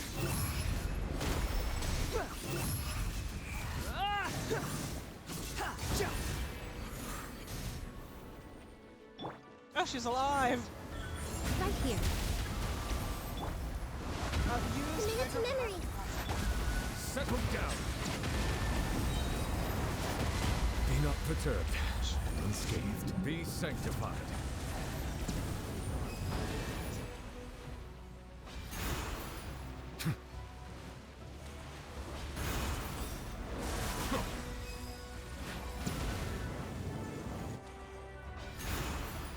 Kiss him up.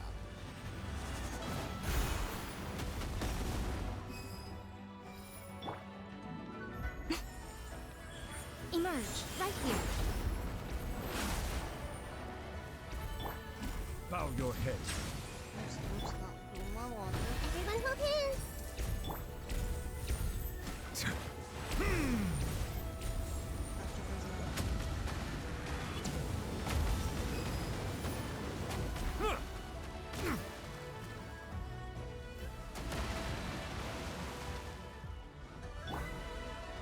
Emerge, right here. Emerge. Like use a different yoink. Yoink. Yoink. Come on! Man! Now you've got my attention.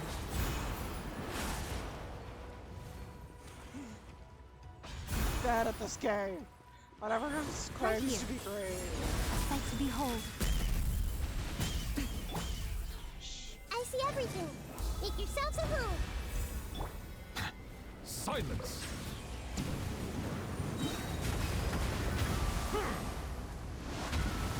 Let the mighty be humbled!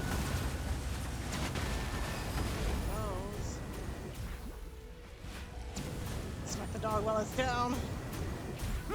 I'd be sorry, but you've been hurting. Right now. Right here. What fuck? Did I do it? Am I winning, father? Li Yuan.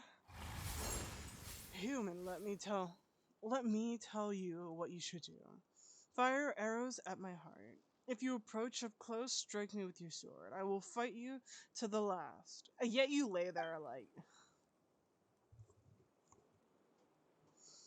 You are the only one here who can fight. When I have crushed your neck, I will triumph. Now, I don't intend to kill you. Why? I do not understand. Already lost. Fine. I may ask you one question. You still really care about doing things like that, even though you lost? Then let us exchange questions. Little Mel, do you have any questions? Why did you have to fight? Can't we all be friends? Oh, wow. You, bunch of two-legged, and you, Fujin. You have not the strength to form two legs of your own yet. You wish to walk in their form and speak to me, but how can humans and wild beasts ever be friends? That's not true, you're lying. If that's the case, why didn't you just let those beasts eat me back then? If humans and beasts can't be friends, and you're a beast, you shouldn't have helped me. My actions are sometimes beyond even my own understanding. You were merely fortunate. Well, why didn't you just eat mountain?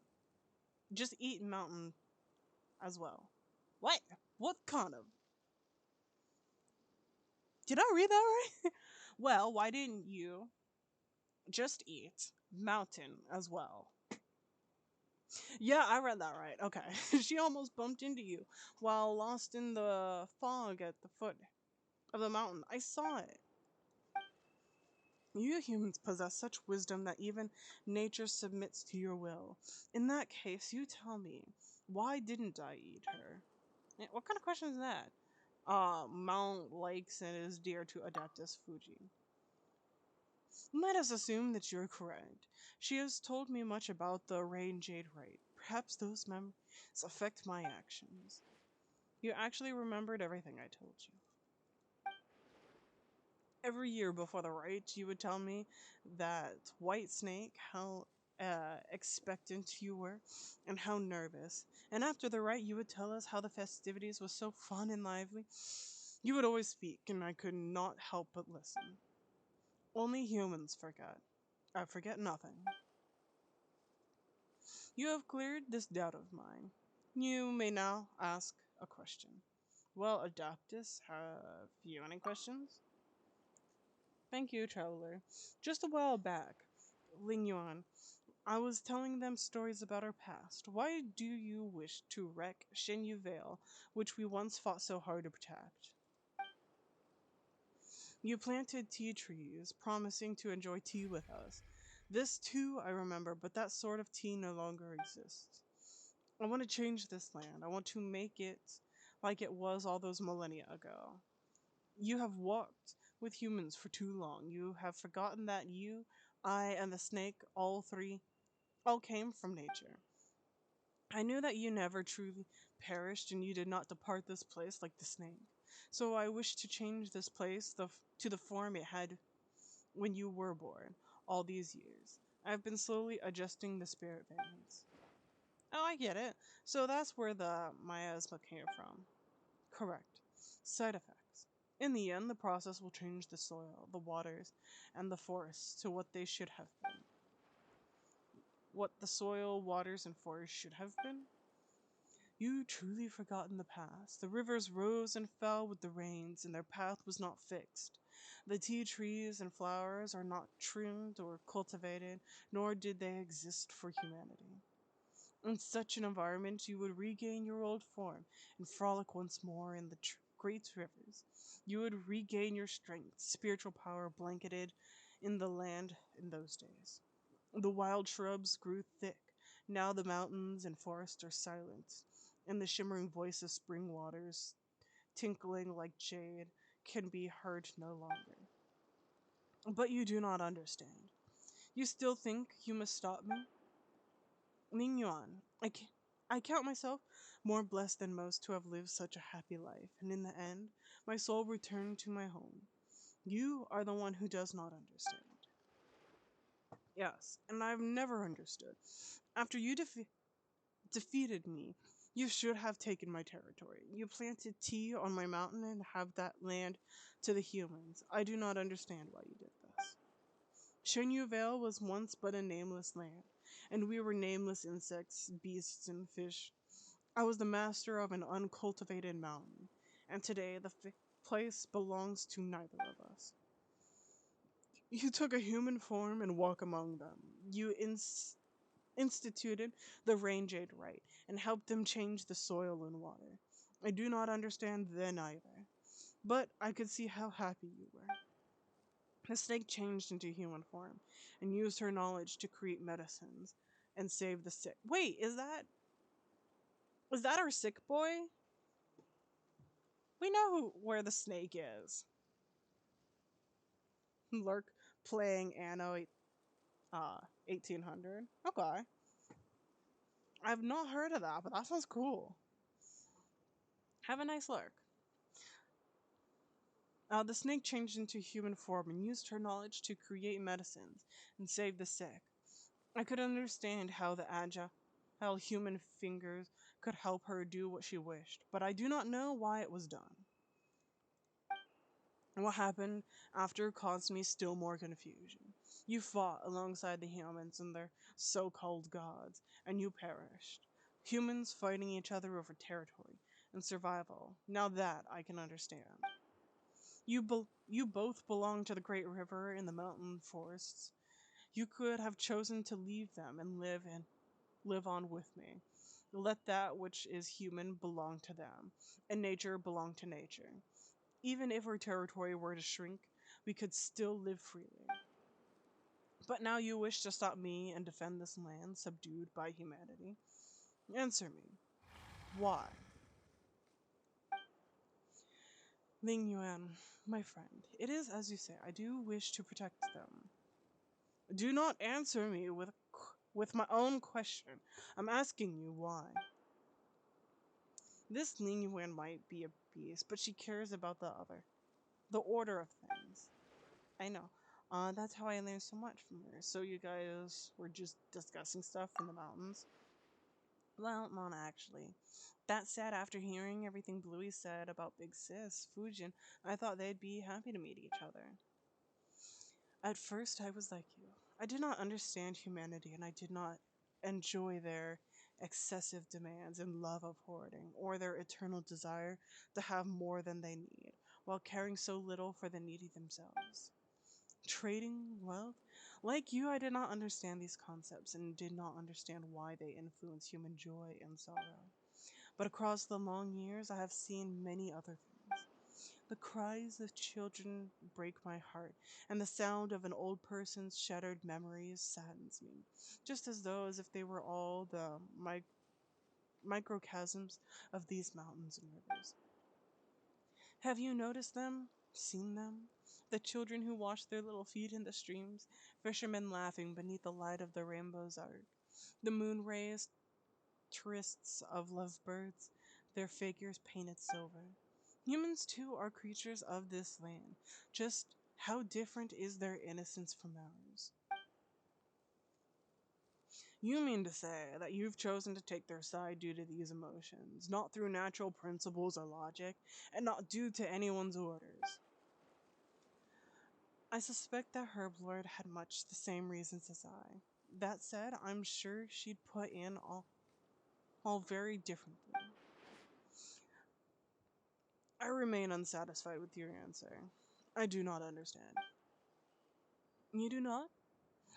I think you've understood for a long time. When our previous god raised the waters, it was you who brought your familiars around to attack the people and drive them to the shelter we had created. I just wish to help my friends, to make their wishes reality. Even if doing so means going against nature and principles you follow? Even if it meant going against natures and principles I follow, I should do so anyway. Well then, we aren't all that different now, are we? Didn't you also choose your own position on account of your feelings? I'm satisfied with your answer. You know, you may now, you may ask a question. Very well. I ask the next question. May I ask the next question? Ask away. Paimon can't really think of any good questions at the moment. Since you've got one, go right ahead. You acknowledge my answer, acknowledge me, and acknowledge that you made choices based off your own feelings. Now let me ask you. No, don't ask. You know what I'm going to ask you, right? If I needed your help, would you still make the same choice? And that's right. And what's your answer? Yes, I would. Even should another 1,000 years pass, and even if you asked me 1,000 more times, my answer would be the same. In any case, Ling Yuan, I do in fact need your help. I truly wish to save the people of Shenyu Vale, so please do not stop me from nursing the water and soil, alright? I promise you, Fujin, you have walked with humans for much time and have learned their cunning. While I am a foolish beast, my claws and teeth are sharp, but I am not match for you. Thank you, Ling Yuan. And thank you, Traveler, Paimon, and Little Mao. You've accompanied me for so long, and you have helped me a lot. I wouldn't have made it here without you. I'm glad to help you, big sis. I'm so glad that Bluey got to meet all you. You all too. I was so worried you forgot. You also have my thanks, Traveler, Little Mao. It was you who brought Fujin to me, though the circumstances of the meeting were not what I hoped for. What about Paimon? Paimon, you're an accessory. Yeah, what of you? God, where's the music? It's got just awkwardly quiet. Alright then, let us begin. Just the most awkward silence. Even the normal ambiance would have been fine.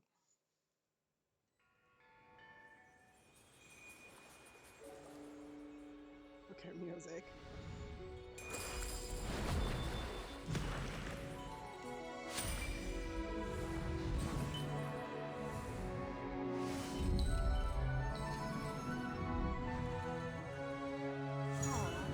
She's so pretty.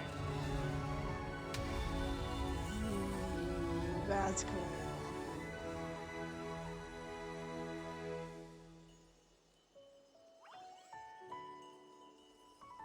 Ooh. Gold rain. idea I never thought of. Big Sis Fusion? Big Sis? Where'd she go? Do you still not understand? She used all the energy she accumulated recently to nurse the land. Well, if that's the case, does that mean? Yes, as you expect, she used all her energy, so she's gone for now. But, maybe it'll accumulate. She struggled so hard to... No, we have now finished nursing the soil and water. That miasma that remains will not disappear immediately. So you'll have to be careful out there. Sorry for making you all see me like this. It's just as Ling Yuan said.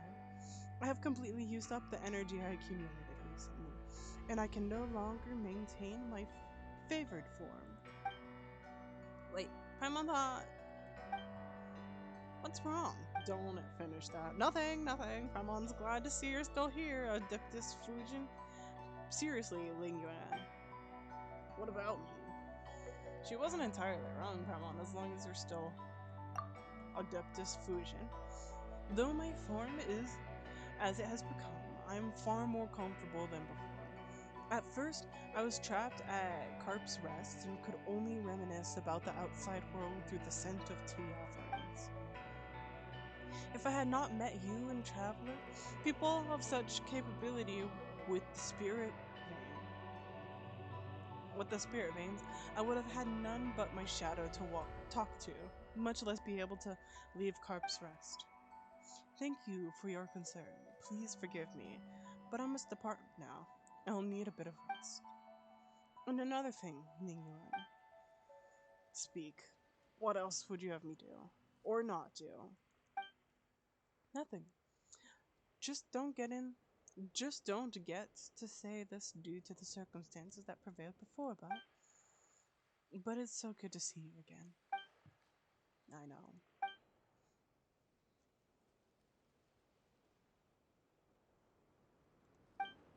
Thank you, all. Where's that come from? I should thank you for bringing her back, safe, smooth and slippery, even the way in which her fins move is the same as I remember. Aww, you know what? Adorable. You sure have a strange way of remembering people, or fish, whichever. Friend. I do not know how you did it, nor why you were able to obtain her abdiptal energy. All these thousands of years, and I never once heard her voice. It might be due to Adette's unique constitution? I see. However, I am but a foolish beast. Even if I wanted to see her again, I would not know of a better way. I could only spend thousands of years clumsily imitating her methods, regulating the spirit veins in this land. I am quite stupid and I only know this method, and so I did it. It was akin to scooping every droplet from a rushing river, or every grain of sand from the vast desert. I knew as well that she would not smile as she once did, even if these mountains returned to how they once were. She, I, and the snake once laughed and swam happily. Those days will never come again. She loves humanity too much, even more than she loves herself. Had I succeeded, she would only hate me. But that would have not mattered to me, so long as she could regain her form and swim free once more. And Paimon thought you were more concerned about nature. Of course I care. A land untamed by human, a land of wild beasts. But that is a different subject from the matter of fusion. If she thinks that a land tamed by humans is better, and that the strange tea leaves grown on such land taste superior, then I shall do what pleases her. So thank you. Oh, you're welcome. Well, Paimon, speaking of that, Paimon's curious. What did the tea leaves taste like in the past? When the land changed before, the tea leaves' flavor was much closer to what it was in the past, apart from some difference due to human influence. Wait, so you mean that weird flavory tea cake we had In that case, I prefer the current flavor profile. Tea leaves cultivated by humanity will be more to their liking, of course. What I do not understand is fusion stasis. If the snake was here, we could ask for her opinion, but perhaps her tastes have also become strange from spending so much time with humans. Before you go, I have one final question for you. Those that come from nature will, for some reason, go against nature, against the laws nature originally followed. Will humans go against humanity, against the principles they initially followed, for certain reasons? Depends on the circumstances. Yeah, but yes. You may as well have just said yes. Yeah, I mean, yeah, they would, though. Thank you. I have received the answer I desired. Well then, little Mao. Traveler and Paimon, we shall meet again. Alright, see you later, Bluey. Also, remember to take care of Big Sis Fujin. She seems kind of weak right now, so she could use some extra care. I will. Farewell. Please wait. I have a question. Ask then. I do owe you that. If human activities are part of the laws of nature, how would you view humanity? A strange question. In the distant past, they were indeed part of nature, but they are so no longer. That is because... No, I need to give this question more thought. Next time we meet, I'll give you an answer. Okay. Because it doesn't mean that they can't return back to the faith of being helpful for nature.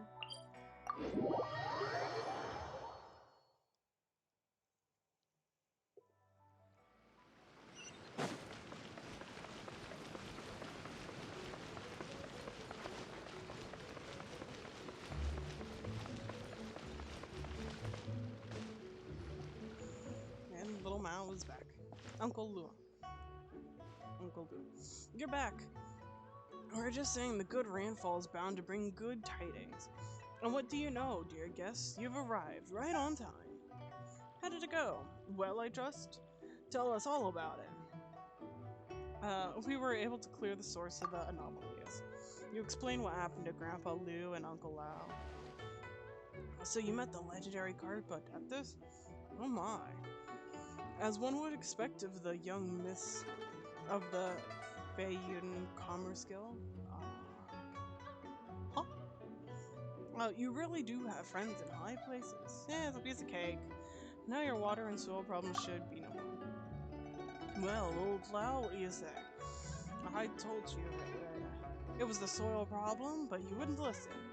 If it wasn't for them, who knows when our tea leaf problem would have been solved. But regardless, thank you both for your help, honored guests. With your help and the protection of the Carpa Adeptus, I'm sure our village will surely see a great harvest of tea leaves this coming year. Please, take these. Take it as a token of our thanks. Right, Paimon almost forgot. We came across this kid during our adventures. Is he from the village too?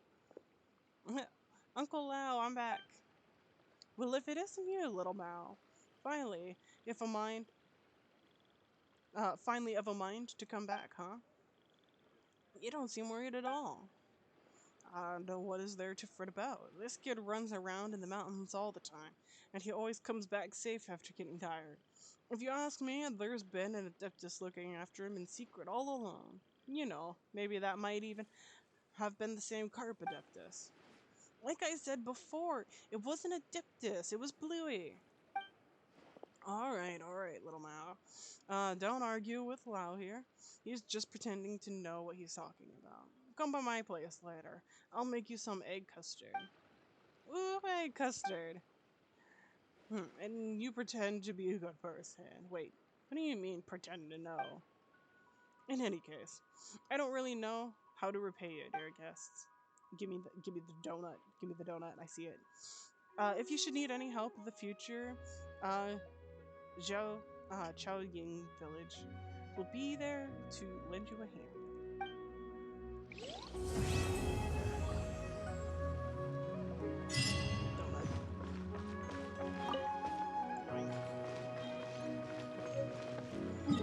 Also, we have to go all the way back. Because there was a chest somewhere.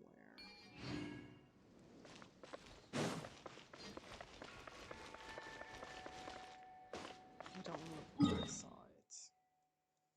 Was it up here?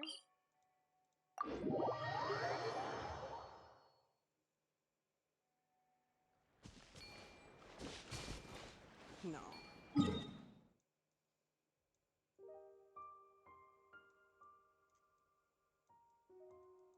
fuck. I'll have to go back in the VOD. There was a chest, and I was like, cool, I'll come back. And then I didn't.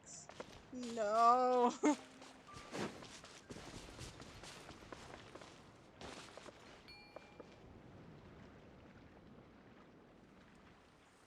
I've failed. I failed my own dragon instincts. Damn it.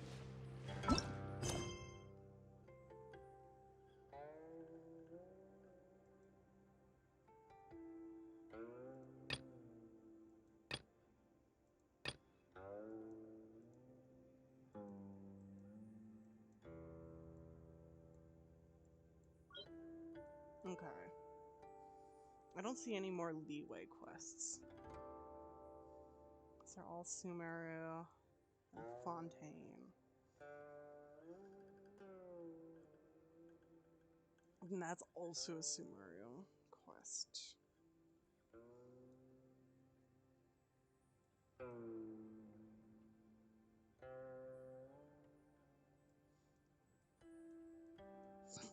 We'll do the story quests first, and then we could do world quest after. We'll travel here. And I need a quick couple-minute break. Like, give me a 10-minute break. I'm gonna have a 10-minute break.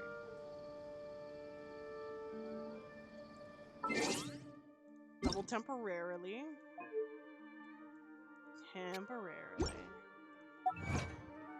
halt the audio of the voices. The voices in our head so we can enjoy the music in the meantime.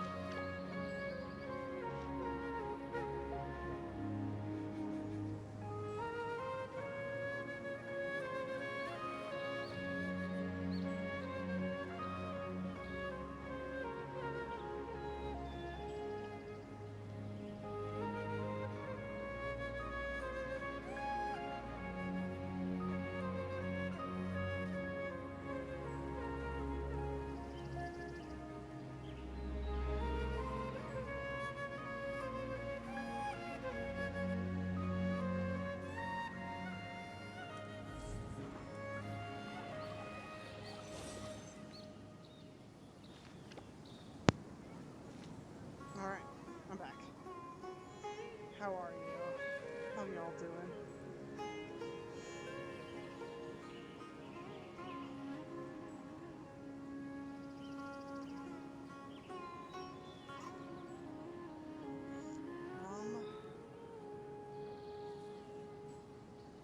Double checking one last thing.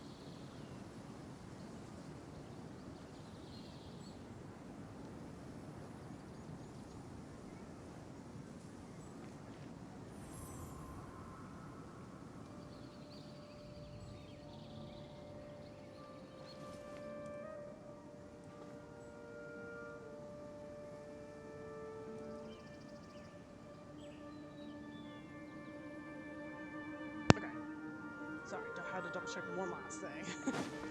Alright, we're ready. We were... If I remember, let's double check this quest. Alright. So, many people have been experiencing similar dreams where they all have met their cherished ones. To find out what created this phenomenon, the most direct way is to enter one of those dreams and see with your own eyes.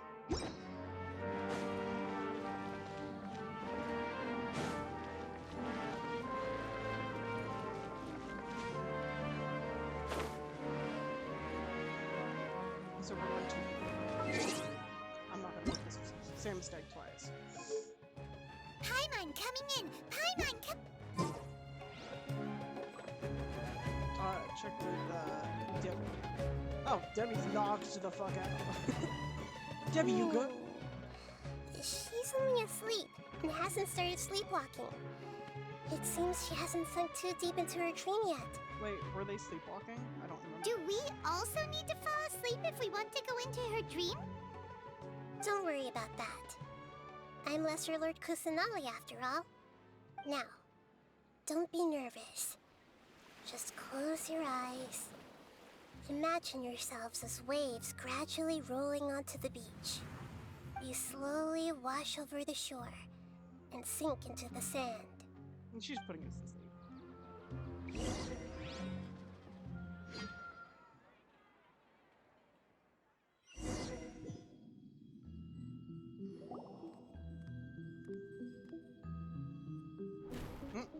What's wrong, Traveler? You look a little disoriented. We're seeing our cherished one too. It seems the whole dream situation's getting to me. Really? Paimon didn't notice anything. Anyway, seems like we've made it into the dream. I thought we would arrive at some familiar scene, but we seem to have landed in a completely unfamiliar place. Are you sure it's unfamiliar? Whoa! So many giant plants! Even in the sky! Amazing. Theoretically, we should have gone straight into Debbie's dream. Things do seem to have gone a bit sideways here. Anyway, let's see if we can find any leads. Urban Soul. That's... Why did I forget that the place was called Urban Soul?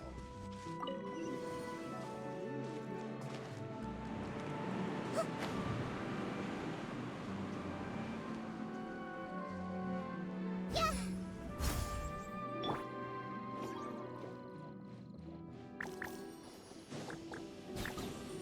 Behold!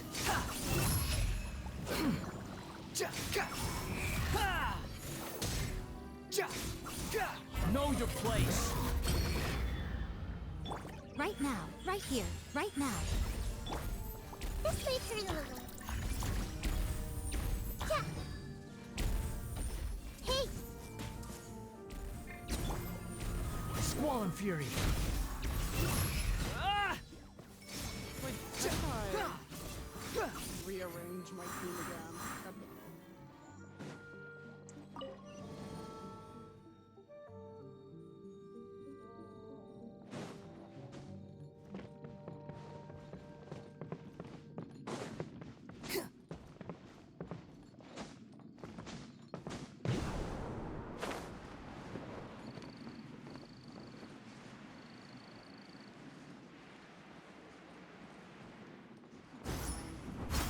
Huh? A door? Wonder where it could lead. Well, it's not like we have any other way to go now. Let's go in and have a look. Oh, this is cool.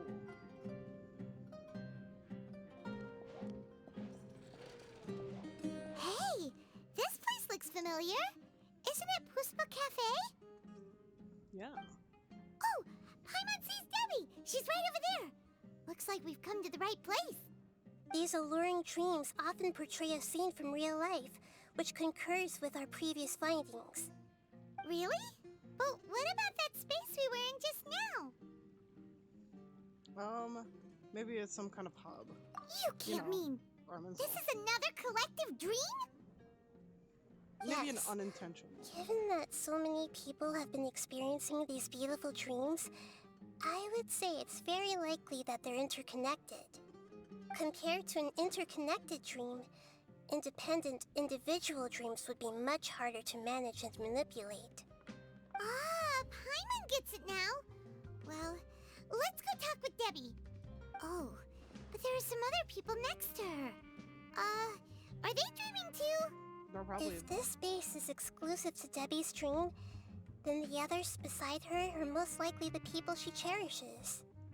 Anyway, we should confirm that first, just to be sure. Huh.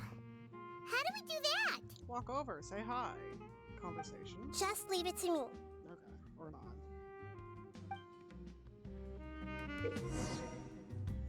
Tapping Nahida's elemental skill all seems to know allows her to hear the inner thoughts of those hit by the skill.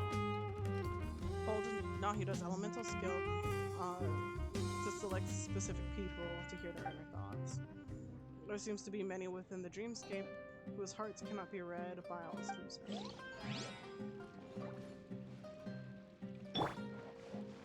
Oh, because they made her child.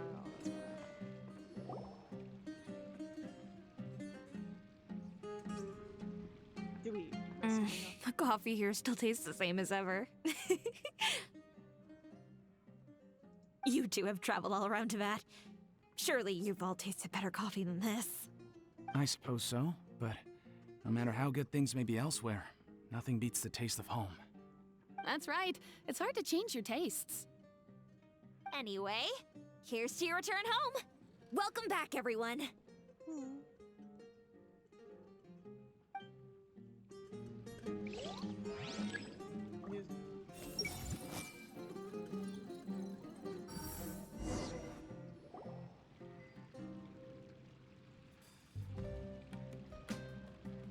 Huh.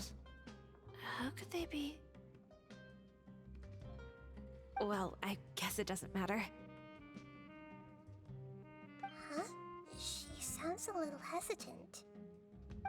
I've confirmed that this dream belongs only to Debbie, because I'm unable to hear the thoughts of the other two people with her. So, this is the power of the Dendro Archon? Paimon had better watch her thoughts from now on. Yeah. Don't worry.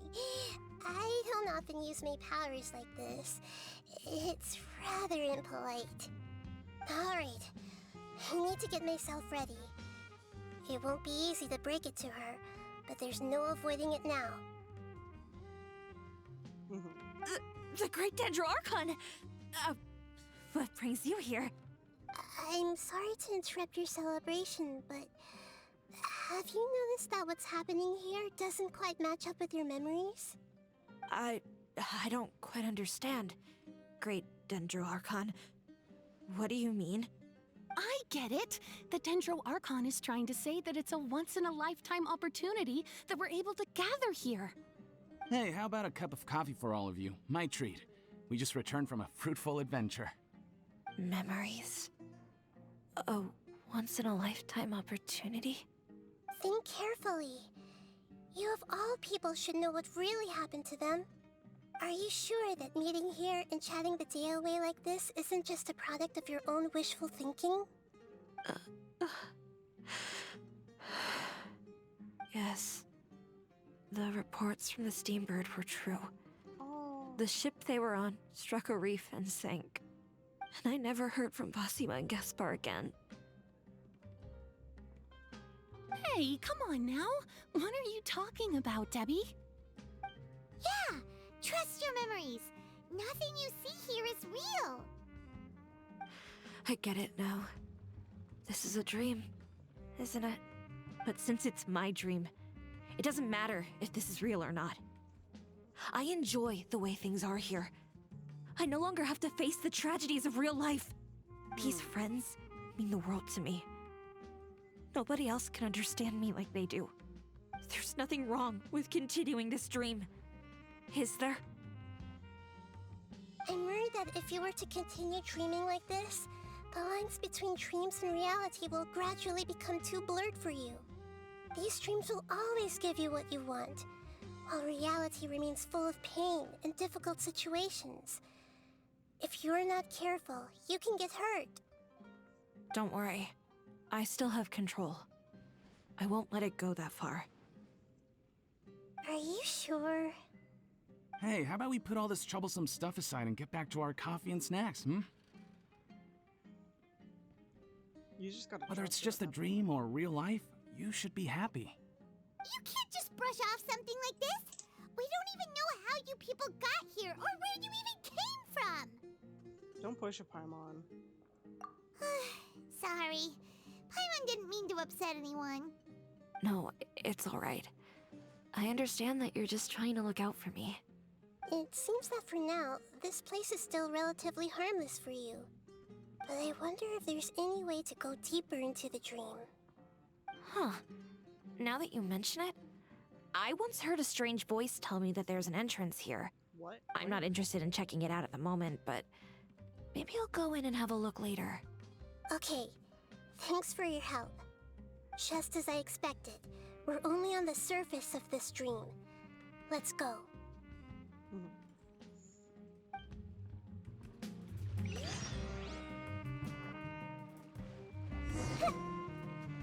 Go deeper in. Yes, deeper. That's what she said. I'm sorry. No, I'm not.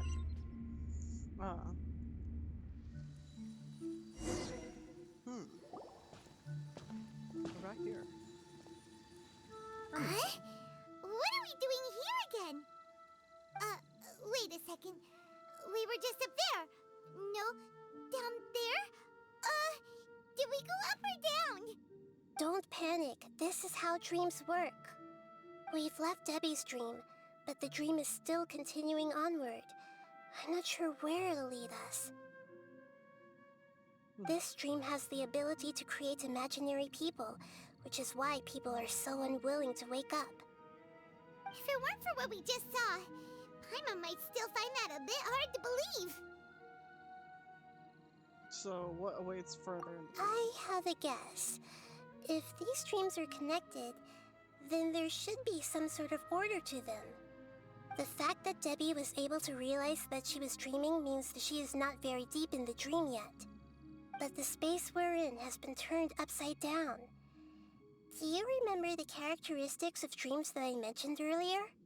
Oh, right! Dreams are chaotic. That's right. It's possible that we're heading deeper into this dream now, and the deeper we go, the closer we'll get to the essence of the dream. Right! So the answers might be waiting for us deeper in the dream. We should hurry Yes, then. and we should get ready for whatever we may encounter. And to hurry up, because if she wakes up, it's her dream. So, It looks like we may need to put something inside there.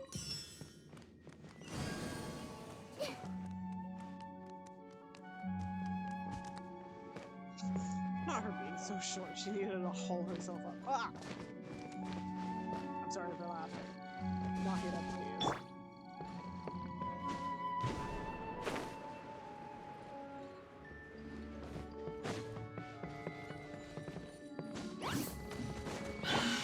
show them. Right here. Emerge. Everyone hold hands.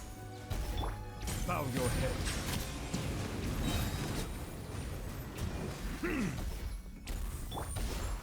It seems committed to memory.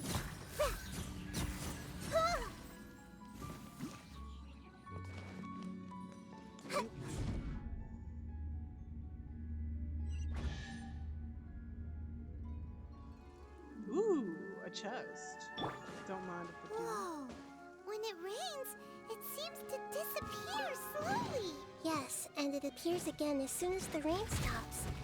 It's less like a flower, and more like a dendro slime that's trying to keep out of sight. Here we go again with Nahita's analogy. The wind rises.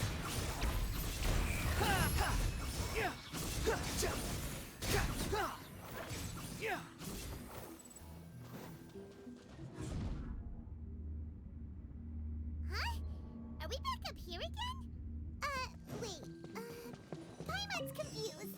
Are we up here or down there? Good thing we didn't fall. Yes, we did. We just fell upwards. That's not helping, Nahita. Paimon has no clue what's going on anymore. Paimon, your small brain cannot. Do not worry. Ooh, now this is a new place. Wait, weren't we already here a little earlier? This is probably Ilmon's dream. Huh? Why would he start dreaming again? Yes, but it seems that the danger isn't enough to stop him from longing for his wife. Based on what we've learned so far, he must be sleeping more deeply for his dreams to appear here. But fortunately, he already knows us from before, so hopefully we'll be able to wake him up.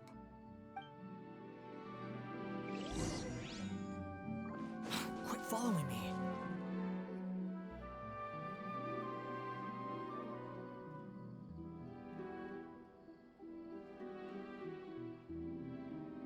Ilmon! Oh, it's you. Incredible. I didn't know you would appear in my dream, too. Did you say dream? Wait, so you know this is a dream? Of course. Such good things rarely happen to me in real life these days.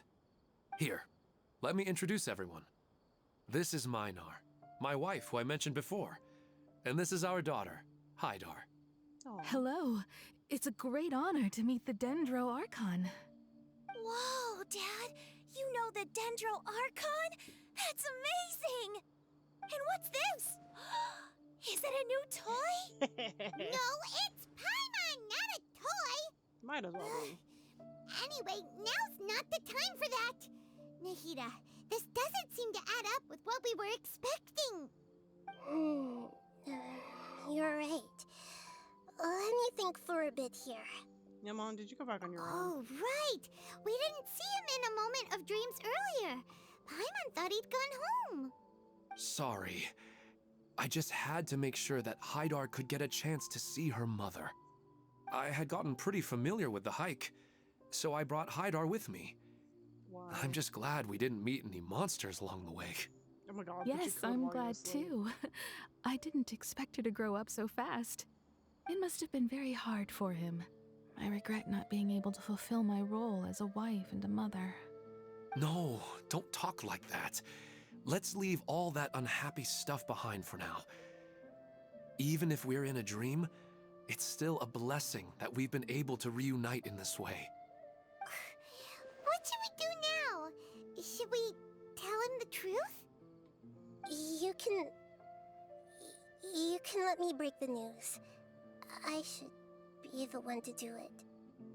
I'm sorry, but I should tell you that your dream did not create us. We are real people with our own consciousness. Like the last time we met, we are still investigating this dream, and we've already learned some things about it. So you mean there's something nefarious with this dream as well? Ilmon, what's going on? It seems the reunion of our family is destined to only be temporary. Huh? Is Mom leaving? Maybe. But In all likelihood, that is indeed how things will end. Oh, Just no, Mom, you enjoy. can't leave! But I'm you can't afraid stay I like don't that quite either. understand what's going on. Just Don't worry, Haidar. enjoy. Mom's not going anywhere. Please, don't cry. Just enjoy Minar doesn't life. understand any of this. I'm fully aware that this is a dream, so that's why I've never told her the truth, but never mind. It's not like I would know what to say. I mean, I don't get any of the complicated stuff, but regardless of whether this dream is good or bad, you're here to resolve it, right? Yes. Yes, we're fixing the issue. Then please, let us enjoy this moment for just a while longer. Regardless of whatever caused this dream to come to pass, I feel extremely grateful to have had the chance to reunite with my family. But does this dream really have to disappear? I'm afraid so. Sorry. Okay, I see. Please, come this way. You can go even deeper into the dream by heading in this direction. I have heard that the further down you go, the more pleasant the dreams become. And the more you want to stay. The answer you're looking for may also be found there. Go ahead. Thank you for helping us. And I'm truly sorry. You're welcome. It's not like I have any say in the matter.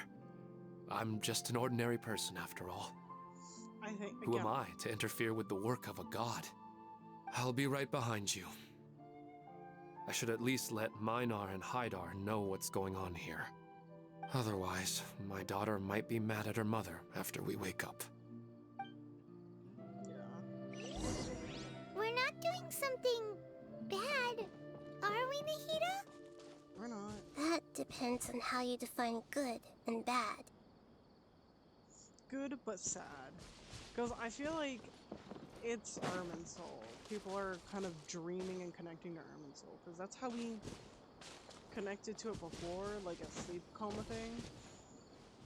And somehow people are just reconnecting to it. But because it has all the memories and like stories of people that were alive in Teyvat, past, present, and whatnot, that they're just connecting to a simulation based off of all the information that was had before of these people they want to see.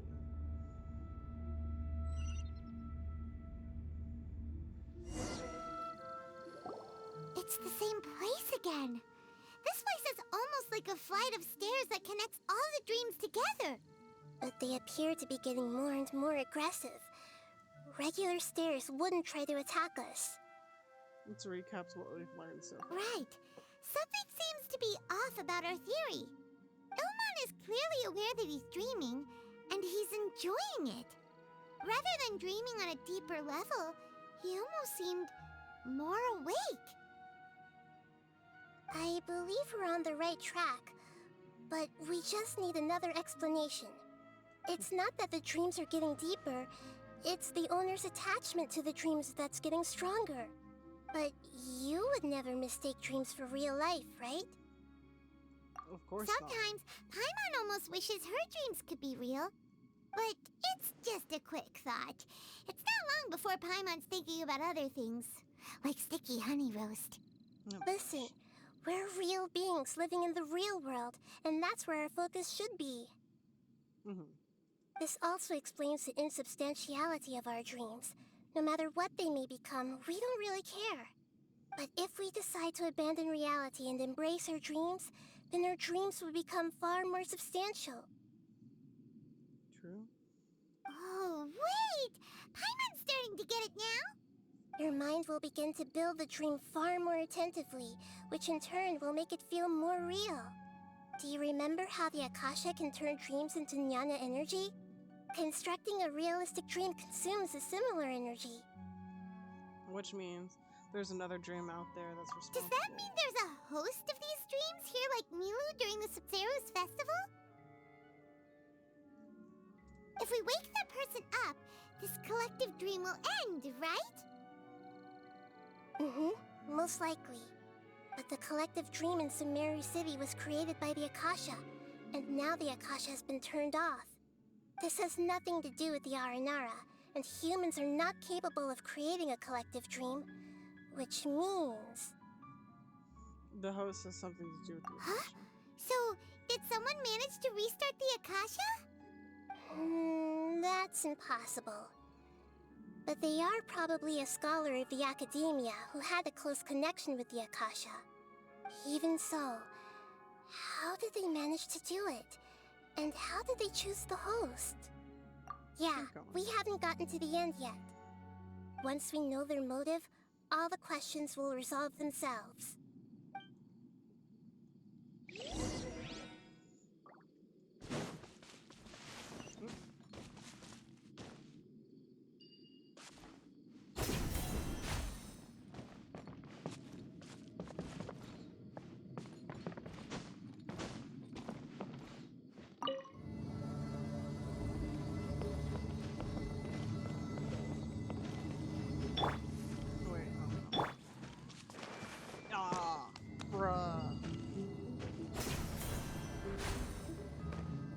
Nahida being short as frick.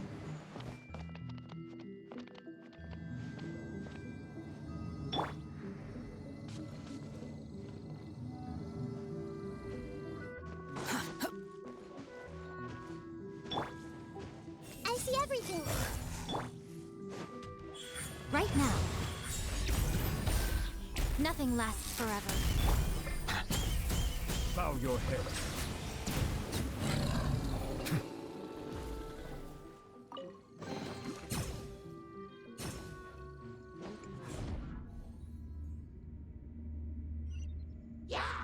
Oh, hello. Bonjour. Emerge. Right now. Right here. Hey! Squall and Fury.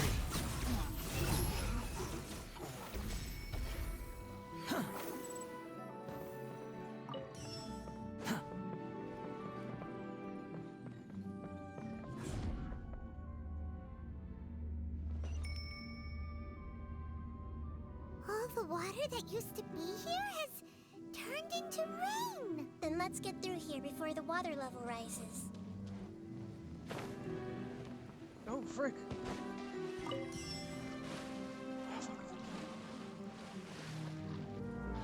I see.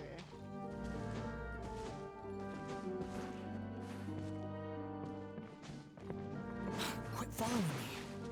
You have lag. Blaze. I'm in need of assistance.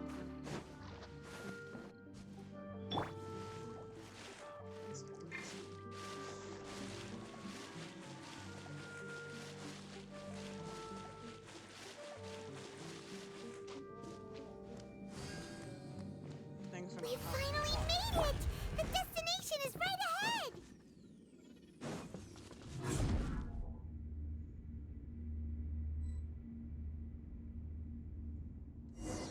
Oh, a new person. Wow! A new place! A new place we've been before. Oh, have we? No, yes? Well, it's just new to Paimon in this dream. This should be the final destination. Huh? Really? It's more ordinary than I imagined. Yeah, these are just ordinary city streets. I have powers related to dreams, so it's usually easy for me to tell who's dreaming and who's created by dreams. I guess only those who have thoroughly accepted this dream will be able to come here. There are so many people here. How can we find the host? Just listen to their Don't worry, thoughts. I have a way. Like the peeping Tom we are. Look for clues. Like by listening. I see everything. Nis is always so calm. I wish I were the same. He's just in an ordinary dream, so it shouldn't be him. Shadia has such good taste. I can never go wrong with her opinion. No, it doesn't seem to be her. Who doesn't want a dream to last forever? He's just entered the dream recently. It's definitely not him. However... Sometimes I wish Rakesh could be more assertive, but I guess I'm also happy enough with the way things are. No, it's not her, unfortunately. You know, I've heard that plants grow better if you play music for them.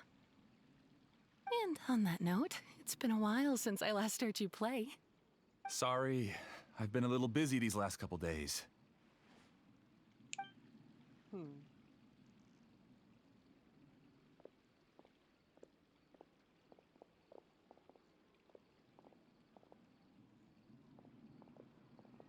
Oh, the Dendro Archon. What a pleasant surprise. Oh, welcome, Great Dendro Archon. And your companions, too. Welcome. I'm Amira. I run the flower shop here. And this is my husband, Moses. Yes, how may we help you? You already know all about me. There's no need for all the pleasantries. Perhaps I should call you the dream's owner? Oh.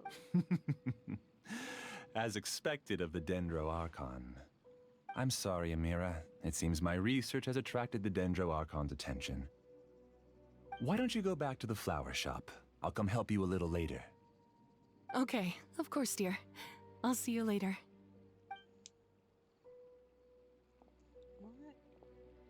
I wonder if it's because It appears that I was too naive to think I could deceive the Dendro Archon in person like this. To avoid looking like too much of a fool, allow me to ask the first question. How well would you say you understand this dream? This dream was built by the Akasha, and it has the power to create imaginary people who no longer exist in the real world.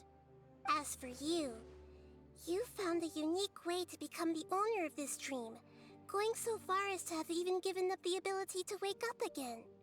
Given up the ability to wake up? Impressive! You truly are the embodiment of wisdom. Please, tell me how you were able to arrive at such a conclusion. In return, I'll answer the question you're most curious about. It's simple. Apart from you, this space only consists of real people who are dreaming and imaginary people who are created here. Although you are here and appear no different from the others, I can't sense your dream. How can I wake up a person who's already awake? Fascinating. Since you're the fully awake owner of this dream, it can never collapse from you waking up. Theoretically, this should also give you absolute control over this place. I have to admit, it really doesn't get much better than that. But even knowing all of that, one question remains. How did you do it? Isn't the answer right in front of you, Great Dendro Archon? It's because I've dedicated my entire reality to this dream. I uploaded my entire consciousness into the Akasha when it was still running. He said the Delulu will become true Lulu. Your entire gotcha. Actually, this all started because of an accident. My original goal was not about the Akasha or a collective dream. No. You were motivated above all to create a hyper-realistic person. The desire to reconnect with a real loved one is the one shared sentiment between all our dreamers. That's right. However, human models are too complicated.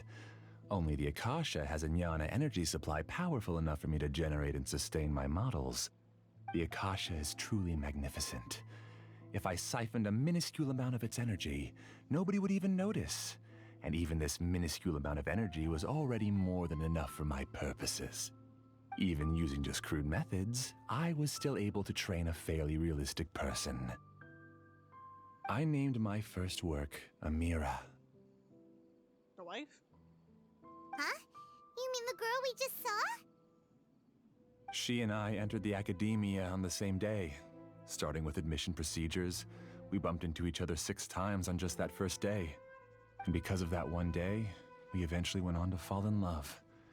We studied, conducted research, and made breakthroughs together. Our rhythm was always in step. I felt like we were two separate bodies that shared the same heart. However, Elazar later took her from me. I mean, so you're gathering people. Yes, I need more training samples to perfect Amira's personality. I found their details in the Akasha's database.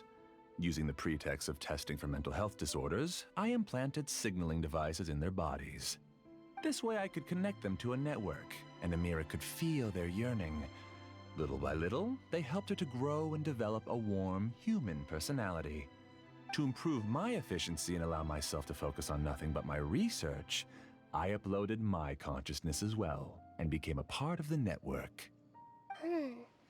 So, technically speaking, it's not that you won't wake up, it's that you can't wake up. Yes, because the Akasha was suddenly turned off, I lost all of my Jnana energy. I became imprisoned in the very network I had constructed. At first, I panicked. But, after coming to grips with the situation, I realized that I could restart this world as long as I could find a replacement source of Jnana energy. That means everyone in the network is providing you with Jnana energy. That's all there really is to it. I don't think I'm doing anything wrong. I'm just saving them as well as myself. I provide a beautiful dream, and in return, I harvest their Jnana energy as fuel for the dream. They can wake up anytime they wish. People need to sleep anyway, so why not have some beautiful dreams while they rest? That's not I agree. bad, theoretically. This is the home we spent a great deal of effort on to build for ourselves. Yeah, she's right. We're staying here of our own free will. I don't understand this at all, but I just want to spend some more time with my family. I don't want them to be sad. Thank you, dear. Great Dendro Archon, I hope you can understand. You don't need to gather around here. It's all right. The Great Dendro Archon is nothing if not kind and considerate towards her people. She won't interfere with what we're doing here. Uh-oh, now he's playing dirty. He's using the imaginary people he created to influence real people. It seems like I won't need you to answer my last question. You're willing to tell me all your secrets because you have nothing to fear. If you use real people as your weapon and turn them against their Archon, then there's nothing the Archon can do. They just want to be with the people they cherish. I don't think there's anything wrong with me providing them with that opportunity. They don't wish to eternally part with their spouses and friends. What's so wrong about that? If you understood humans a little better, or had also experienced firsthand the absolute devastation of loss, then perhaps you wouldn't be so cold towards us.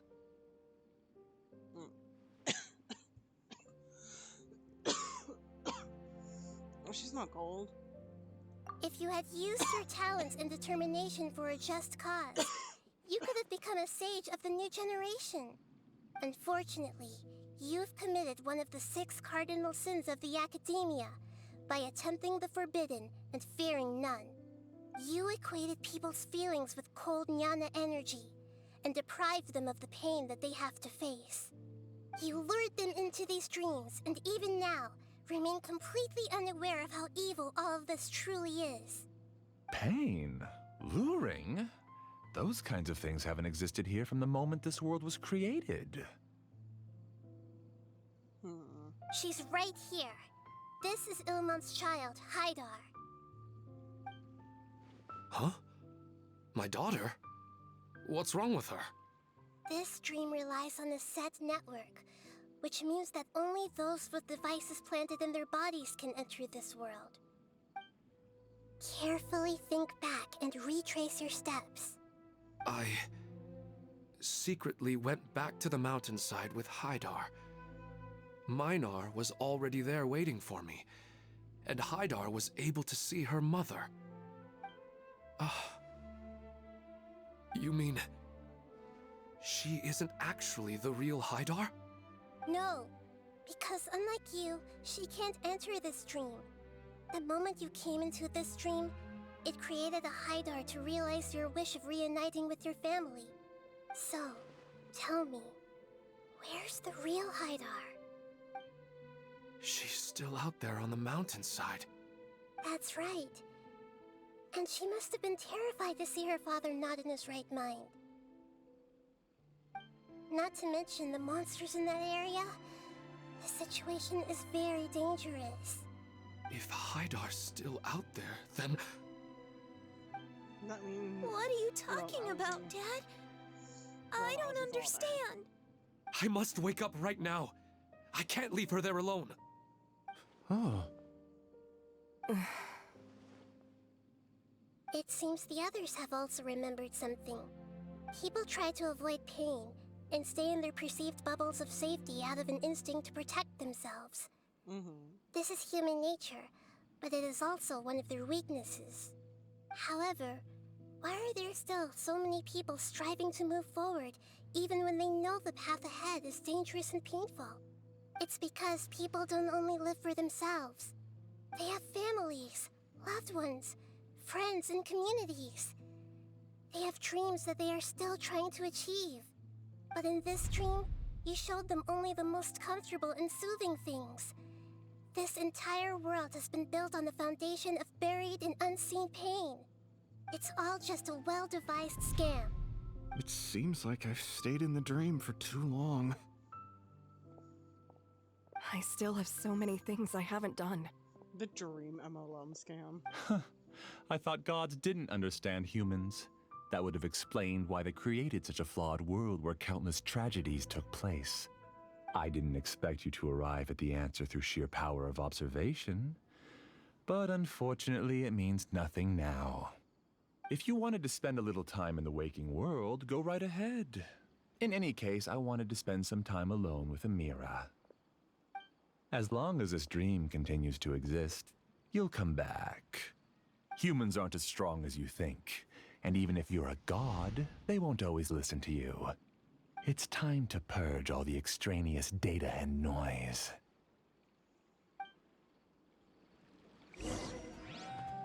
Oh. Monsters, be careful! All of you, please get out of here and find somewhere safe. I am the master of this dream. I can create endless waves of monsters with the snap of a finger. Don't worry, they'll wake up before they get hurt. Amira doesn't like to see others in pain. If you know what's good for you, leave now! Silence!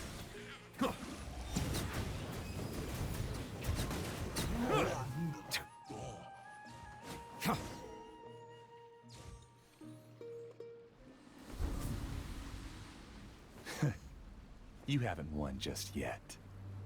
This dream is mine! If I go into hiding here, not even an Archon can ever find me. And as long as people yearn for happiness, they will return here and rebuild this paradise! Is this a paradise? This is kind of... Hey, stop! What's that? This dream is spiraling out of control and is collapsing now. Oh.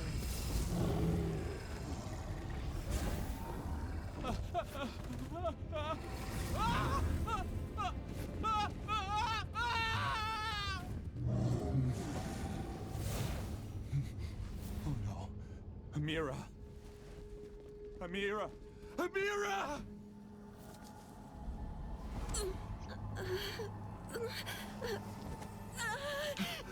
Amira, are you all right? I don't feel well.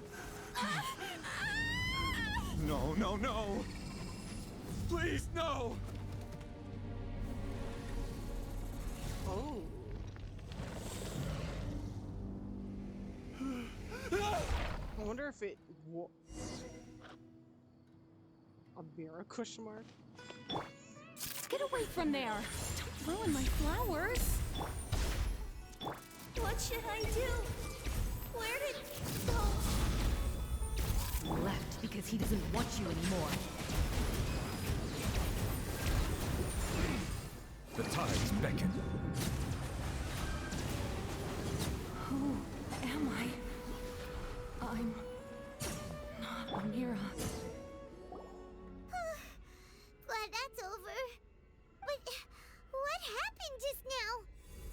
not very proficient in using the Akasha's technology, and he spent a lot of Jnana energy creating monsters. Now the system is out of control. All the people he created also turned into monsters, including Amira. It's terrible, even for a dream. Even Paimon's freaked out. Paimon can't imagine what they're going through. It's like a night. The good news is that the chaos seems to have subsided.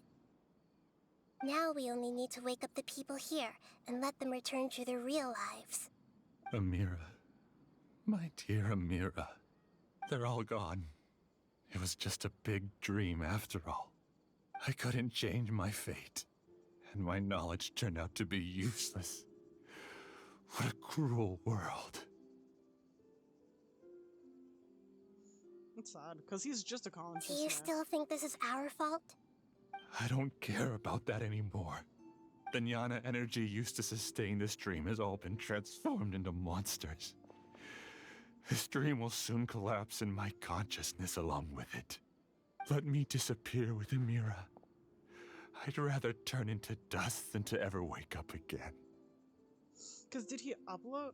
It seems that everything that's happened is too much for him. He's lost all hope. Then let him lose hope. Because, like, he backed up his consciousness, right? So this is a separate consciousness that's gained a life of its own, separate from the person? Or he's in a coma. Can't help but feel sorry. Someone getting rid of I his think hurts. seeing Amira turn into a monster was punishment enough for him. After comprehending the hollowness of the unreal, it's time to revisit the meaning of existence. Existence? I'm different from the others. I've long given up everything outside of my consciousness. Using my knowledge of the Akasha, I have a way to extract your consciousness from here and put it inside a knowledge capsule. The Academia has probably kept your body, so you should be able to wake up soon. No need. Just let me disappear. Reality means nothing to me now. This isn't compassion. I won't let you escape your punishment by simply disappearing. As for your life after that, it'll be up to you how you want to exist. Yeah, face the consequences of your Alright, Traveler and actions. Paimon, we should go back. We can finally wrap up this whole thing.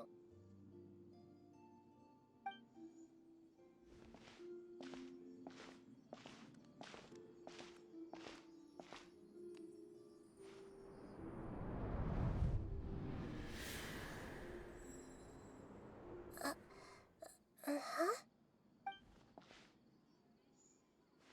What's wrong, Nahida? Oh, nothing. Let's tell the people here to gather at a moment of dreams after they wake up. Shooting star like a brother? Because we saw that when we first woke up.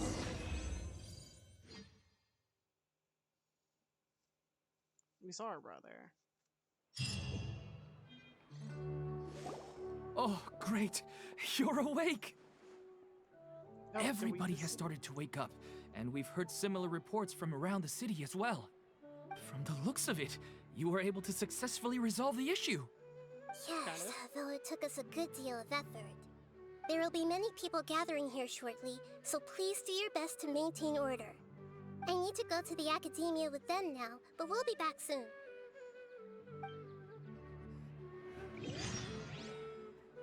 Are we going to ask about that scholar? Yes, but it may take some time for him to wake up after his consciousness returns to his body. We can leave the rest to the Matra.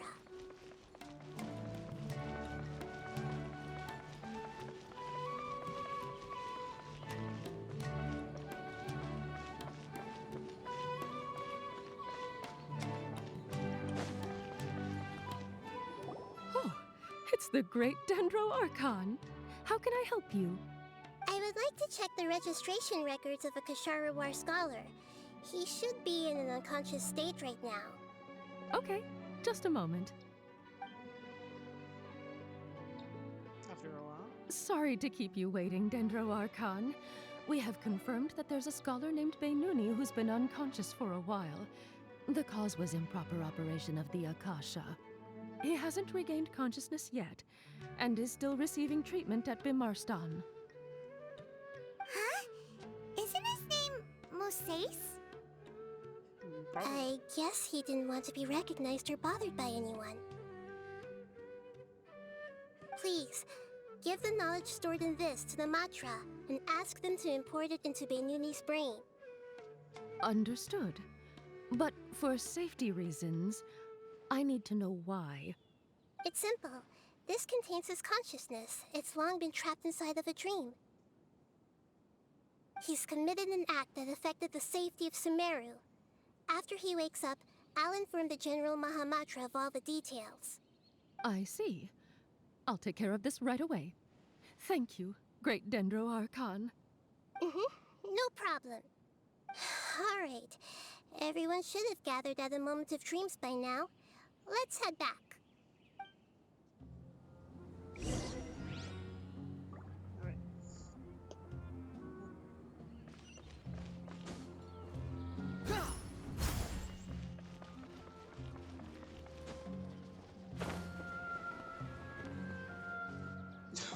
Let's be quiet and just listen in. I wonder what she's going to say. Hello, all of you who have just woken up. I'm sorry for interrupting your beautiful dreams. I may have acted a little cold when handling things in the dream. I sincerely apologize for that. Dreams have amazing power. They inspire us to remain resolute in the face of adversity and help those with aspirations achieve their desires.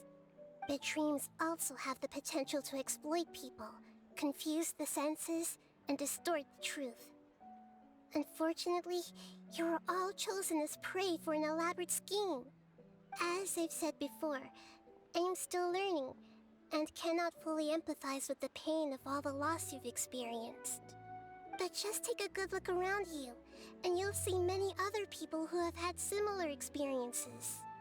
You should be proud that you've been able to gather here and look toward the future together. The path of life is long, and it's hard for us to see the destination. This leads us to ask a lot of difficult questions. What's the meaning of life? What's the purpose of my existence? Why do I keep experiencing pain and loss? Of course, the most comfortable choice is to stop progressing. Give up thinking, and just keep repeating whatever you're already familiar with. Whenever you have such thoughts, just look at the people and things around you. Some people work hard all day so that their families can have a hot meal on the table at night. Some people travel all over the world in order to create art that resonates with all of Teyvat. Some venture in search of the world's secrets to prevent rapidly approaching, yet still unknown, world-shattering catastrophes. Life is not just about yourself. Each and every one of your actions shapes you and the world around you. Look, friends and family will remember what you've done, and even some people you've never met may benefit from your actions. Therefore, many people will strive forward to forge new paths, even if they have to endure great pain to do so. Once you begin your journey on that same difficult yet rewarding path, you'll come to know the answers to those big existential questions, yet they will no longer feel as life-defining as they did before. But if you were to believe that life is nothing but an empty, ephemeral dream, then that's also the only thing it'll ever become. You're free to choose how you want to live your lives, but as your Archon, I should first make this information known to everyone. In the end, it's up to you whether you want to embrace a beautiful dream at the cost of your real life. Nahida said she wanted to speak with us alone. It seems like she went to the plaza in front of the academia. Oh yeah, probably confronting that freaking criminal.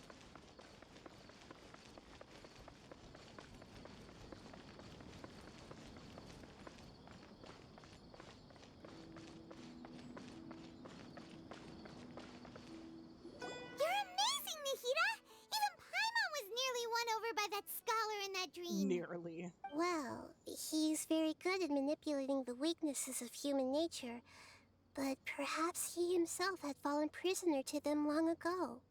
That dream was incredibly beautiful and enticing. Ordinary people couldn't see through it and easily lost themselves within it.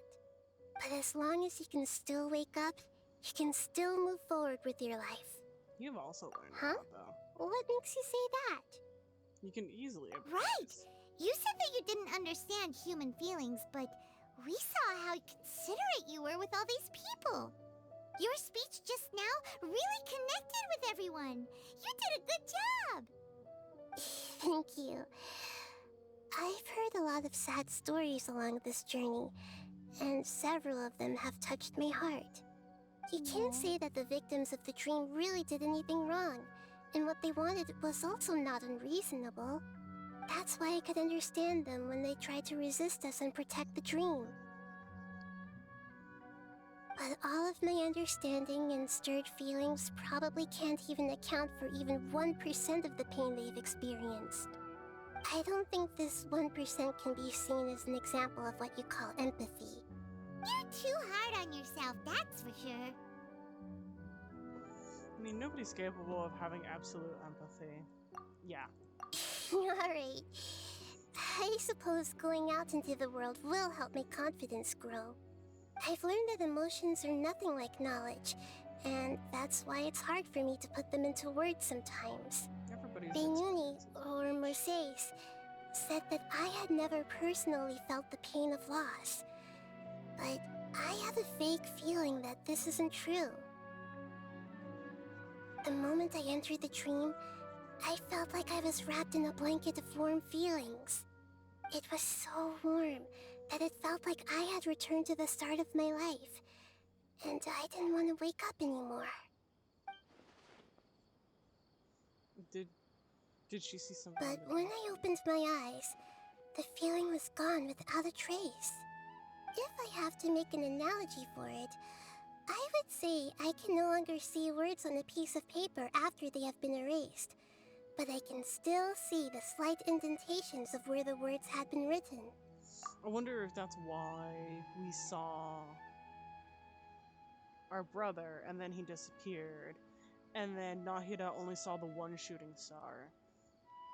Was this because maybe our brother, or like the twin sibling, did erase themselves from Irminsul?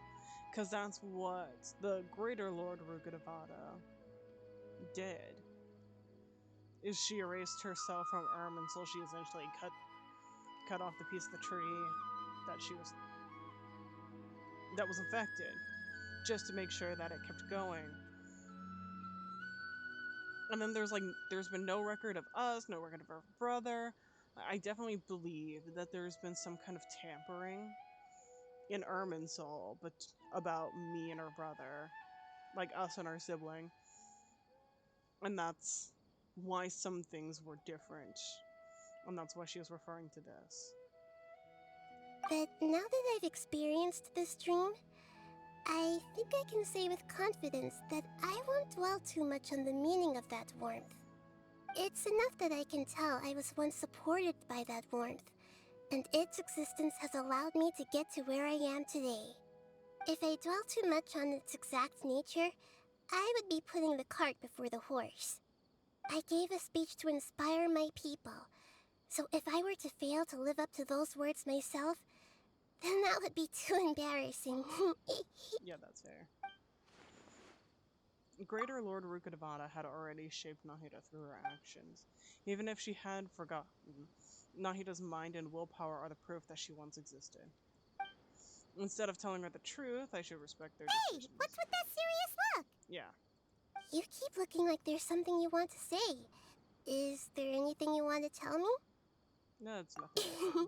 Okay. Since we just woke up, let's stretch a little bit. A new day is about to begin.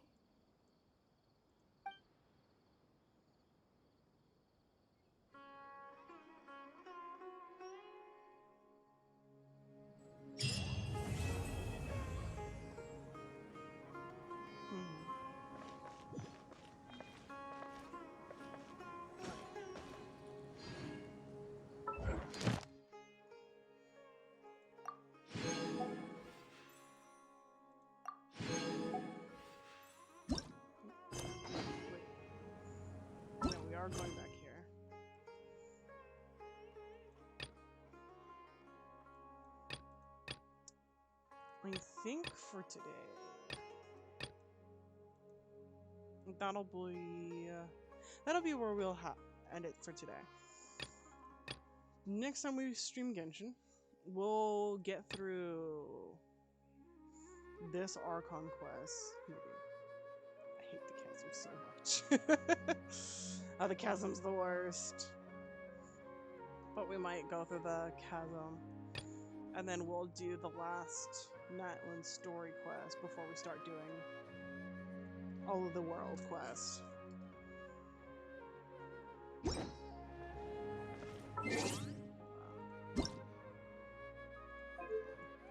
So we know if we stand here too long, sweet summer child will start knocking over us. But